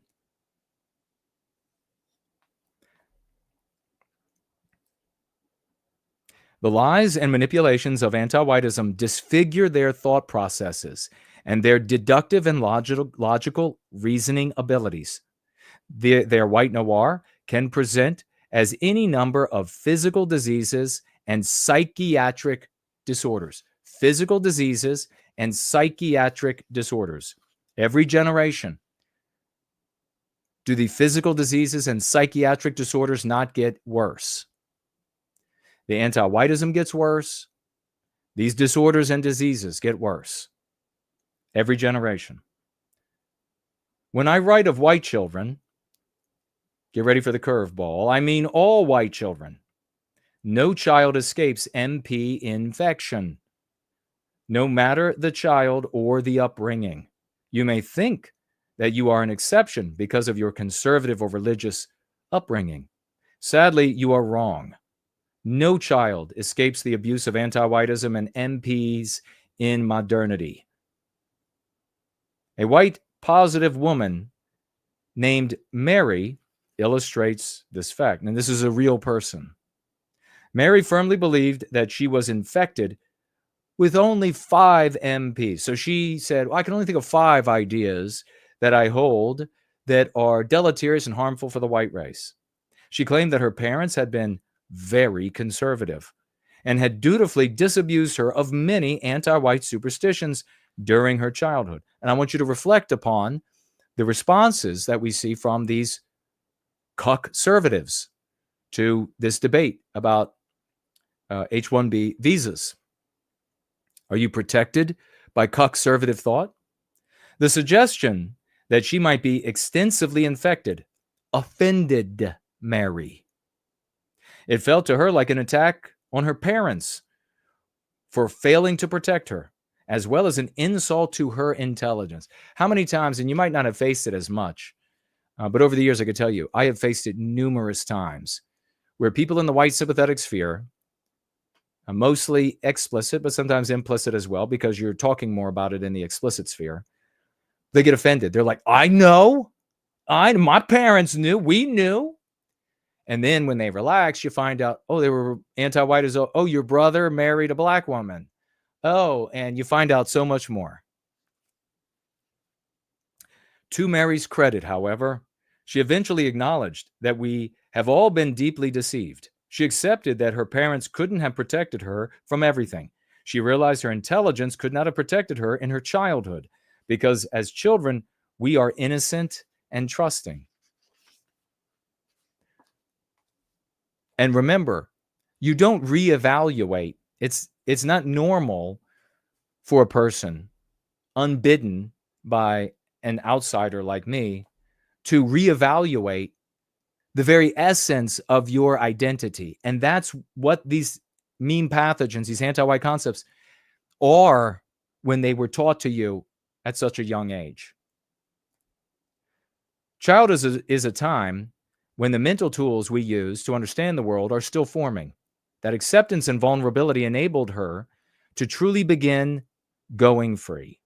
All going free means, to those who are like, what is that? I never would have thought that anybody would think that that was some sort of mysterious thing. You're just going away, going out of, going free of anti-white concepts. That's all it means. Chill out. Though horrified by the scope of her condition, Mary tripled her efforts to go free and was mightily rewarded. Just as an undiagnosed cancer cannot be treated, undiagnosed MPs cannot be identified and neutralized. Big part of inoculating yourself and treating yourself for anti-white concepts. Your conscious mind and saying, I know better with your conscious mind does not do that. Anti-whiteism engenders thoughts that penetrate deeply into the subconscious, infecting the minds of white children with inescapably illogical deductions that damage their health. These infections set the stage for short and long-term disease and psychiatric disorder. I wonder how many people today we see out in the streets thinking crazy things about themselves and the world, and I wonder how much of that is a consequence of the injury caused by anti-whiteism. You don't think? You think that a person could have a nervous breakdown, that they could snap because work is a lot of pressure and maybe they got something else going on and they break down and they personality dissolves, and you think that, but you don't think this would do it?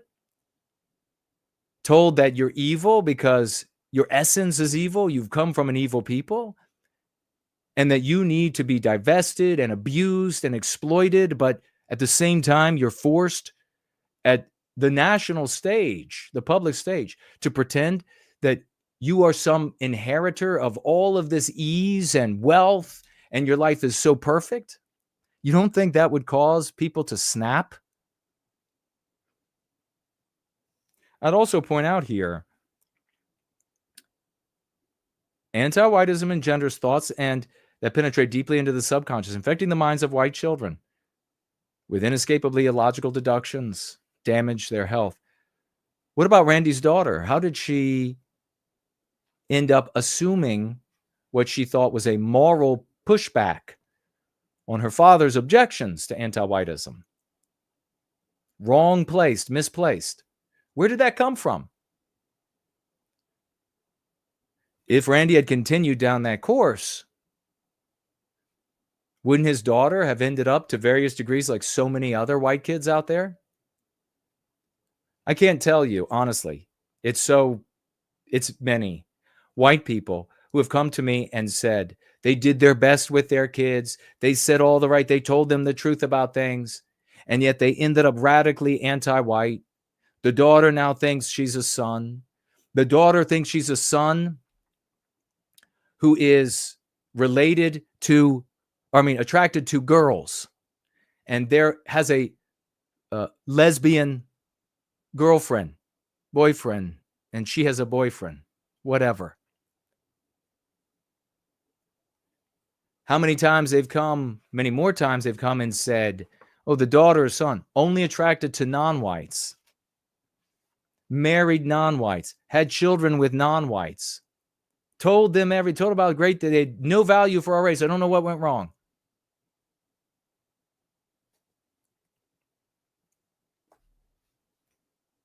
How many times do we have to hear that in this community?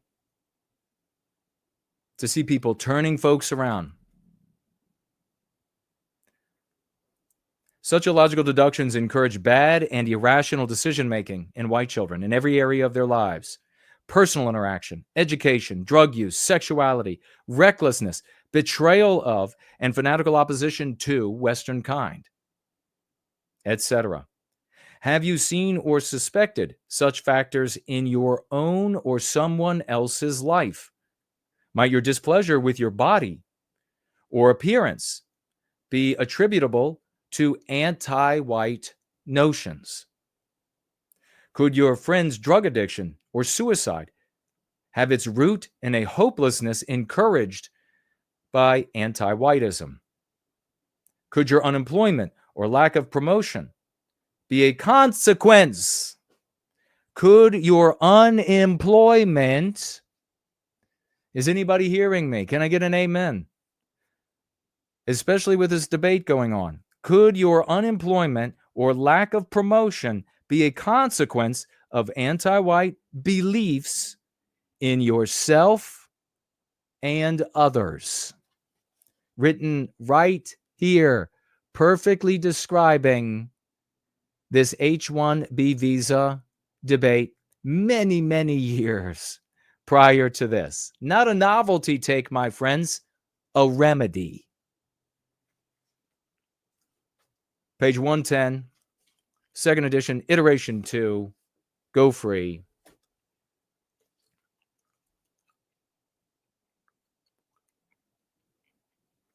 Royal Generation granddaughter over here on Twitter live chat gives me a great big amen. Amen indeed. Let's see what we have left here. Make sure I didn't miss anybody. Get your comments to me now if you would like me to speak to them. Amen, Church of the West, says one of Western kind. Southern Bloom is in the house. Corey says amen. Cool Papa J Magic, amen. Anon says amen. Who else? AJWR, amen, my white brother. Dandy Westman, a true heroic swashbuckling champion, says, quote, tall, dark, and handsome, a phrase popularized in Hollywood during the early 20th century, seems to me an early MP. It 100% is an early MP, without question. Obviously, there are white men who are tall, and by dark, they're obviously referring to skin that is darker than lighter featured, and they're also handsome. Obviously, there are white men built like that. But where do the anti-whites begin? They begin with the most injury that they can inflict at that moment. There's no, don't fall for the trap of the midwittery, that two-dimensional linear thinking, that there needs to be some orchestrator that says, well, we start here, and then we will go to the next phase, and then the next phase.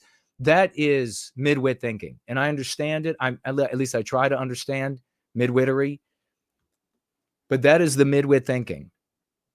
What you need, and why is that important to not invest in the midwit thinking?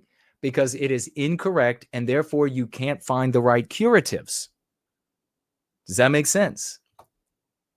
All anti-whites at any power level, wealth level, acrimony, whatever it is, are doing their best to inflict injury on Western kind.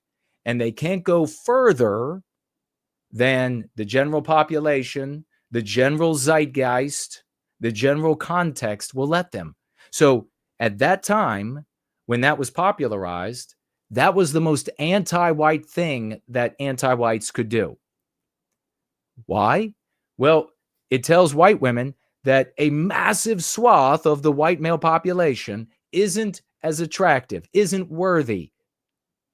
Now, of course, all white men are not worthy. All white men, no matter how tall or olive or dark your hair and features, no matter what it is, you're all pathetic. So the white people that joined in on the tall, dark, and handsome meme pathogen, anti-whiteism from the past, were participating in anti-whiteism, incrementally bringing us to where we are today, where no white men are good in bed, at sports, at math, at society. I mean, we are now literally at the point where just over these past couple days, we were told that white guys are lazy, low IQ'd white guys. Not just the light featured one. All white guys. Dumb, lazy, do nothing. They don't have children. And probably the implication there by the anti-white, I didn't read these closely, was that they're not even capable of sex. So yes, that's how we get to where we are today. Well put, my friend. Masumik is here. Good to see you.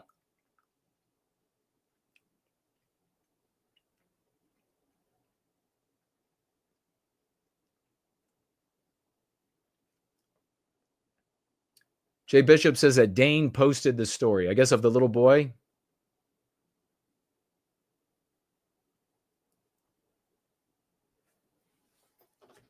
Let me see. What are we like on time?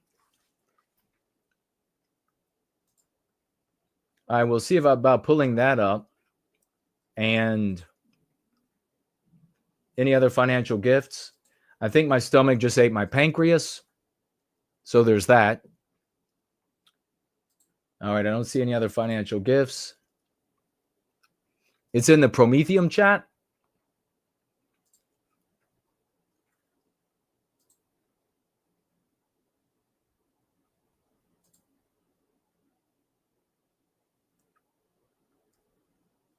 Under which category?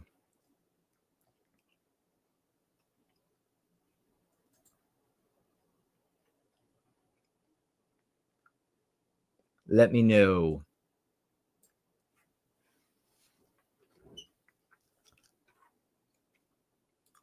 We got nobody we're missed over here on the Dude Bro Moment platform. Didn't miss anybody on Odyssey. Didn't miss anybody on D Live. Didn't miss anybody on Premium Rumble. So we're looking good. I don't think there were any other comments on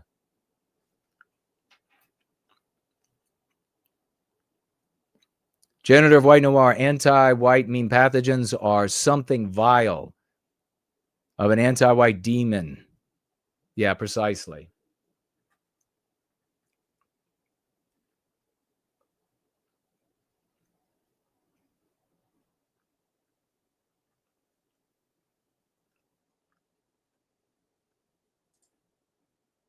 Oh no, outreach team. That's what you said, right?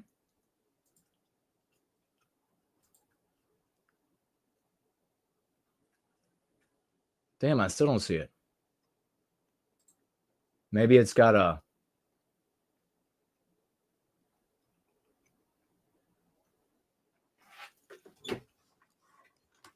All right. Any other thoughts or questions or comments? Let me know while I take a quick look here.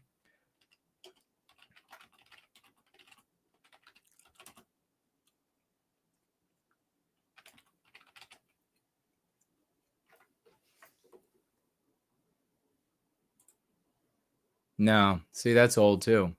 It's so crazy that there's so many of these cases.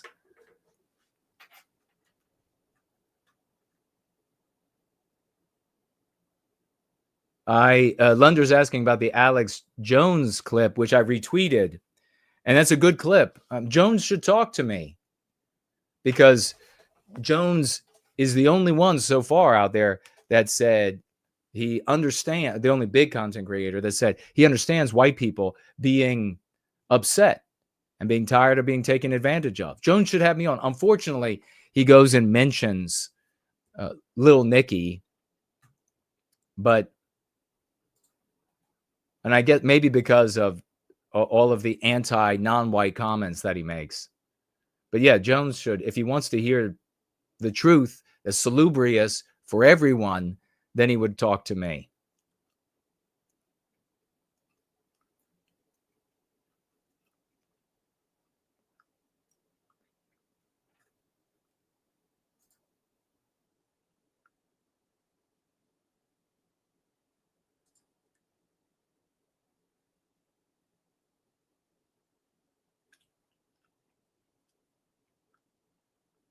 Did you post it? Is it the last post? because it's totally not showing up for me for some reason.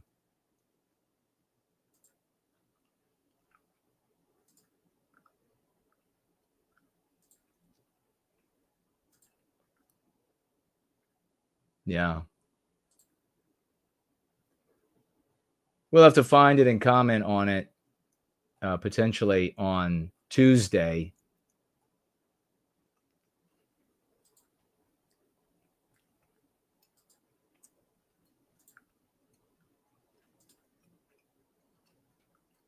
Or wait, we could try this.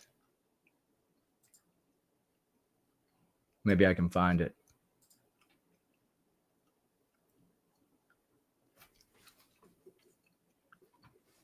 Found it.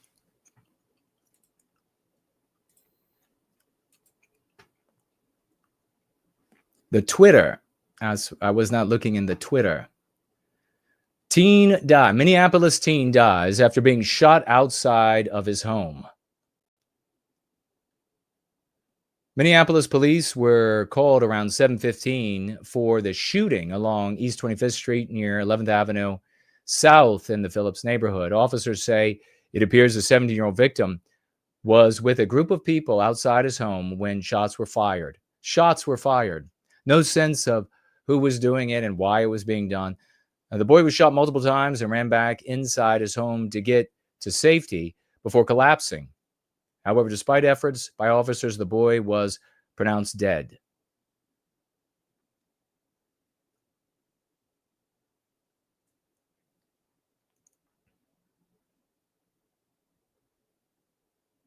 Police have not yet said if the gunman was part of the teens group, and no arrests have been made. There you have it. So, sadly, apropos for the subject matter that we covered out of Go Free today, how are white children harmed by anti-whiteism? Their neighborhoods are now Beirut. They're now, and I remember, that just reminded me, and we'll wrap up on this. And remember, be back on Tuesday evening, and we will bring the new year in together, which will be fun. We'll listen to some fun music. We'll rock out. But it reminds me, there was a community in, was it Kansas? Maybe Kansas. Let's just say Kansas. And it was 100% white or 99% white. And this anti-white group showed up and they questioned the people there. And they said there was going to be a government program to bring in, this was many years ago, government program to bring in people from other places of the world. And they interviewed, and maybe some of you could remember, maybe you have more of the details of this. They interviewed the people in the town, all these gullible white boobies, white cucks. And it was astonishing. The adults, well, astonishing. I mean, it's very predictable, right?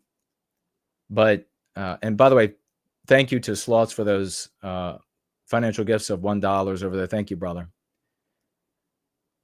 And the adults were all like, yeah, they should have a nice place to live, and they should be welcomed, and they should be treated good, and all of this sort of nonsense. The really big shocker, talking about again, what we know about how important fashion is to females. And that is not just in the clothes they wear and makeup, but also ideological fashion. And they interviewed teenage girls, white girls. And the teenage white girls said, the town, it's going to be great that they're bringing in these other peoples and mixing things up, because the town is super boring. They said, does anybody ever see this? This is every bit of 20 years ago, maybe 25. And they were like, it's super boring here. There's nothing ever to do. Nothing happens ever. And on and on. And the explicit white sympathetic groups at the time, they grabbed this this story and these interviews, and they were like, look at these dumb people, and they're embracing their own, how stupid, they're embracing their own destruction and all. And that was all in all the articles at the time. Well, like maybe 8 years, 10 years later, and this is the part of the story I wanted to get to, maybe even 12 years later, I don't remember exactly. It was many years later. The people in the white sympathetic sphere, maybe explicit, coming upon that original story, decided to go check up on the town and how it was doing and compare how, is it crime rates the same? Is everything the same? Is it just as boring? And then they went wild with this information. And as you might imagine, all they talked about were the non-whites. Before the non-white monsters, but they weren't calling them just non-whites. They were calling them out by their specific races. There was one, I think it was something crazy, like one pregnancy at the high school in 40 years. And currently at the high school in this little town, there were like 4 pregnancies or something, pregnant high school girls walking around. And there had never been a murder or something like this, or never been a rape on record. And there had been several murders and several rapes. And instead, so they talked about that, they went bonkers over this. They're like, wow, look at how evil these particular non-white races are. And saying then how, not only how evil the non-white races are, but then saying the white people there deserved it. Good that they were murdered. Good that they were raped. Good that the white girls at the high school, 4 of them were walking around with non-white babies. Good, that's what they deserve. That's literally what they were saying. I lost it on these people. I absolutely lost it. They shouldn't have been talking about the non-whites for how bad they are. And then they shouldn't have been absolutely talking about how the white people there deserved it. And making jokes about it. Making jokes. Well, they've got their entertainment now. Ha ha ha. They're getting raped. It's a fun place now. You all know exactly what I'm talking about. Did that strategy work for us? Need I remind you, we just had a woman set on fire, burning alive in the subway. Does that strategy work? Maybe these people need to learn to shut the hell up. Maybe that's what they need to learn. They should have been, as I told them, feeling compassion for the white people there. They should have been telling all of their friends and in all of their publications and on all of their podcasts back then. They should have been telling them all, warning them, saying, look at our white brothers and sisters. They're raped, they're maimed, they're murdered. Their standard of life has plummeted. The crime is through the roof. Look at all of them being harmed. We need to put an end to that victimization. We need to stand up for them. Instead, it was, we told you so. Those non-whites are animals. We told you they get what they deserve. Endless jokes about it. Well, that doesn't work, tards. That doesn't work. You don't get a people out of that selfish individual flatulence acting like it's some kind of cause. You're not calling out the enemy. You're not calling out the enemy. You don't have a people. You're not calling out a people. You're not expressing love for a people. You're not sharing in the pain of a people. Enemy. You're a solo. And multiple, both meanings there. You're just a solo loser. So I was right back then. They should have all talked about it the way I said they should have talked about. But no, I got slandered for it too. Big time. Big time. Because I was too much of a coward to point out the enemies. But Today, we have a woman set on fire and watched, standing, burning alive, motioning to people while she burns alive. You're in the right place. Church of the West has the answers. You are one of the apostles. You are one of the apostles. We are changing this world. This is the path to victory. It's the only path. And thank God that this only path leads us to the reclamation of our destiny. I'm going to be back on Tuesday. 2025 is ours. Let's get big. We're not going home. We're taking everything back. Go free.